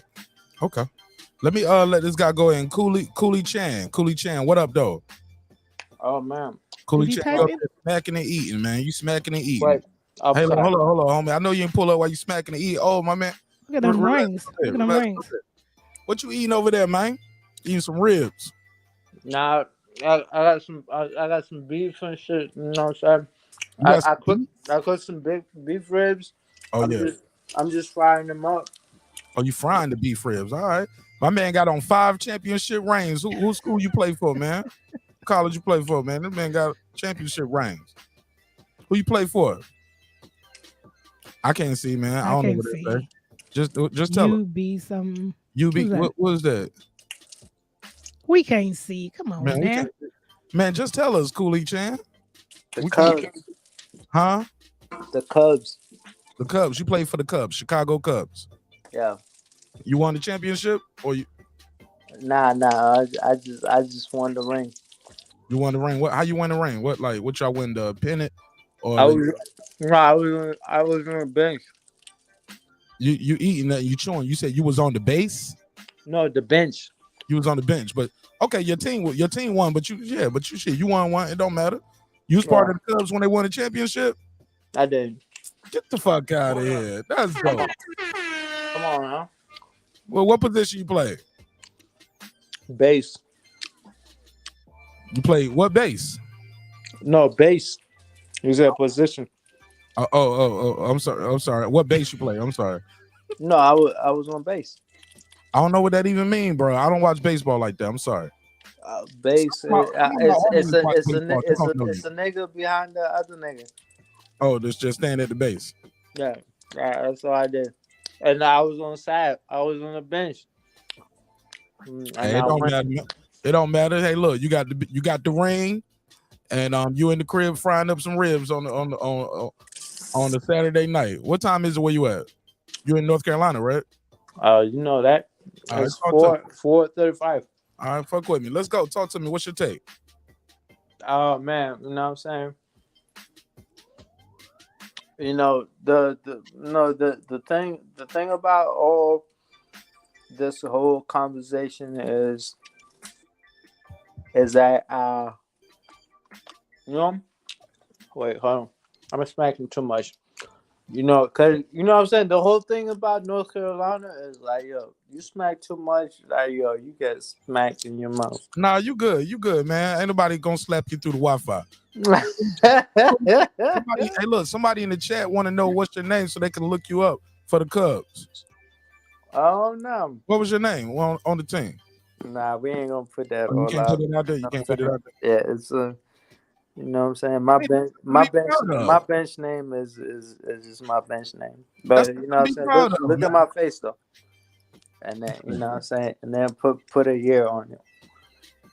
Oh, what year did the Cubs? All we got to do is look at what year the Cubs won. How about that? No, I'm saying like put a year on it. Like you know what I'm saying? I ain't put. You know what I'm saying? Let them niggas search. And then shit. You know what I'm saying? This shit is good like that. But in any case though, you know, wait, hold on. If they want to look up, yeah, that's an accomplishment, man. I never had a pro baseball player call into the show. That's pretty dope. And you know, and I'm in NC. I'm in NC, bro. So if you was on the 2016 Cubs, you was on the Cubs. Nah, not 2016. I was in the Cubs though. But like, you know, that's what the year they won the World Series. You know what I'm saying? I was in there, somewhere in there. Oh, this nigga. I was on the bench. That nigga won that ring at a damn card game. That nigga over here flexing. I'm a bench. He won that shit at a card game. He up here fucking with me, man. You know I was a bench ass nigga, man. I was in the Ain't nothing wrong with that, bro. Shit, you was on the team. That's half the battle. Yo, it's nothing that I can celebrate, bro. Like, man, yes you can, bro. Nothing that I can say. You the only pro. I got a cousin that played for the Baltimore. Did he play for the Orioles? He's like a distant cousin, but I ain't watched baseball, so that shit wouldn't mean nothing to me. But he only played for a little bit, and you know he got involved in a little dope, caught a couple cases, and he was out the league. You know what I'm saying? But shit, that's a big deal to my family. Like, you know, our cousin used to play pro baseball. You know what I'm saying? That nigga probably played like 1 or 2 years. Khalid Chan, what language do you speak? You sound like you got an accent. What language do you speak? I'm from Africa. Oh no, ain't no Africans on the baseball team. I'm sorry. I thought you was gonna say Spanish, but all right.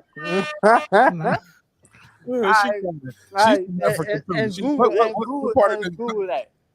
Hey, Cully, what part of the country are you from, big dog? I'm from Senegal. Oh, that's dope. That's dope. I'm from Senegal. And I wanted to Google that. She said, what? She fucking with you. That shit crazy. You know what I'm saying? And I'm probably not even in the books. And that's why I said, yo, I was on the bench.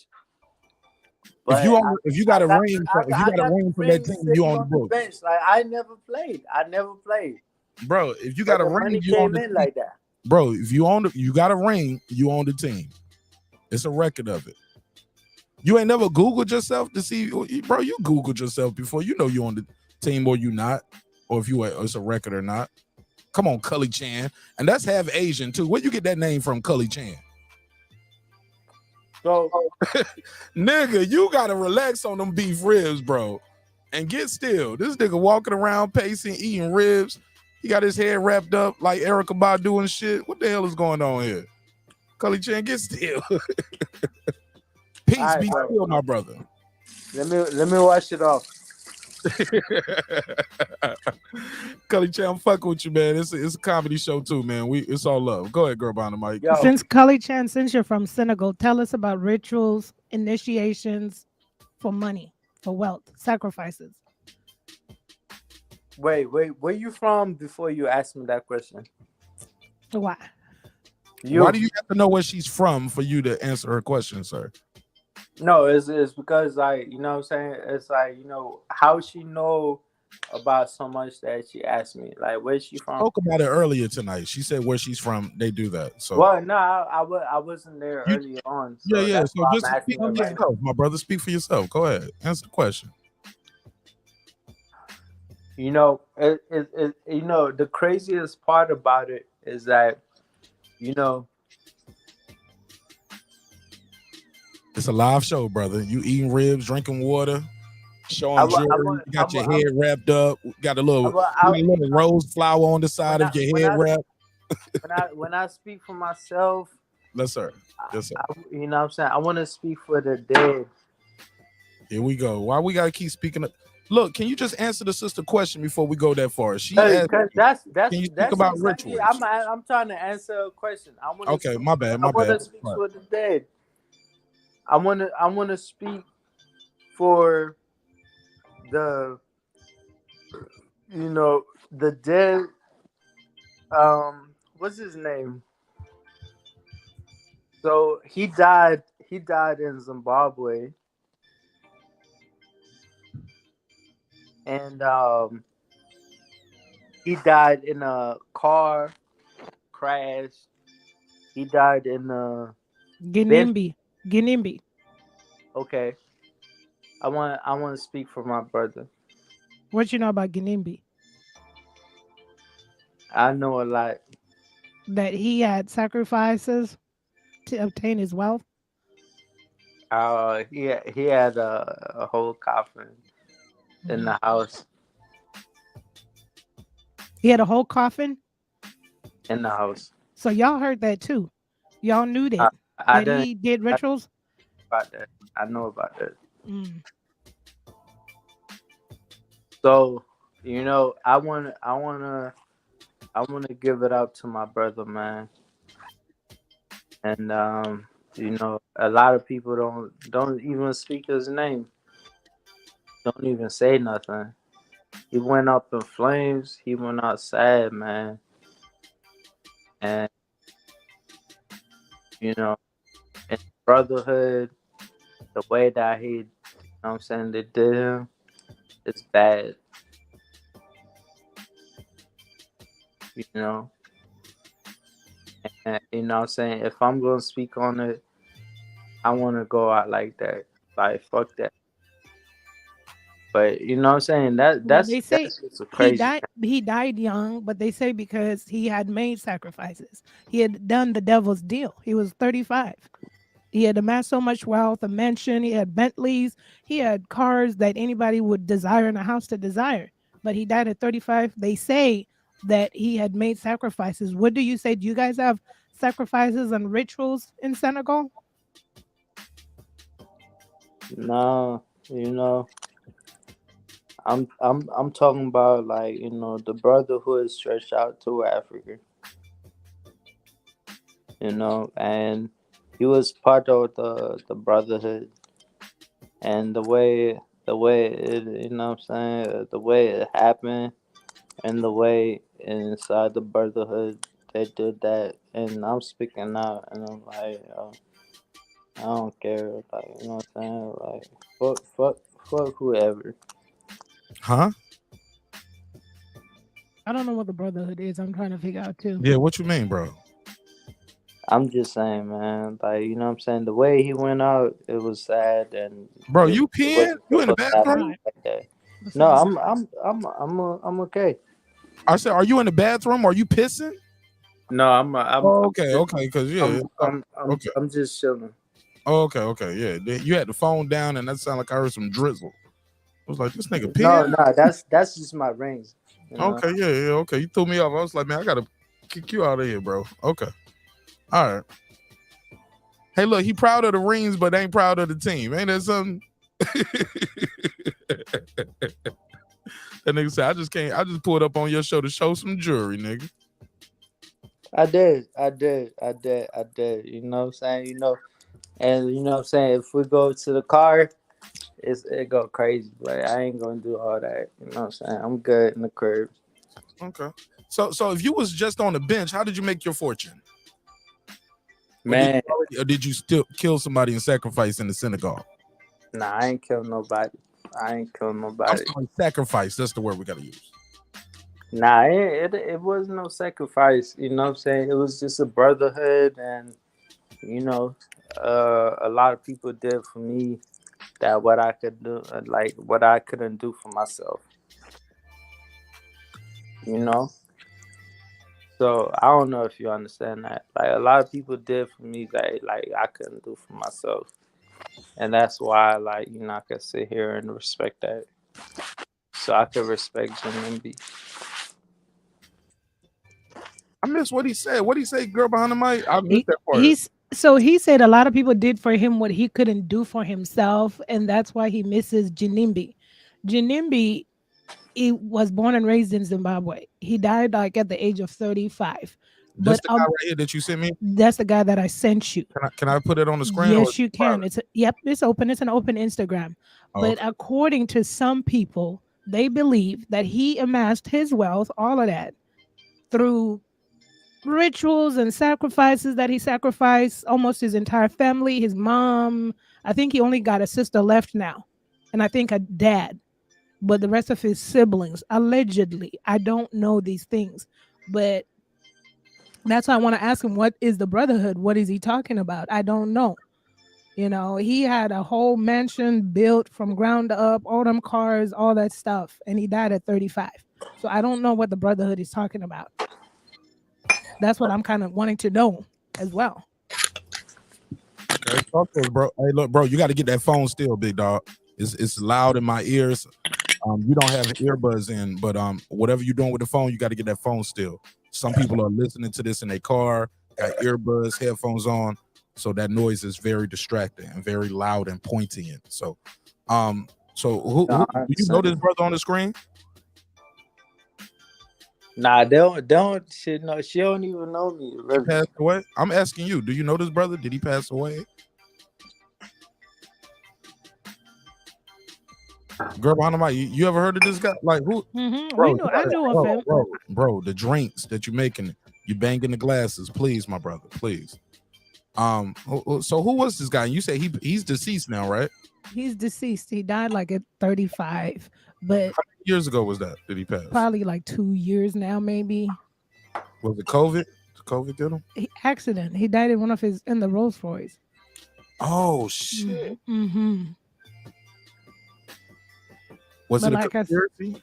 But it was a conspiracy, and that's why I'm trying to ask him about the brotherhood, because what because I just heard, and like I said, what I heard is Yo, alleged. and where he died though? He died on the road. He hit into a tree, which was suspicious because the Rolls Royce shouldn't have caught fire like the way it did. In what country? In Zimbabwe. All right. Okay, so what is the brotherhood? Because what I heard was that he sacrificed almost his whole entire family to mask the success. But once again, it's one of those things where I always say I do have a rational mind, where when people don't see someone's, work, like what do you do? Because that's what people are saying. What is he? Is he a businessman? What is it? How does he make all this money? And then some people were like drugs, but I don't know. That's why I'm like, what is the brotherhood that helped you out? Man, I would say that, not knowing Janimbi, he came into my life. He blessed me, and I'm living my life. So that's why I gotta put more respects to his life. And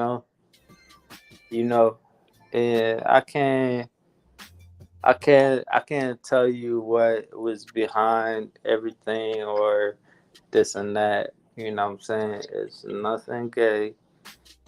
I hear these niggas talking on the chat.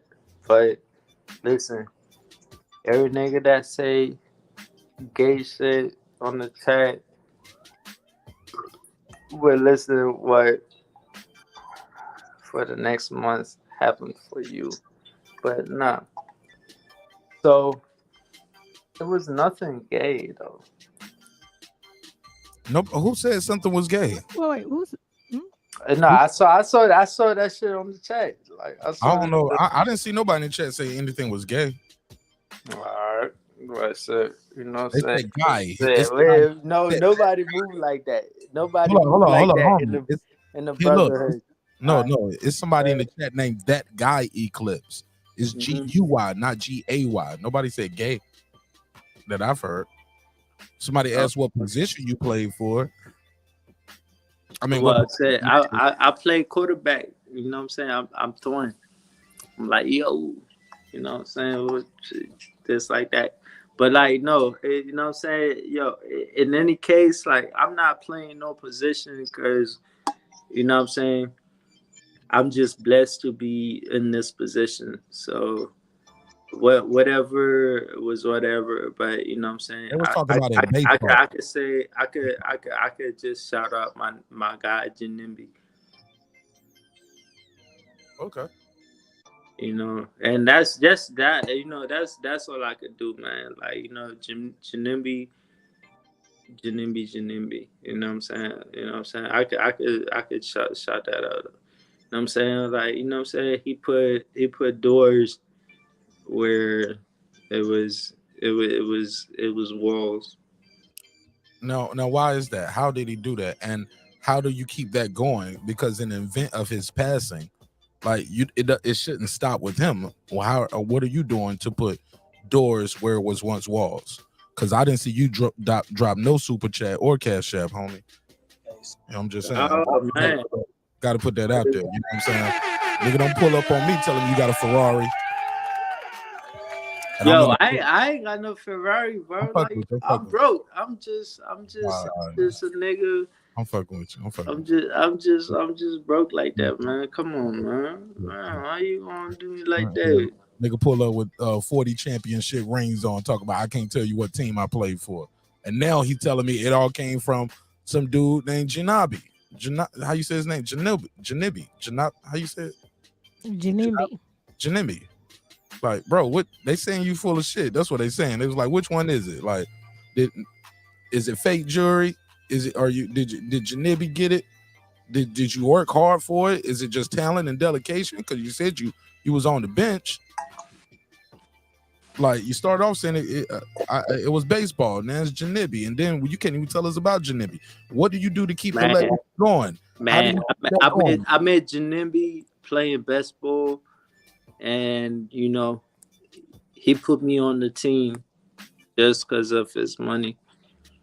And then after that, you know what I'm saying, I won a championship on the bench. And because like people don't believe in me. For the Cubs, but you can't tell us, but the Cubs won the championship in 2016, and you saying you didn't win the championship. You're not on the 2016 roster, so gotta put a case on you. Now I'm Cooley. Probably you put a face on it. How you put a face on the bench though? Hey, well, I don't know. All right. But you know what I'm saying? You say the money ain't good. The money is like that. You know what I'm saying? I put it on the roster. Okay. All right. You got anything else, man? Because you like talking in codes a little bit. I feel like I'm not even trying to talk about that, bro. Like, you know what I'm saying? Like, let's skip that. You know what I'm saying? I want to talk about how somebody said, when did you play quarterback? They say you played quarterback too. Yeah, I did. And he's a golf pro. He's a golf pro and a tennis expert as well. Oh man, yo, you know what I'm saying? Yo, I'll massacre you in the tennis court, bro. Yo, what? I will massacre you in the tennis court. Like, you know what I'm saying? Hold on, say it one more time. Hold on, I can't hear you. You will massacre. Yeah. I can't even say it. Yeah, y'all niggas tripping. You drunk too, remember? Nah. You say you gonna No, she just I manicure you. Like, nigga gonna do my nails on the tennis court? Like, what the hell is nah, going I on? will massacre your shit. Like, yo, I will 50 cent you in the tennis court. 50 cent. He will 50 cent me. That's I would say, if you don't understand that, like, yo, you lost. Okay, I got it now. I never heard nobody say I would 50 cent you. Okay, this is new for me. Welcome to Breaking Beats, ladies and gentlemen, where we could anything goes, I guess. Okay. Yo, listen. Like, you know what I'm saying? Let's go on, like, how my girl hurt me. You know what I'm saying? Like, you know what I'm saying? What happened? Hold on, she broke your heart? Man. F you? Yo.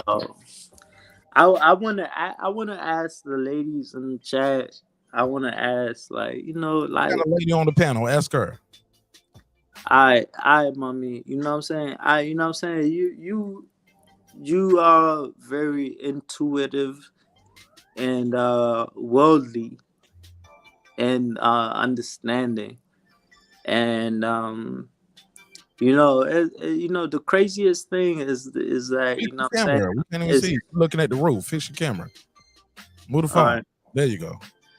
So the craziest thing about, like, what you were saying, the craziest thing is about, like, what you said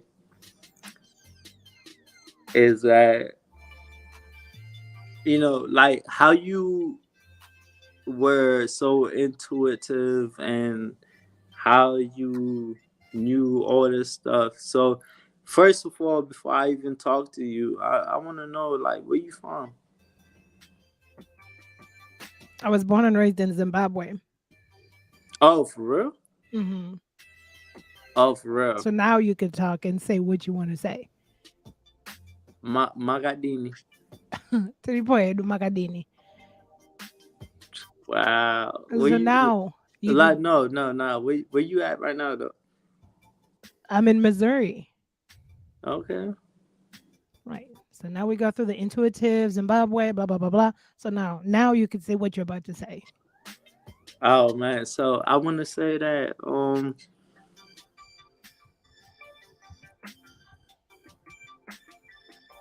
Ndakachengera godo. On who? All right, so let's scratch that. But all right, so you know what I'm saying. So I'm hurt. I'm hurt, and you know that's the vibe right now. So I'm hurt, and What happened? man, so somebody that I really love and somebody that I thought that you know she was for me. She did me dirty, man. So she was talking about how she was talking about a lot of things about my lifestyle that she didn't appreciate. What's your lifestyle? Well, I would say like you know I love to drink, you know, as is in my culture, and then you know I'm not abusive. Let's put that shit, you know what I'm saying, straight. Like, you know what I'm saying? But let's point that out as you know, maybe I am very sexual and, you know, she doesn't like that. So, you know, I get confused as you know. How long were you guys together? Well, it was for a year. And For 1 year? Yeah. She for the streets. Let's move to the next one. I'm just kidding. Yeah. I'm just joking. Go ahead. Well, no, let's be honest though. Be honest. Mm-hmm. Yeah, 1 year. I mean, 1 year, right? Mm-hmm. Yeah, next. Let's go to the next. Right? I mean, why are you so invested in a 1 year relationship? You guys have a child together? Nah, we don't. You're free. Go on to the next woman. It's a lot of fish in the sea. Especially Man, for a baseball player. You know, it's like when you love somebody, yeah, when you care for somebody as much as you do, you know, it's like, you know, it's feelings attached. You know, it's not so easy just to be like, you know, get out of here. Let me ask you this. Is she replaceable? If you go out here, can you find 5 of hers, 3 of hers, 2 of hers? Can you find another woman like her? No, it's not easy like that. It's the connection.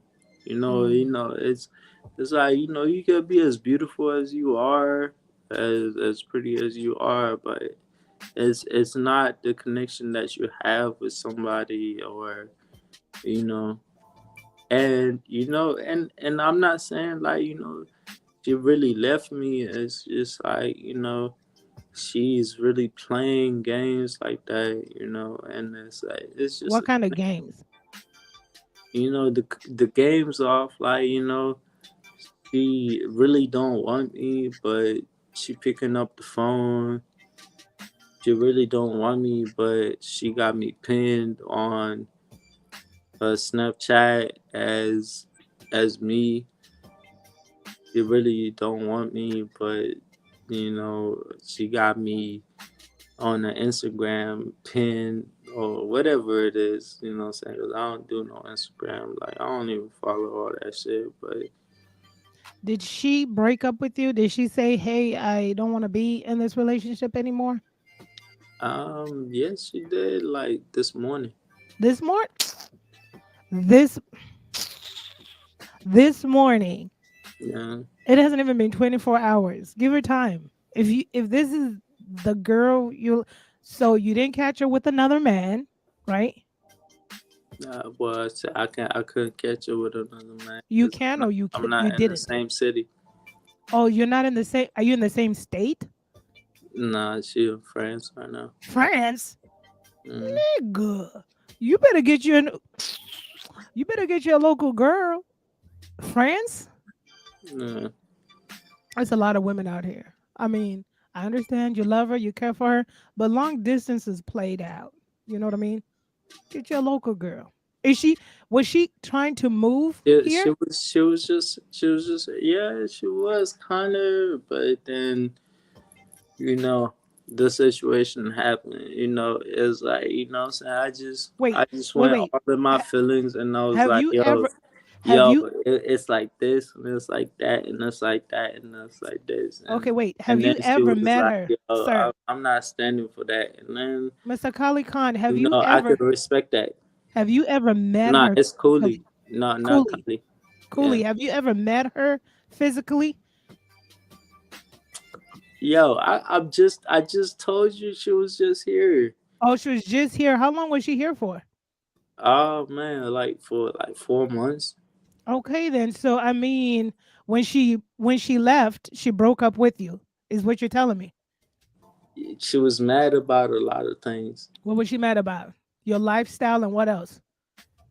Oh man, so if you don't follow from the start, then you I don't know. followed from the start. You said your lifestyle, your drinking, but what I'm saying is she was here for 4 months. Are you trying to Mhm. move to France? Nah, not never. The Is money, she the money, the money good over here. Like she can't tell me the money good over there. so is she planning on moving here if this is successful? Was she wanting to live in the United States? Well, you know what I'm saying? I don't know. I Nah. really don't. I really don't know. Like what I'm saying, because what I'm saying is I'm not like it's not like I'm dating like nobody that is broke like that. You know what I'm saying? Like I'm dating women. Like Mm-hmm. I'm dating somebody that's doing something with their life, and like what I'm saying, and my girl in France, and I still call her my girl even though we got problems and shit. But what I'm saying, she doing things like what I'm saying, like what I'm saying, we ain't gonna put it out there, but that what I'm saying, that's the craziest part. Like I'm not going for nothing cheap, bro. I'm Okay, not. did she break up with you in person before she went on the flight back to France, or did she break up with you during the flight Man, or in France? man, the craziest thing was like, she just left. Or she just took her things and she left? Yeah, she Was did. she scheduled to leave today? I mean, yesterday, or she just took her stuff and was like, "Look, I'm leaving." No, that was like last week.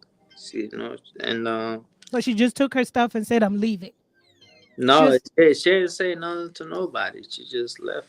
she just got in an Uber and she left, No, she just got on the plane and went to France. and then No, called you you from can't. France You and can't, say, you can't Uber to France.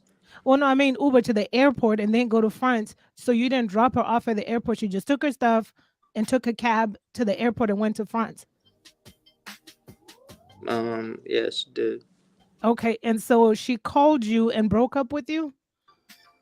No, no, she didn't call me for like a whole week. Oh yeah, she came out to hang out with you and she wasn't interested. She over it. I'm sorry. I mean, come on now. Let's go to the next. What's going on? What's the games? Let me tell you something. If I'm finna fly from I'm talking about like we visited my country. We've been in a relationship for 2 years. So 2 years now. yeah. So if you tell me that we didn't visit my country, Okay, so you went and with it, visited your country and what? with She it, met your family? with it, of course, we didn't do this and that, and like so you can't tell me like You want my advice? I'm giving you the I'm I'm not, giving I'm you not, I'm not, I'm not, I'm not in a gilded cage. You know, you it sound look like you're in nice. a gilded cage. It look nice, but I'm not in a gilded cage. Because what I'm saying is, as a woman, if I'm having a long distance relationship with somebody and I care about them, they if I live in France and I if they live if whatever, vice versa, and I spend time with them, this is simple. I tell women or men, there's a way to make it work, even if it's long distance you choose. Did you ask her why she's playing those games? Because you don't want to hear what I'm saying when I say she's playing those What, games. what, what, what? Listen.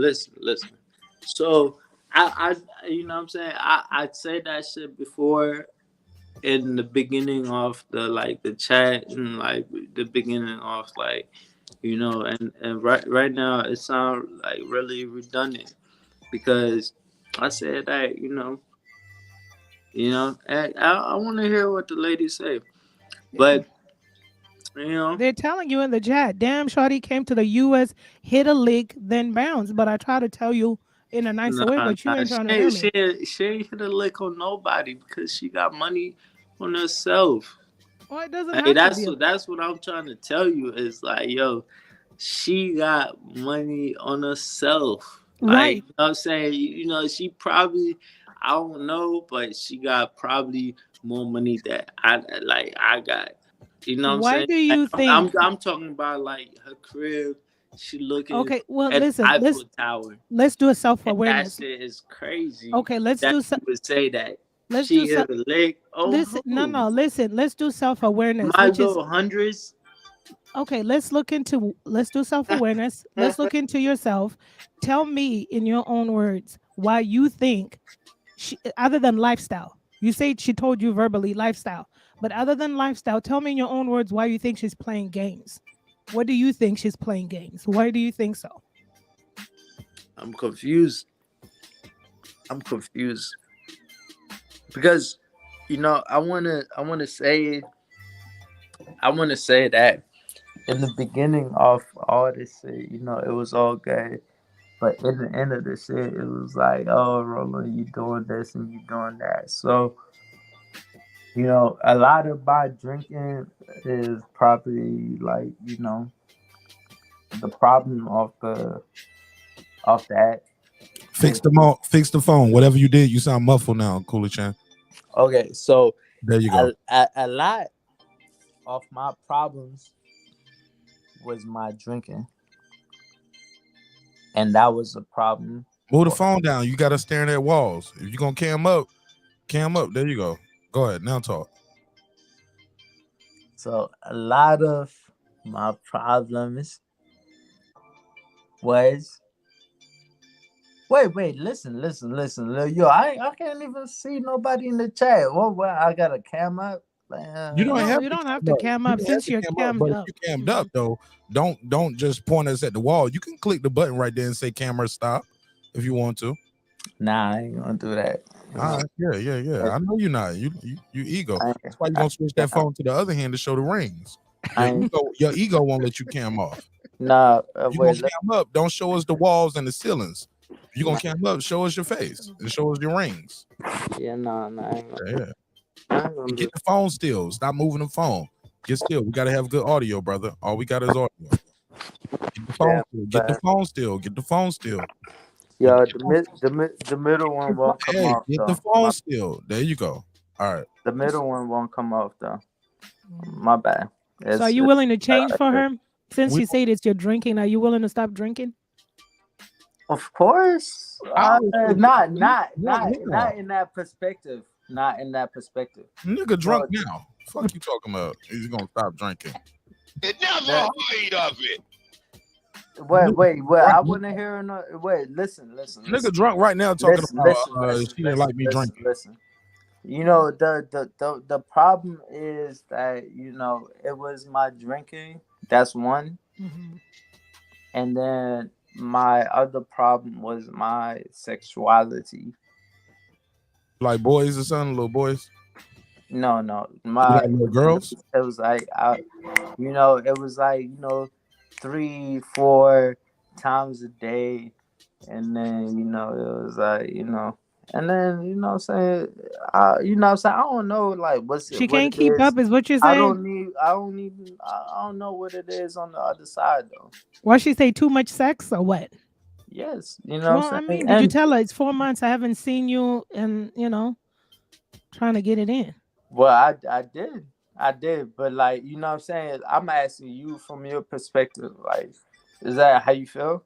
No, because if I like a man and I'm dating a man, I don't care how long he wants to go. Because if we're long distance, I would also feel like let's get it in. So when I go back to France, I'm well taken care of. Just saying. But maybe other women in the chat may feel differently, but I'm just saying. Oh, that's crazy. That's crazy. Well, how old is she? She's older than me. Well, no, how old is she? Because sometimes maybe that could have something to do with it. What is she? Man, I'm like 28, and then she's like 31. Oh yeah, she's young. I thought, so because sometimes the libido could slow down or whatever, but she's young. But I don't That's know. what I'm saying. It's like, yo, I used to be like that. You know what I'm saying? Maybe she's not feeling me no more. I tried to tell Is that what you you didn't want think? to. I tried to tell you that, but you didn't want to hear me. When I tried to tell you Yeah, that maybe it, sis is maybe it. good because she took her bags and she left. She didn't even want you to escort her to the airport. She said, "Nigga, I'm out." I mean, all the way to France, no goodbye hug, kiss, nothing. Wait, And look got my on a long Facebook. flight, went through customs and everything, and just didn't want you to escort her. I mean, I don't know the girl, but I'm just saying you might want to look for other options. Nah, you're right. You're right. You're right. You're right. You. I mean, in your gut, that's what you're saying. I'm right, because in your gut, you know what's going on.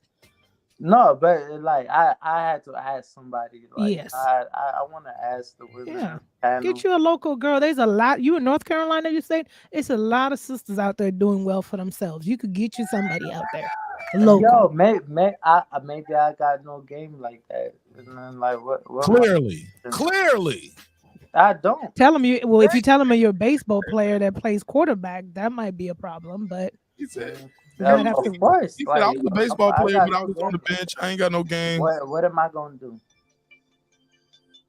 You're gonna take that damn bonnet off first and foremost when you meet first them. and foremost, Oh, and take all them rings off because you look like a pimp. And then you're gonna get you a profile picture, put it on Tinder, and you're gonna swipe, keep swiping left. On Tinder? Yo, Tinder. No, what you want, Grinder? Like, what? What you want? Nah, yo, you try to play me at this point. Well, like, I mean, how you meet people? You said maybe you don't got no game, right? So put your profile on there, go get you some rebound pussy, and call it a day. All right, nah. Keep it moving.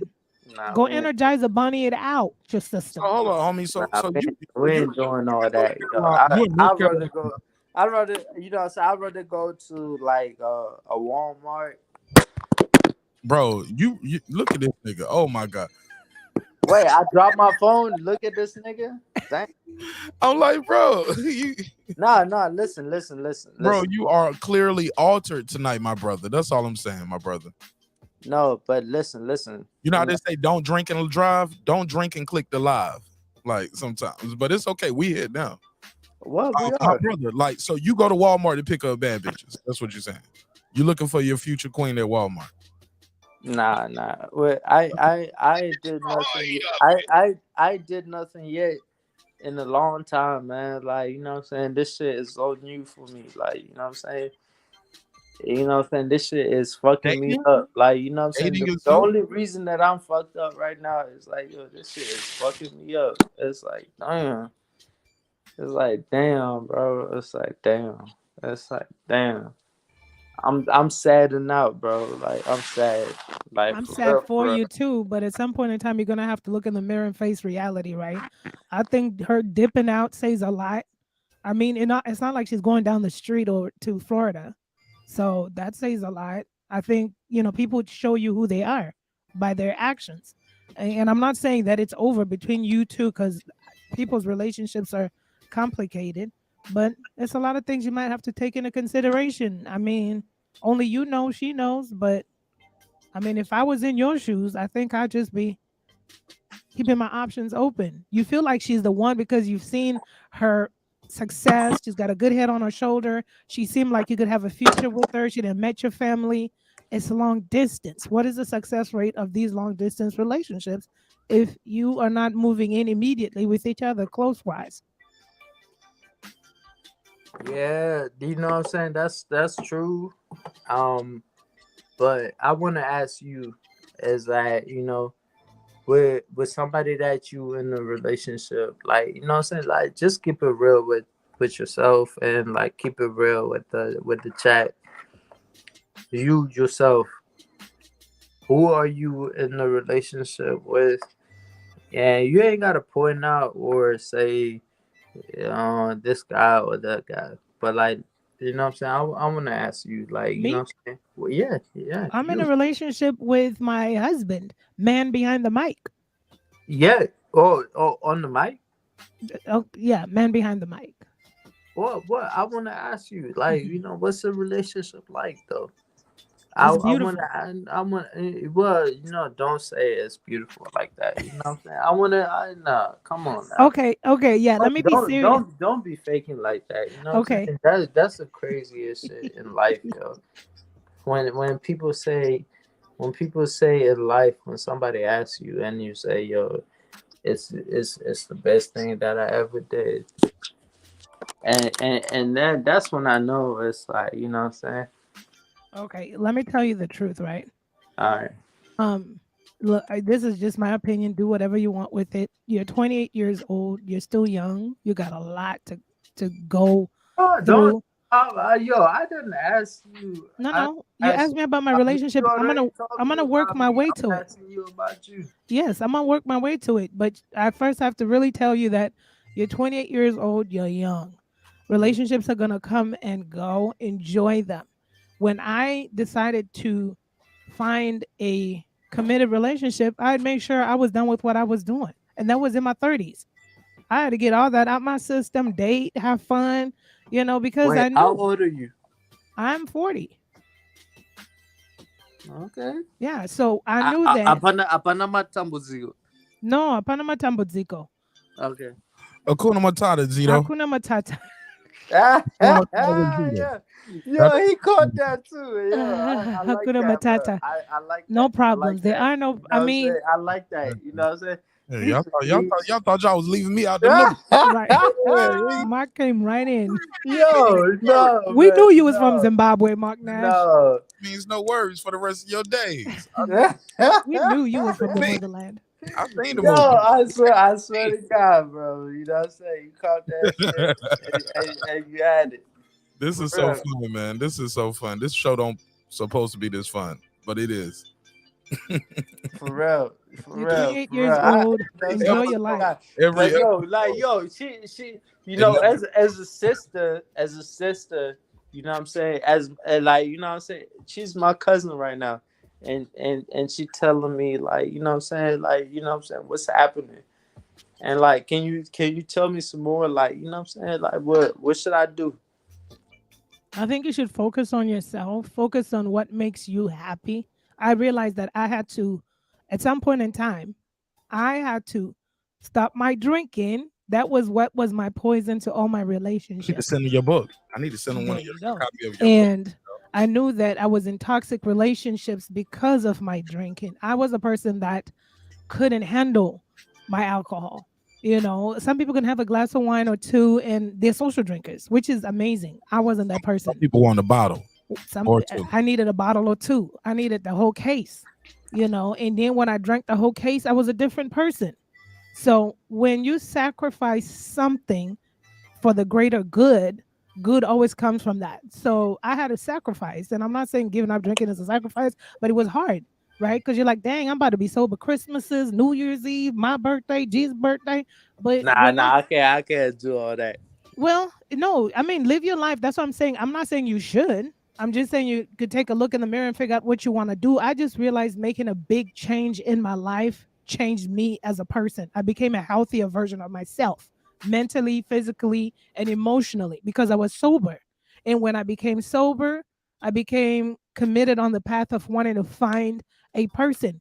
And because I was a healthier version of myself, napkin, because I was a healthier version of myself, I was able to attract a healthier partner. And you'll be able to do that. You attract what you are, right? Yeah, maybe she didn't drink and you do, but there could be some levels of, you know, because sometimes when we're inebriated, I don't know, whatever it is, you know, that might attract the same energy. So, but you're young, enjoy life, get things out your system. You got a long way to go to be worried about a girl. Yeah, you're right. I don't know how young he is. How old is he? He's 28. Though he looked like he's 45, but it's okay. Me. Bro, Yeah, you 20. 28 going on 45. But go ahead. Like for real. Yeah, I'm 28. Like I'm not. He's a kid. You're a drinker for real. You a baby. Yeah, you know what I'm saying? Get that phone still. Get the phone still. Get the phone still. It's making a lot of noise. I love the life that I live, and I could say maybe a little bit of government. Hey, I don't know, bro. Wherever you at, your audio got bad. Go to another spot. Maybe you too close to the TV. Get away from that TV. Go back to where you was at, or is that me staticking? Hello? No. Nah, I muted all my devices on me. There you go. Talk to me. Can you hear me now? Check 1 2. Check. Yeah, that's you, bro. That's not me. That's you. Yeah, that's you. Yeah, that's you. Yeah. See how I mute you off the screen and I don't hear it? Go back to wherever you was at. Get away from the TV and wherever you was at. Go back to that other spot, wherever you was at. But your audio is really bad. Or move your hand off the phone or maybe your hand is over the receptor. Yeah, see that? Yeah, that's him. That's not me. Do you got a Bluetooth? Whatever. Do you have a Bluetooth? Nah, he ain't on Bluetooth. Yeah, his audio been bad before it started getting real bad. Y'all know that's my pet peeve now. Mm-hmm. If I don't like Mark that, don't play. Shit, man, I can't deal with it, bro. It's like nails on a chalkboard for me. Cannot deal with bad audio, even my own. Yo, it was funny you said this thing about alcohol. Let's just add a little comedy to this. This is hilarious. Like I said, I'm gonna delete this video off my main channel. If you want to check this playback, go to Mark Nash Live. Mark Nash Live. Let me type something in the chat so y'all know where to go. Go right here, Mark Nash Live. This playback will be up. This was a crazy ass episode, great ass episode too. Damn, but every episode is a good one. I ain't even gonna lie, girl behind the mic. I'm just either super lucky or I can't make this shit up. Good vibes. Good vibes. Yeah. How am I this lucky that my show is always like we always have a good episode? Yeah, it's always a good episode. I'm with a professional baseball player that plays quarterback. Yeah, come on, man. God is good. Yo, you want to see something funny? Gonna make you laugh? Watch this. Watch this. I'm at these movies. Did you ever see this Chris Rock show when it used to be on? Okay, Chris Rock used to have a show. Backstory. Used to have a show on HBO.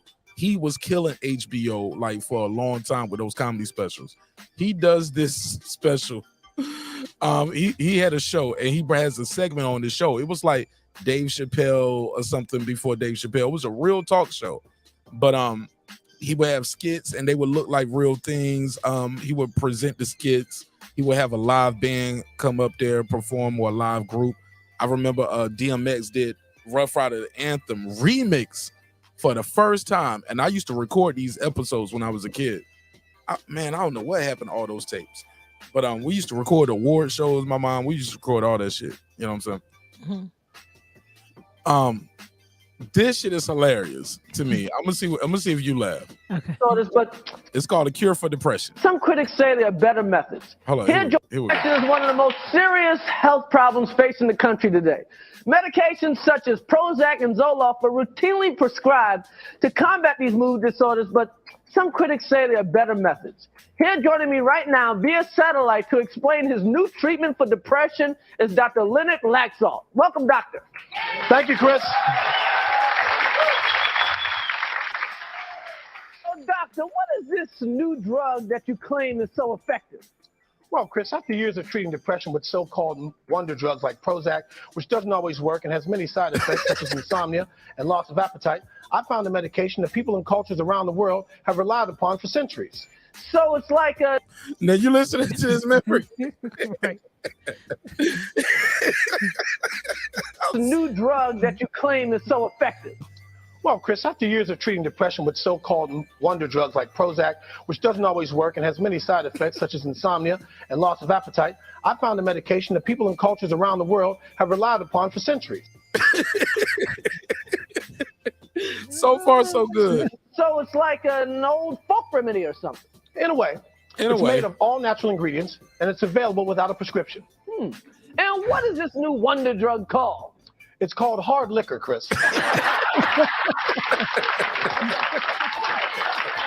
Hard liquor? That's right, Chris. You mean like Jack Daniels or something? Well, it goes by many names, Chris, but hard liquor is its scientific classification. Many names. I've found in my research that a small amount taken once in the morning and once at night will keep the mood elevated all day. Your research, you mean? In the morning and in the evening. Yo, you talk about that shit in your book, yo. Oh my God. It was like, it was the cure. He said a little bit in the morning, a little bit at night. Keep it elevated all day. I bet, nigga, you drunk all day. You are altered. Oh my God. I used to have a family member who used to tell me, oh man, this day too crazy for me to start it sober. I was like, damn, man. Like, damn, man, you drinking already, man. You gonna drink, take a little shot or something before you even eat breakfast? Like, man, this day too crazy for me. I'm like, yo, like, nigga, it's Wednesday. It's the summertime. We just kicking it. You're off for you off for work for 2 weeks. Man, this day gonna get too crazy, man. I was like, it's gonna get crazy because you about to alter the whole fucking day, nigga. You drinking at 10:30. Oh my God. All right, let me play some more of this. This shit is so funny, man. You mean a real clinic let you keep the mood elevated all day? Okay. Your research, you mean a real clinic let you research this? Well, they were skeptical at first, but I was so confident that I used myself as the first guinea pig. And what were your results? I don't remember. You blacked out. Well, there can be side effects, but they're not nearly as bad as most drugs. So what are some of the other side effects? Well, some people do experience nausea and loss of job. My free hangover. Every lost a job because your ass can't make it to work in the morning off that brown. You can't drink no brown at night. Talking about I'm gonna go to work in the morning. Be on time. It's 6:45, and it's an hour drive to get there. Small. That shit coming out your pores. Mm-hmm. Oh my God. I remember I had this one dude at work told me, he said, nigga, I could smell that shit through your pores. Ooh. And I was working around moving some shit. He was like, nigga, and it's mixing with your sweat. It stink. Nigga. I was like, for real? He said, nigga, you smell like a wino. I was like, wino. Yeah, that nigga made me feel so bad. I was like, yo, Christian ass nigga, like you know what I'm saying? He one of the niggas, he doesn't drink at all. So he smelled everything. You know what I'm saying? Mm-hmm. That bitch with the elephant nose. Nigga want to sniff on everybody. I was like, man. But you married a bitch with 5 kids, nigga. Like, you know what I'm saying? 4 baby daddies, 3 or 4 different baby daddies, nigga. I think the last one was yours, and that motherfucker retarded. You know what I'm saying? What up? Fuck that nigga. Fuck Tom.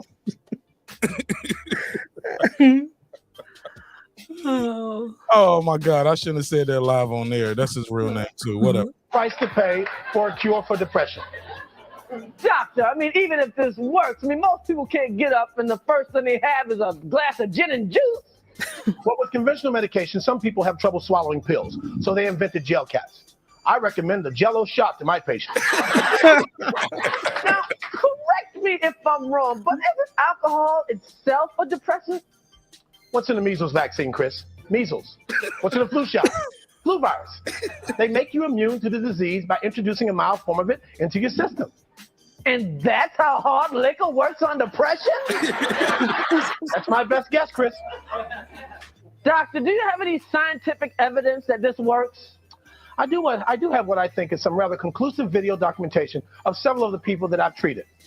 Okay, let's take a look. This is a group of patients before they were on hard liquor. Yo, this have my audience. Yeah, I'm sorry. Y'all ever seen this before? I haven't. This show was not that big, man. It was big for me as a kid. I used to die laughing. My mom was like, you don't even supposed to be watching this, so shut up. I'm like, well, shit, we here. This 1 bedroom has a part. No, but go ahead. So who wants to begin today? How about you, Mrs. Story? Look at Wanda Sykes. Young Wanda Sykes. Anybody? you can see they're very depressed. Here are the same patients after their first dose of hard liquor.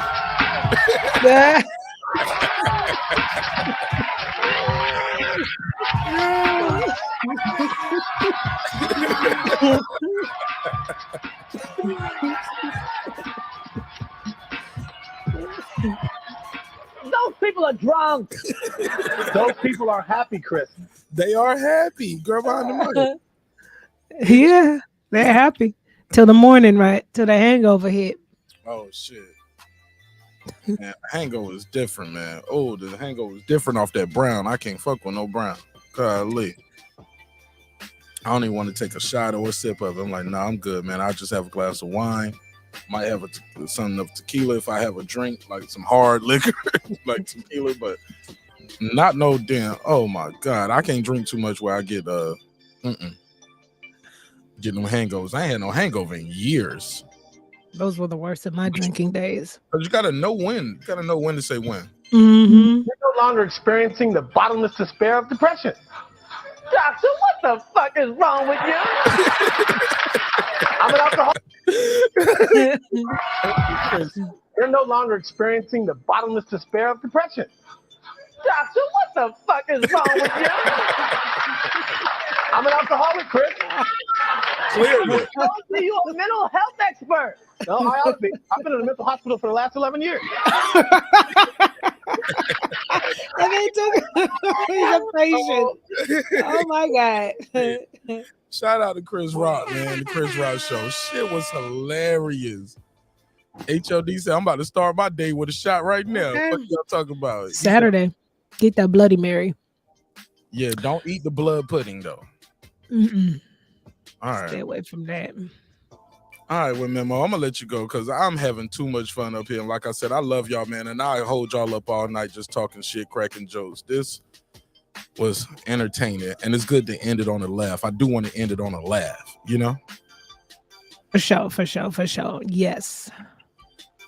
Well, we have solved the problems of the community today, Mark. Did we? One person at a time. Put a case on it. Who problems did we solve, my sister? The baseball players. I think we sent them away with the care package of what to do next. Man, you think that nigga? That nigga drinking right now. He pouring up the next drink. I think he got over that. I think he doesn't think that's the problem. He thinks the girl is the problem, and she can't deal with it. And look, low key, he was like, I want to have sex. She might not want no drunk dick. Right. You think you fucking and pumping and you doing your best work, nigga. You got the mushy banana right now. You know how you get the bananas from the grocery store and it be green. It's like some people don't. Some people like the banana with like still a little green on it. They sell them like that because some people want the firm banana. Some people like the banana with a little yellow on it. Some people want the all the way yellow banana. Some people can't eat those. They were like, man, I need some brown spots on it. You do not have an old lady gummy mouth bitch that wants the banana with the brown spots on it. She needs the dark green banana, my brother. And she don't want no drunk dick from you. You stink, nigga. Nigga smell like pine sol, weed, marijuana, Hennessy, Mad Dog 2020, Sutter's Home. Oh my God. The entire liquor distillery. I don't mean no disrespect. I'm just clowning a little brother. I don't know if you stink. You know what I'm saying? I ain't saying that. But it definitely fucks with your sexual performance. It fucks with is the sex about you? Is it about intimacy? You know, she might want more intimacy and you just making it, you know what I'm saying? You just get one off. And then you done and you pass out and you sleep for hours. Like, you know, she might want more than that. So it is what it is. Mm-hmm. It is what it is. She said, she want green bananas. Right? Okay. Yeah, shut up, man. My wife, hey, look, the banana metaphor actually came from my wife one time. She told me, like, nigga, I don't want no drunk dick, nigga. She gave me the banana metaphor. She was like, you see these? When I buy these green bananas, that is a metaphor how I want my man. I was like, all right. Green bananas. Yeah, whatever. Yeah, it'd be like that. But I think that's what it is. I don't think he accepted the fact that he might be part of the problem. Mm-hmm. You know what I'm saying? And no, he probably trying to call it right now in France. That's crazy. Mm-hmm. That's crazy that's going on. You think that's cap? You believe it? I don't think it's cap. I think it's real. You know, that alcohol bring truth. It's truth serum. Now, if he wasn't drunk, I would have tried to hook him up with my sister. You blew it, homie. Blew it. You blew it. Let me hit the Kenny Porter drop for the nigga who just blew it. Damn, man. I mean, you know, when the guys get to certain levels, they believe they know what they're doing, and they don't necessarily take all the information. So, you know, this is where we at with it, and I had to make that decision. It's an easy decision for me. It's easy. Girl behind the mic, it's easy. It's an easy decision for me. Guys get to a certain level, they think they know what they're doing. He didn't take all the information. He up there, hey, look, he already done flirted with you. See? Like, where you from? And you know what I'm saying? Kuna Matata. You, right. Like, little nigga, listen. 48 years old. Right. Take your 28-year-old somewhere else. Talking about you. Nah, nigga. Nah, we talking about you. Mm-hmm. Look, he had to give you the prerequisites. I got to know where you from. Right. You're about He had to check his boxes. And then once he found out, that nigga voice changed, like, yo, shit, okay. He said, I see what we doing over here, breaking beats tonight. Okay. What's up with this little redhead right here? What we got popping?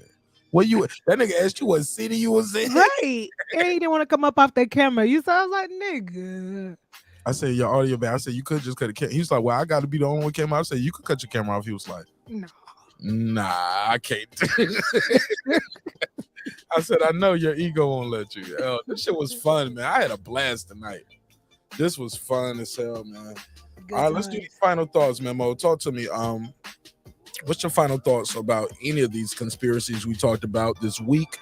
What's your favorite conspiracy this week? What's one that you say, hey, man, next time we do this, Mark, we got to do this one? Because it was a lot that we couldn't squeeze in this week. The Challenger, we didn't do the Challenger. We didn't do, we never really got into, did the CIA kill Tupac? Right. People had talked about that one. We didn't really get into, it was a lot of them we didn't get into. Right. Abraham Lincoln is black, and like some of these, like somebody said J. Edgar Hoover was really mulatto. He was mixed. The first president, they say the very first president ever was a black man. Did you ever hear about that? I heard about that. And he's on the back of the money, and they was like, he's not right there because he's just there. Like, nigga, he's the president. He was the first president, first black president. Yeah, it's so many that we still haven't gotten to. So definitely want to deep dive into a couple more of those. But which one was your favorite this week, and which one do you think we should definitely dive into the next time we go into this area? Oh man, they were all good. Like, honestly, they were all good. I can't pick a favorite out of all of them. They were just all good. But yeah, definitely diving deeper into Tupac, CIA. I would think also of the Buffalo shootings. We don't want no Alex Jones type of stuff going on, but allegedly what took place there in Buffalo, was that a hitman? I don't know. They say there was a black person, the inventor of the damn, was the water car or something? What did he use? Water engine or something like that, that he was the target. And then, you know, even the news themselves, it was suspicious how they were so quick to be at that scene, or something was so contradictory on how they ended up there way before, like, you know, the emergency first responder teams and stuff like that. So I don't know. That one's always interesting as well. Don't know. But yeah. Golly, man, I forgot all about that one. Yeah. Oh, man, I might. But it's a lot. Yeah, it's a lot. But it was once good. a week or once a month. I got to dedicate a day to one of these, like, because people are really interested in these type of topics. So I might dedicate one a week, or I just hate I got to delete the episodes. You get what I'm saying? I want to play the footage and the streams and stuff like that, but I hate I got to delete them from the main channel. But they are on the backup channel for now. Okay. You know what I'm saying? While they there until they tell me I can't do it or take it down. But well, they ain't gonna tell me, they'll just take it down. That's how they work. Absolutely, that works. But yeah, and I think my final closing points as well is just listen. I'm having fun, and I'm gonna plan on having some more fun with these conspiracies. But I just always like to entertain the different realms of possibilities that in this world or in this universe that we live in. And I just also wanted to just be more specific earlier with and because I wanted to say that just to say because I don't want anyone to take home saying that thinking I say J Hud killed her family for a sacrifice. It's entertainment purposes, but it's interesting. But when I wanted to highlight on the agenda, I wanted to just touch on that. When I did say that it's an agenda, when we talk about the young children and the movement of maybe prematurely introducing even just sex ed, right? Even if it's a heterosexual sex ed or if it's, man on man, woman on woman, the introductions that are happening at a very young age in schools. I wanted to say a little bit more about that when I said that I feel like it's an agenda. And the reason why I feel it's an agenda specifically is that if it wasn't a thing, then it wouldn't be a thing. Most of us that have existed in heterosexual spaces don't go around enunciating and pronouncing that, hey, look at me, I'm a heterosexual woman, and we're not promoting heterosexual straight sex and all this other stuff. We're not doing that. So that's why sometimes I lean into the fact that it is an agenda because it's just outward and it's in the face. I don't care what people do with their lives, but I feel like at any point in time when you're being pumped with information that doesn't cater to you, then it becomes more of an agenda-ish. I had to put my disclaimer out there because I see they're coming for J.K. Rowling and her books. But I don't know about that. This is the LGBTQ community. Some people, I guess, didn't like how she responded to something. It was on Twitter. Let me look this up. What J.K. Rowling doing? And so they're calling her. It's been a while. They're calling her transphobic. But listen, sis is already a billionaire. It's okay. She said, "I cashed in. I don't care what y'all do." What did she say though? He's accusing her of saying transphobic statements, but when I read it on Twitter, it wasn't. I forgot what it was like. I'm gonna look it up. Somebody got it right here on Twitter. It was a statement that was really blanketed. It wasn't a specific attack, but that's the thing with words. People can take them out of context and whatnot. Last Friday, my family address was post. Okay, she talking about people don't put our family address out there who took pictures of themselves in front of our house, carefully positioning themselves to ensure our address was visible. Okay, what did she say though? Okay, J.K. Rowling transphobic statement. Trans culture is seeing the beloved author. Okay, okay, let me see. Let me just scroll to this. I gotta know this. I heard something about this one time. Okay. J.K. Rowling. Somebody tweeted President Trump dedicated to putting radical Muslims in graves, whereas President Obama dedicated to putting men in ladies' rooms. Hashtag MAGA. She replied, truly, whom amongst us can forget Trump ordering the killing of bin Laden or Obama bragging about barging in on naked beauty contestants? I'm confused. That's the tweet. Yeah, it was like an irrelevant, I guess it was relevant to people, but it wasn't like a direct attack. I think people took it out of context and started calling her like transphobic or something like that. But listen, you can't cancel her. She's already cashed in. And it's a very small community, of people that are expressing that concern. She's being facetious when she says this. She said, because she's like, truly, who amongst us can't forget Trump ordering the killing of bin Laden? Because she's been facetious, because that was Obama who did that. Right. Said, or Obama bragging about barging on naked beauty contestants. That was Trump. She's been facetious. Mm-hmm. They tried to cancel her for this? People, Weird. Right. But yeah, no, I'm looking forward to the next conspiracies to learn. But y'all guard your energy. Just don't let anybody and everybody in your space. Don't do that. And don't get initiated. And what's that lady name? What's this painter? Don't let her do your music video. Marina Ambrovic. I don't know this lady, Serbian lady's name. Marina. Don't let Marina. This nigga came back for his final thoughts. Final thoughts, right on time, brother. Oh man, yo, you know Cooley what I'm saying? what's your final thoughts, bro? It's already late, but like you shutting this shit down? We're shutting it down. Cooley can. If you were sober, my brother, I'll hook you up with my sister. She's 33 years old. Fine. She's a director. She's doing well. She got a good head on her shoulders. She lives in San Diego, takes care of herself. But this is where you at. Stop But this is where you at. Stop it. No, I'm just being real. I'm in North Carolina, but yo, stop. So that's you want to do fonts, right? So she's in San Diego, and my sister travels all the time. She's always going somewhere. North Carolina ain't a thing for her, but you out here on that bottle, brother. You know what I'm saying?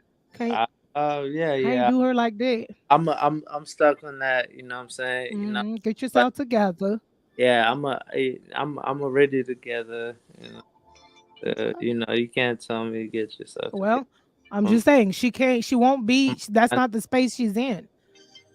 You said what? She's not in that. She won't be in the space like the alcohol and stuff like that. Well, it was. But just, she's a beautiful soul. It was just like my, you know, what I'm saying, my last. You know. Yeah, that's why I say too bad, so sad. I could have hooked you up with my sister, but I can't. Oh yeah. I'm okay on that. You know. You know. Cause the only reason I say like I'm okay on that is that, you know what I'm saying, it's gonna be the same thing, you know, and all, you know what I'm saying, I want somebody that's gonna love me for who I am, right? My money is good, and you know what I'm saying, I'm never slacking on the money. I'm never slacking on the PUSSY. Hold on, you got that? That's weird. How you get that? How you slacking on that? I'm never slacking on that. I'm never slacking on that. Like, yo, I'm going for the groceries. I'm going for the, you know what I'm saying? Yes, I do. I'm going shopping. I'm going shopping. You know? And then even if though about that, yo, I got the Wakanda. Yo, my man. You Like, got wait, what? Next. You got the whole country with you? You got to admit, bro, what are we talking about here? I got lost in conversation. My bad, bro. What is Wakanda? What does that mean? You got the Wakanda? What you said what Kevin on say? That nigga said Wakanda. Yo, Wakanda. Yeah, that's the country where the Black Panthers from. You got, but yes, the Mutombo. I got put in a plain Jane. I got the Mutombo. I put the Mutombo. I go for groceries. I spend, you know, and then what else? What I gotta do next, man? Sober up. How about to say drink water? I was drinking water the whole time. I was. Yeah. I was. This I ain't just water, definitely was, man. Bro, you know, you do not sound like a nigga and then like, you know, me being from Zimbabwe. You from Zimbabwe now? Oh yeah, I am. I thought you said Senegal. Nah, I'm from Zimbabwe. These niggas. Hold up. Yeah. Now you're missing out on your Zimbabwean princess because you're out here and ain't trying to put the bottle down. Hold up. Yo, listen. Me from Zimbabwe. Over. You know what I'm saying? With the Mutombo. This nigga fabricate. With the bent corner. You know what I'm saying? It's like y'all need to worship him. We don't believe you. You need more people. Yeah, man. We need somebody Nigga sold us a story. You better make sure you subscribe to this channel because you sold us a story. Oh yeah, man. I did. You know what I'm saying? You know, Subscribe you and know hit what I'm that saying? super chat. It's like, you know, the craziest part is like, you know, how you heard everything that I said, and then you caught it off the top, and then my, you know what I'm saying, and then say Oh, like, it sounded like struggle, Shauna. I didn't know. Some people know how to speak some Shauna, so I don't know. urundu zauti wausina kunzwisisa. No, I understood you, but the words were just, you know, here and there, so I didn't know. Una uzati kuti uda kushamizira shamwari yako. My sister. Ndonzwisa and ndonzwa kuti munhu wako but asida kukunyenga. That's fine. But He dropped for real. That's how drunk people talk. It's more natural for him to talk in his native language, and he just having whole. Now that he said he from Zimbabwe, he just going in with the language, ain't he? In with it. Yeah, because that's what he really is. He don't got drunk enough where he can really be himself. But I don't understand the language, Cooley Chan. So like, girl behind the mic, I need a translation. What's going on here? Okay.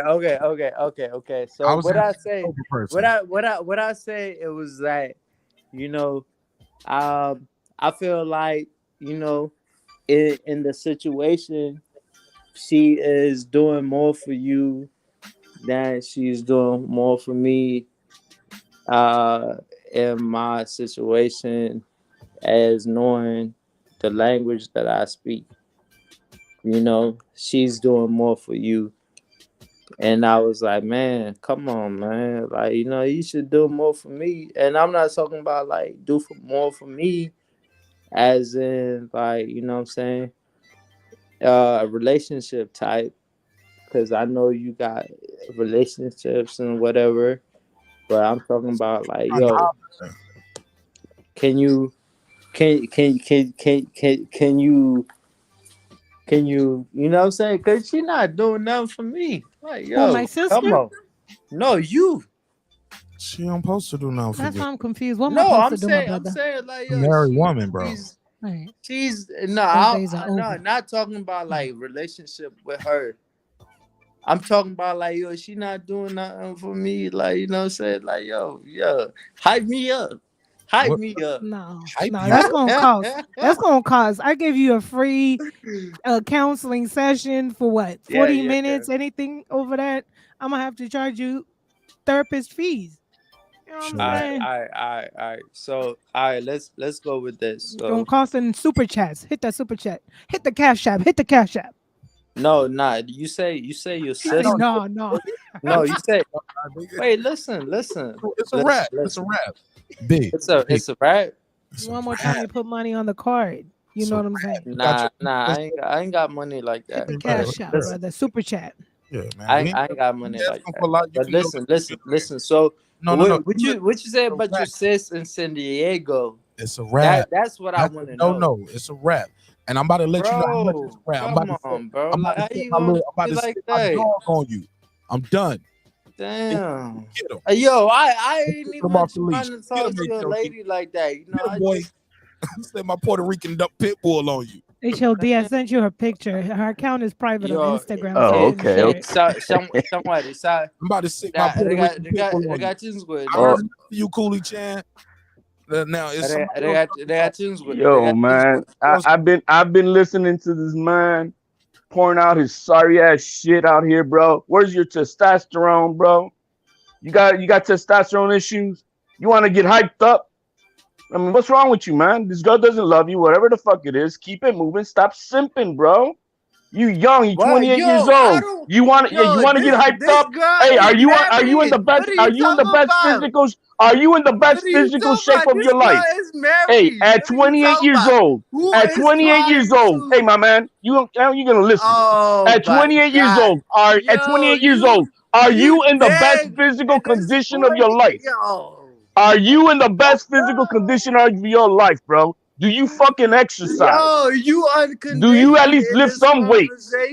Yo, my man, you over here simping, bro, crying and shit. 28 years old. You know what type of a man I fucking was, bro? Tell me how am I simping? Bro, you over here crying. This woman came from 20 hours across overseas to just play your ass, and you over here crying. Bro, you sound like a sorry ass. You sound sorry, man. Oh, wait, shit. You sound sorry, and you over here drunk. So I wonder how you play with her, bro. What do that? How do you play with her? I'm sorry. You drunk over here dropping like you've been dropping your phone and shit. Hey, yo. You sound like you in the fucking back page or back. Yeah, I'm on the back page with your girl from France. Broke ass nigga. With your girl from France. Because she don't want no crybaby. She want a man. Wait. She don't want a drunk fool who's crying about shit. Nigga. Nah, bro. You over here simping too hard, my man. You crying. You ask the girl behind the mic to hype you up. Well, I'm here to hype your punk ass up, bro. Stop being a little bitch, bro. Show me. Let's make it happen, bro. You broke, nigga. You broke. What? You broke? You got no girl, man. What? You got money? And so hold on. You got money and you got no girl, and you crying. I'm trying to end this shit. You got money and you got no girl. How sorry ass are you? Oh, you make good money and you got no woman. How sorry ass are you, bro? Oh, okay, go. Stop crying, bro. Show me your face, nigga. Stop crying. Show me your face. Show me what you're doing in life. Stop crying, man. Move that. What's your grind like? What's your money like? What's your money like, nigga? What's your money like? My money like I got some pussy last night. Did you get pussy? Nigga? Yeah, I show you get better, pussy? Nigga. I show you better, nigga. You got pussy last night? You better, nigga. Did you get pussy last night? Yo. You over here dripping like a pussy on this show, bro. Stop it. Your refrigerator. Wait, yeah, go pull out your TV dinners, bro, because you probably don't even know how to cook these shit. Oh, wait. Go pull out your TV dinners, bro. You can't even cook a meal for a woman. I cook like this, nigga. I cook like this. Bro, that's why you lonely. I do. Wait. Yo, go get that bottle, man. Jack Daniel's gonna be your husband, bro.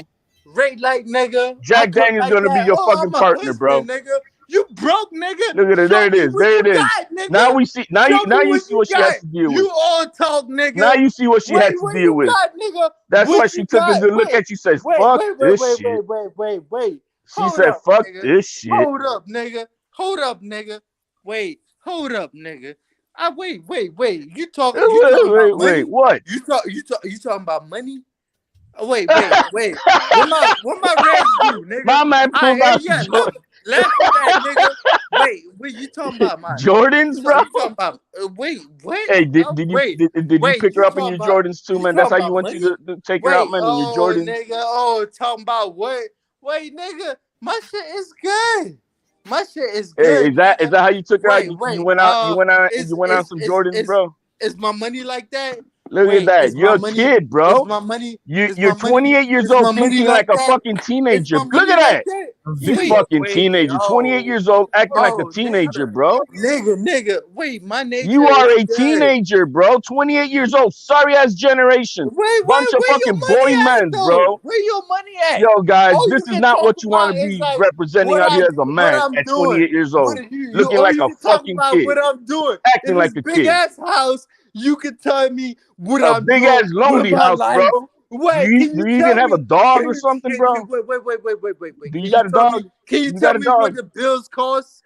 You got a dog? Can you tell me what the bills cost for me to be doing what I'm doing right now? I don't know what the fuck you're doing though. Can you what you doing, bro? You're showing me your old ass sneakers, bro. Wait, hold on. Bro, we don't know that shit. That could be your girl house. This is me. This is my money.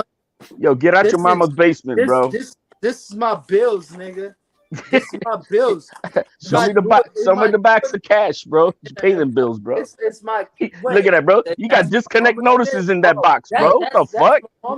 You got disconnect notices in that box. That's my mama shit. Look at this house, bro. That's my mama. Yo, pick up them underwears, bro. What the fuck? That's my mama shit, right? Yo, that's who shit. Oh shit. Okay. Oh, I'm done with you. Oh wait, that's my mama shit. Oh nigga, You done. You cook, nigga. Tell me what you doing for your life before you trying to tell me what I'm doing for my life, nigga. Well, Fuck you did. You told us what you was doing, though. You did tell us you had a problem No, with alcohol. no, the other nigga that was talking that shit.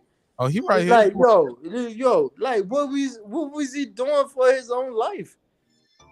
What is he doing for his own life? Like, yo, like, that's my mama shit. That's my mama shit, yeah. Like, yo, that's my mama shit. And my mom's gonna come to the crib and she's gonna be like, yo, that's okay. Clean your motherfucking house, bro. Like, that's my underwear or my shoes, right? Ew. And that's okay, right? Ew. Okay. Girl behind the mic was trying to pass off her sister to this shit. Maybe that's why the girl left you, bro. Maybe Shit, she walked in and she said, hell no. Crazy. Hell no. Crazy, HD. You fucking lost, nigga. Show me a picture. Show me something. Show me something. Show me something, Bro. HD. Hey, man, God was watching over that woman.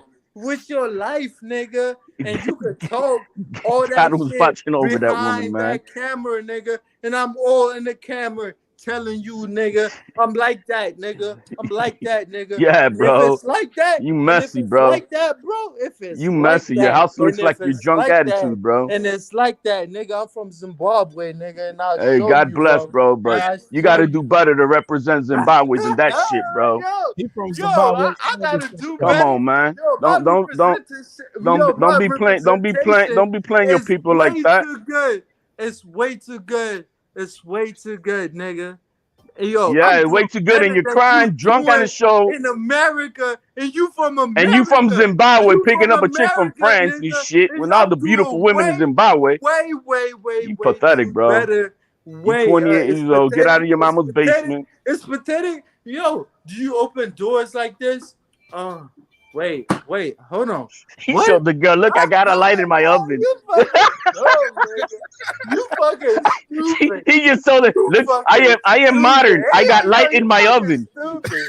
You fucking stupid. Yo, unless you can show me, if you can rebuttal that shit, nigga, you fucking stupid. You can laugh all you want. You just broke. And that's what it is. You just broke, nigga. And that's what it is, bro. And yo, I'm gonna let that shit rest. Oh shit, man. My man. You need to look, Coolie Khan, bro. My man, you gotta really grow up, man. You gotta hang out around real men. My man, shut the fuck up and listen, my man. Get your money up. And that's bro, you think this is a comparison game? You see, that's your problem. You live your life on a comparison status, bro. Who gives a fuck what anybody else has got? Who gives a fuck what you got? Are you admitting that you broke? Yeah, I'm broke, bro. I'm broke. So, I'm broke. But I got pussy. I'm broke and I got pussy. So what does that mean? Money than you. Hey, so what that mean? I ain't never pulled up on Breaking Beats and said my girl left. So what that mean? Shit. So what that mean? So what that mean, HD? That you're a sorry ass motherfucker, man. That's what it is. Well, shit, I'm sorry. You're pathetic. You're pathetic as a man. You're 28 years old. I'm sorry. I'm sorry. No, American life. Coolie Chan. I disagree with him. I don't think you're sorry and none of that. I think you, like many of us, are a work in progress, and God is not done with you. Just like God ain't done with me yet, nor HOD, girl behind the mic. Nobody's beyond reproach. You just got some things you got to work on, and you're gonna work on them. You know what I'm saying? You're human, bro, and you're young. So sky's the limit for you. You seem like you're doing pretty well for yourself now, very young age, as far as financial. But like you said, man, you want more than just the finances, right? You want somebody to share it with, right? You don't have any children, right? Or no? You got any kids? I got no kids. Yeah, man, you want to have kids one day. You want to pass that down to them. You want to experience, share the wealth with, just like you. And this year is gonna go better, this shit. You know what I'm saying, Nick? This year is about to go crazy. Like I'm telling you, you know what I'm saying. I look forward to seeing it. Last year was so good. This year is about to go crazy. Look, it's about growth too, though, right? At the same time that I'm calling you right now, yeah. And this is, you know what I'm saying.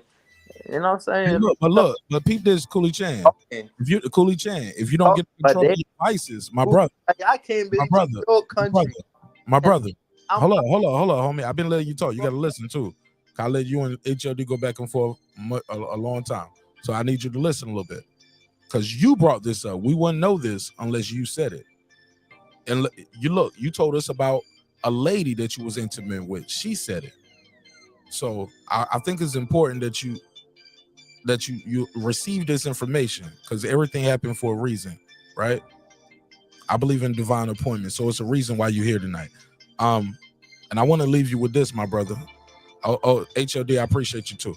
But Cooley Chan, I need you to hear this. He's still talking. He ain't even listening. Is he talking? Is you listening? Cooley Chan, can you hear me? I'm listening. Listen to me, bro. Like, this is important. This ain't about nothing for nobody but you. If you can receive it, you can receive it. If not, throw it away. You clearly have greatness within you, my brother. I wish you nothing but health and more wealth and prosperity. But for me, it seems like for a young man to have so much of worldly possessions, it seems like something is still missing for you. You know, and I believe you know what that is. It's things you want to work on. You're going to work on them. I believe in it. You know what I'm saying? Because you can have all of that and it can be gone tomorrow. You can lose it in a DUI. Just say, I'm just going to the store real quick. Just make it to the store real quick. I'll be right back. You could be all the way in the right. Somebody can hit your car, but you the drunk one, and everything can change. You know, hold up, bro. Hold up. Yeah, my saying 2018, I lost it in a DUI, and you know what I'm saying, I had the DUI. Not surprised. You know what I'm saying? And you know. Yeah, I'm not surprised, my brother. I just got, you know what I'm saying? I just bought a car, like, you know what I'm saying? And I'm just waiting till the 28th so I can drive it. Bro, look, it's all good, my brother. Look, I didn't even need you to tell me that for either to know it happened or it's about to happen, just by talking to you tonight. And it's all good. Like, you're in a good space right here with good people that care about you over here, man. And I don't want to wish nothing bad on you. HLD is just trying to do some tough love. But I'm gonna tell you like this, man. You got to get a handle on that shit, man, because it'll push people away. FOHD. Yeah, man, it's all good, man. It's all good. Yeah, man. But yeah, man, I wish you nothing but the best, my brother. You got anything else you want to say? HLD, you got some final thoughts for this young brother before I let him go? Memory or not, we gonna end this shit. Cooley Khan, man. Exactly what Mark is saying. Well, I'm trying to give you some tough love, but you need to get out of this space. That's what you're at. You need to get your shit disciplined and together. Structuralize your life. Right now, you're 28 years old. You seem that you're doing well, but you seem that like you're lonely as fuck. You're missing the love of your life. You're missing that companionship that's going to share your wealth with. Now, you're doing all this other shit, but you're not doing the things that are right to make that happen. You got to get in line. You got to stop that drinking shit. Yo, you're 28 years old. You should be hitting the gym at this hour right now, like I'm about to do when I hang up here. You need to be trying to get some, get your workout and be in the best physical shape. Get your mind right. Structure your day the way it's supposed to be. Yeah, you're 28 years old. Hey, it's cool to have your Jordans and shit. But yo, man, get your wardrobe picked up a bit. More of a manhood type of shit. And start acting like a man. Not like an 18-year-old, man. Not like an 18-year-old. Oh, you about to show me your six-pack or something, bro? You got a six-pack? You're always tripping. That's all, man. That's all I got for you, man. All you got to do is do that. Be aware of yourself. Treat the other woman that you're trying to meet like the queen she is. It's not about yourself. It's not about that she had to give you all the sex you ever wanted, but were you treating her the way she wanted to have that sex? You see what I mean? You got to get your shit together. So you need to really think about how you plan your life and how you walk in life, and then maybe you could get things better, because it seems like, yeah, you might be financially okay, which is great, but now you got to get yourself together, the inner person of Cooley Khan together. Be a man, not a boy. You're not 18 years old. You're not in high school. Right. That's it for me. Shout out. Wait. Can I say? Yeah. I appreciate it. Shout out to my brother HLD, the avatar with all the answers. And I'm a troll. You know what I'm saying? Appreciate it. Go ahead, man. We got to end this shit, man. this shit. We got Wait, yo, you know what I'm saying? Wait, is that me? Am I talking? You talking, bro? Yeah, you can't hear Okay. yourself. All right. Yeah, you All right. talking. So, I can end it on that, but the only thing that I could say is that I can't respect nobody. Maybe I'm wrong. Maybe I'm wrong. I can't respect nobody trying to tell me what to do, and they haven't been on those levels. It's like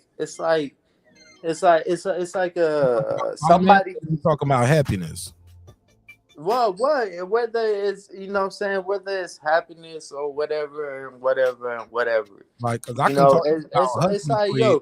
The only girls that HD got is the only girls that HD got.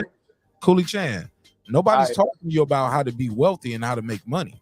No. The only girls that HD got. I'm talking about HD. Hold on. now. He's gone. We're done with that. He gone. We're done with that. We're talking. What can I? You girl say behind the mic my can- final synthesis. Bro, I said that a long time ago. Girl behind the mic can talk to you about struggles with alcoholism because she's been there. She's dealt Well, with he said my problem is that and this, and I was like, yo, your problem is this and this.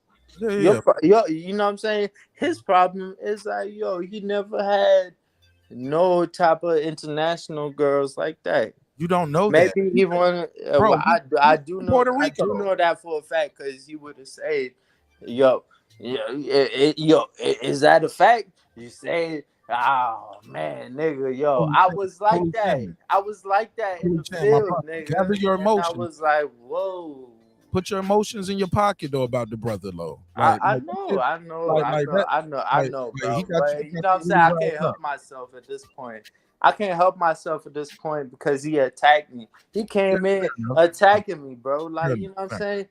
He came in attacking me, bro. Like, it was just an attack and an assault. We good. And then he was like, yo, Cooley, you like this and you like that. And I'm like, yo, bro, like, you don't know the situation. You don't know what happened. I'm trying to explain. And then he was like, yo, maybe you want to drop the drink. Cooley Chan, listen. All right, let me listen. Understand this, my brother. Understand this and hear me well.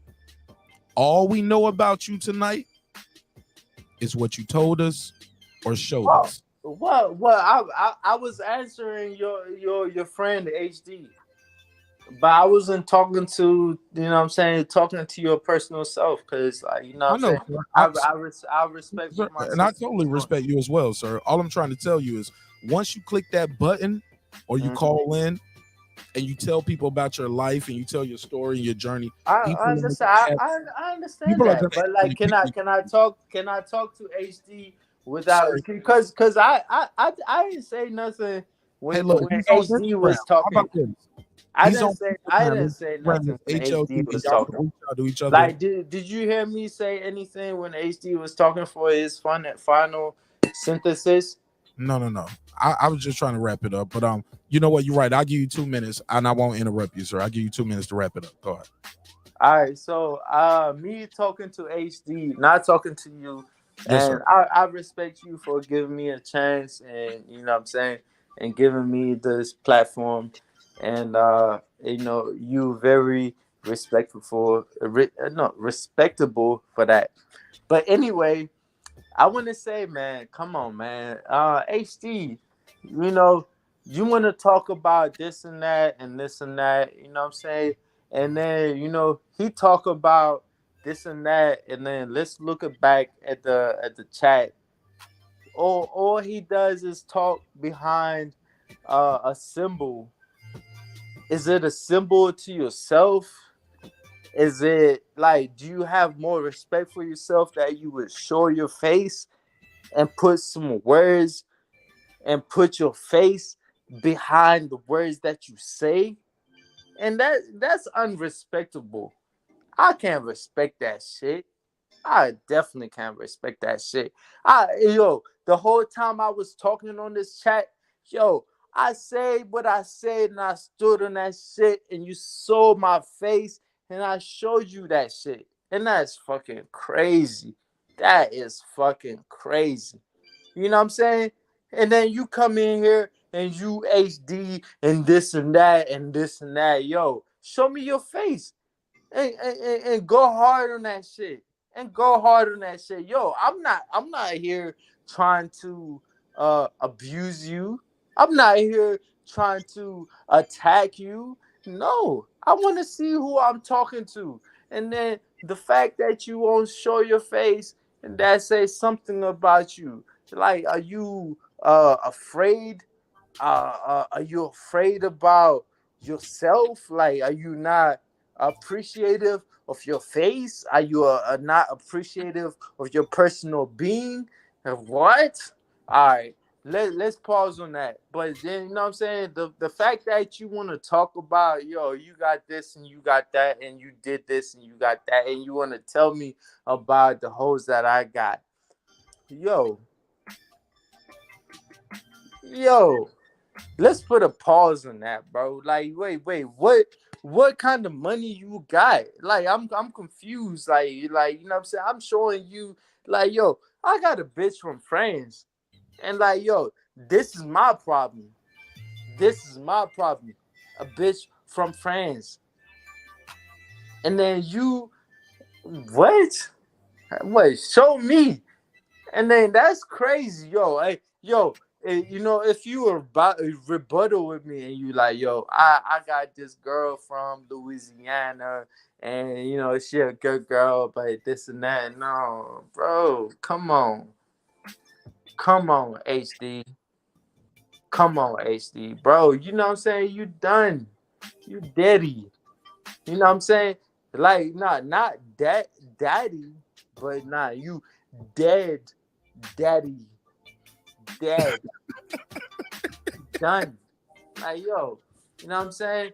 You should go get more money with your life, nigga, before you start talking with real niggas. All right. Well, that's your final thoughts, man. Thank you so much, Cooley Chan. Hey, Cooley Chan, don't be a stranger, man. I love to see you before you have your first drink in the morning, man, and see how you sound and see how we vibe. You sound like you're a cool ass brother, man, and I appreciate you supporting the show. Thank you for providing us with this entertainment. If you want to check the playback of this episode, type in YouTube, go to Mark Nash Live. That's where you're going to be able to find the replay of this episode. This was super dope. Thank you, Cooley Chan. Do you have a IG, social media, Twitter, Facebook, YouTube, anything you want to plug and promote before I let you go, sir? Oh, man, you know what I'm saying? I got this one song on the line, but you know what I'm saying? I ain't gonna put it out this one time. Yeah. I put out some songs and stuff. Yeah, I do. But like, you know, stop the beat. Wait, you gonna play it on live though? You about to do it right now. Let's hear it, son. Give me a verse. Let's hear it. All right. First days first, I'ma get the cash. Roleos first, never going last. I was really broke. I was really hurt. And no, in my mind, one thing is for certain. I'ma make it straight. I'ma make it flip. Rubber band man, she gonna be on my tip. Yeah, king of the South. Hopped off the porch. Right, shit, I don't know. Shit, you know what I'm saying? You know what I'm saying? But you know what I'm saying? I'll be fucking around like that. What up? Okay. Nigga talking that money talk. Okay. Let me hear the second verse. Go ahead. Let me hear one more. Go ahead. It was fire.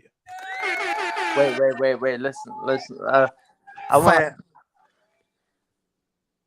my own wave on touch like a demon, like a Hellcat. Say wait, nah. I got it like that. Harlem Hospital giving bags out. Wait. Listen. All right. Yo, I'm gonna go Leave like a little different. Like, you know what I'm saying? Leave with your hands. Harlem Hospital giving beds out. Go ahead. Let's go. Say that you gonna ride for me. Say that you gonna die for me. Say that you gonna ride for me. Say that you gonna die for me. I lost it. Yo, listen, man. Come on, man. Yo, I got this shit. I got this shit. I got this shit on play, bro. Like, tell me that shit out your pocket, man. Nah, listen. I got this shit on play.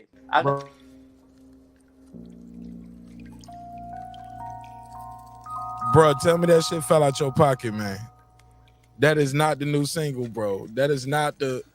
Tell me you go. No, you ain't the rapper turned singer. On fire for me. Wait. Should I look it up and then play it for you, or like, can you look it up and then play it? I think we all right. I think we heard enough of it. Oh man, come on, man. Yeah, you trying to play me right now? Nah, I'm just saying. Hell, he can. You know, Mark Nash does music. Oh yeah. Yeah. That's my yo. Yeah, Mark Nash does music. So come back to the channel and link up. Mark Nash does music. He makes music. He's got albums out here. I'm playing a single in the background on live without my permission. Go ahead. Get your bars off, girl, behind the mic. Oh no, that's it. I was just doing a Mark Nash.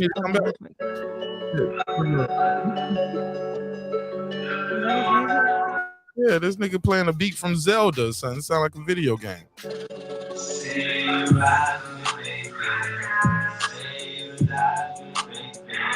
I know it. It sounded just like I thought it was gonna sound. I heard it. All right, memory. Yeah, buddy. He look at him. He ain't even looking at the phone. He ain't even listening. He just. Yeah, it sounded exactly how I thought it was gonna sound. It sounded like that nigga on Lane and everything. Let me get on the show. All right. Wow. I knew it was gonna sound just like this. Yeah, it sounded like Promethazine Entertainment. Sponsored by Promethazine. Yeah, styrofoam cup music, nigga. Coming to a CD player near you. I'm like, nigga, my car ain't even got no CD player. That nigga still selling CDs with that shit right there. He taking over for the 99-2000. All right. 2000. I said you gonna die for me, baby. Said you gonna ride for me. Hey, if you don't get that Ja Rule knockoff shit, that value brand Ja Rule shit. Great value ass shit. All right, Memo, close it out, baby girl. Thank you so much, man. That's it, man. Excited for the next conspiracies. Shit, man. You killed it. You killed this shit, man. I know you was like coming out of your shell more with it, and that's why I kept trying to throw you the mic and pass you the mic. And when you and old boy was building, beautiful. I'm gonna send him an invoice. Oh yeah, beautiful work though. I was like, oh, my girl up here. What up? Look at my girl hosting this shit. She talking to stranger. Right, stranger danger. All right, sis. This nigga don't beam back in again. I'm gonna let you go before he pull back up. All right. Get some more off. Put your link tree in the chat for me. Okay. All right, peace. Say yo for me, baby. Damn, yo, you say you was gonna let me. I told you to rap it. Rap it. No, you said you was gonna let me get in the game. No, I didn't. No, I didn't say you gonna play your music on my show. I did not say that. I told you to rap it. I stopped the music. Man, I was like, yo, just look it up when you think. Sir, I let you rap once, and then I let you do another song. I did not agree to premiere your single on my show. Did not agree to that. It's a small fee. You got to pay for that. But you'll get your money's worth. We'll set the whole thing up. But yeah, I don't do that for free anymore. Yo, I'll be back. Boy, homie. I'll be back though. All right, man. Don't be a stranger. All right. All right. Yo, I'm gonna save this though. Save what? Like your channel and shit. So go on, click subscribe. When you live and stuff, so I could. Yeah. I can't come on like that. You know what I'm saying? Yeah, we go live damn near every day, man. We out here. We working. Yeah, true that. All right, man. Peace. Have a good night, man. Drink some water, nigga. Drink some water, eat some bread. Get your ass up out here, nigga. This was fun. Shout out to my sister girl behind the mic. Check out her link tree, man. She got a dope ass channel. She's an author. She got a lot of shit going on that we got to support, man. I need y'all to support it, man. If y'all support me, y'all should be clicking that link tree. Her subscribers should be going up. Leave her a comment. Her views should be going up. Y'all rock with me, rock with girl behind the mic. Simple as that. You heard? All right, man. Love y'all. Hope you love yourself. If not, guess what? God loves you. So does Martin Ash in the neighborhood. Let me do this quick neighbors only roll call. And we're going to end this one. This was eventful, to say the least, right, ladies and gentlemen? Wow. All right. And it go a little something like this. Boom, boom, boom. As always, like I say, man, this is it's a beautiful thing we got going over here. I couldn't do the show without the neighbors, the members. Keep the lights on. Appreciate it. Let's do it like this. Shout out to Food Revolution. C Jones 0224. Sweaty Teddy. That guy Clips 330. KP from KC5. Adam Kelly. KP. T. Matt Wade. Kevin Brower. Porto. Wanda Villa. DJ. Karma Serene. Kansas City Mac. Ill Status Boxing. Ace Retro. Tank the Sweet Signs Examiner. Beyond and Above Media. Pittsburgh T. Juan Epoxy Magic. SF City Slicker. I Know Boxing. Stephen Bateman all the way in Australia. Boxing Lounge. It's Mex. Mike from Boston. Rider of the Storm. Hitter There. Miss Queen Sunkiss. Taylor Bell. Matty Yoel. Cliff Bailey. Con Shonery. Lisa Bell. She never fails. Cooking with the Champ. On the mic with Terrence Bailey Sr. True Media Today USA Boxing. That's my guy Coach Malachi Williams. H.L. Deasy. Cooking with Sir Senior. Brandon Washington. Born Supreme. Lady Shan Dundam season. My UK girl all the way in London town. Dub Right Side. D Bevel the Champ. And of course the big fish himself, my good brother Derek Lincoln. Wrong button. Damn, wrong button. What up, gangsta? There we go. Shit, I'm tired too. All right, this was fun. This was fun. Hey man, look, respect is free. Disrespect can cost you everything: your family, your freedom, your finances, most importantly, your life. So let's show each other respect. Let's show each other love. It's been a fun week over here doing these conspiracy theories and things like that. Truly hope you guys enjoyed the backup page. Make sure y'all subscribe to the backup channel. There's no reason we shouldn't already have that up where we need to be. All right. So make sure y'all subscribe to the backup channel. Check out the playback. Leave a comment over there. Let me know you over there. Because one day they're going to take this main channel from us. So we're going to have somewhere else to go. So make sure you're in the loop when it happens, because it can happen at any moment when we're doing topics like this. That's why I'm going to delete this shit, and I'll leave it on the backup channel for now until they come get me over there, till we build that one up as well. So go to Mark Nash Live. I think I'm going to start another channel. I'm going to call it Mark Nash Clips, and it'll just be clips of the show. You know what I'm saying? Segments of the show, like, even old boy, that shit was hilarious tonight. He was funny as hell. So shit like that to be up there. But I'm thinking about setting up a third channel. Y'all think I should set up a third channel with just the clips, or like, nah, this is enough? I don't know. Y'all let me know what y'all think. All right. As always, man, remember, dreams require sleep. Goals require effort. Go out there and get some sleep, man. Get up in the morning, achieve your goals. And this nigga don't click the link again. Cooley Chan, what's up? Cooley Chan, you pulled up, bro. Hello? You know you clicked the link, right? Your mic is muted. Oh, I would say, wait, am I on the same chat, or like was I on the other chat? You live on air again. Whatever you click the link. You trying to holler at me after the show real quick or something? No. I ain't trying to holler at you, bro. Like it ain't like that. I'm really trying to know what your wife is saying about her cousin. That wasn't my wife. So that's why I'm coming back. Hold on, homie. That's not my wife. Oh, it's not your wife? No, she's not my wife. Wait, the other lady, like, you know, no, like no. In the episode. Wait, yo, she Yo, you gotta make another episode because, like, you know what I'm saying? I gotta do it because I gotta do what? Like, make another episode because, like, yo, she made it seem like, yo, that was your wife. Every day, bro. You said you was gonna subscribe so you can make sure you're in the loop. Yeah. You know, not her, but you know what I'm saying? She said a cousin, and I was like, ooh. Okay. You know what I'm saying? All right. She would talk my language and stuff, you know what I'm saying? All right. Well, it's Breaking Beats where we break down business, entertainment, art, technology, sports, anything else you and I feel like talking about. It's a hip-hop political sports show with a comedy twist.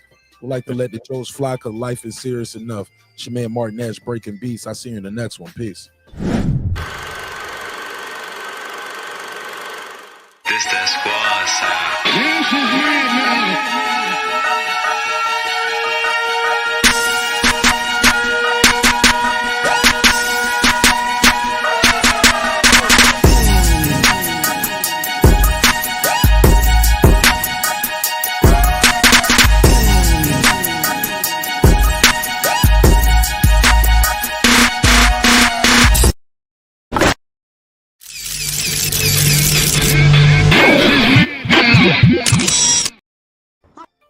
I built this shit.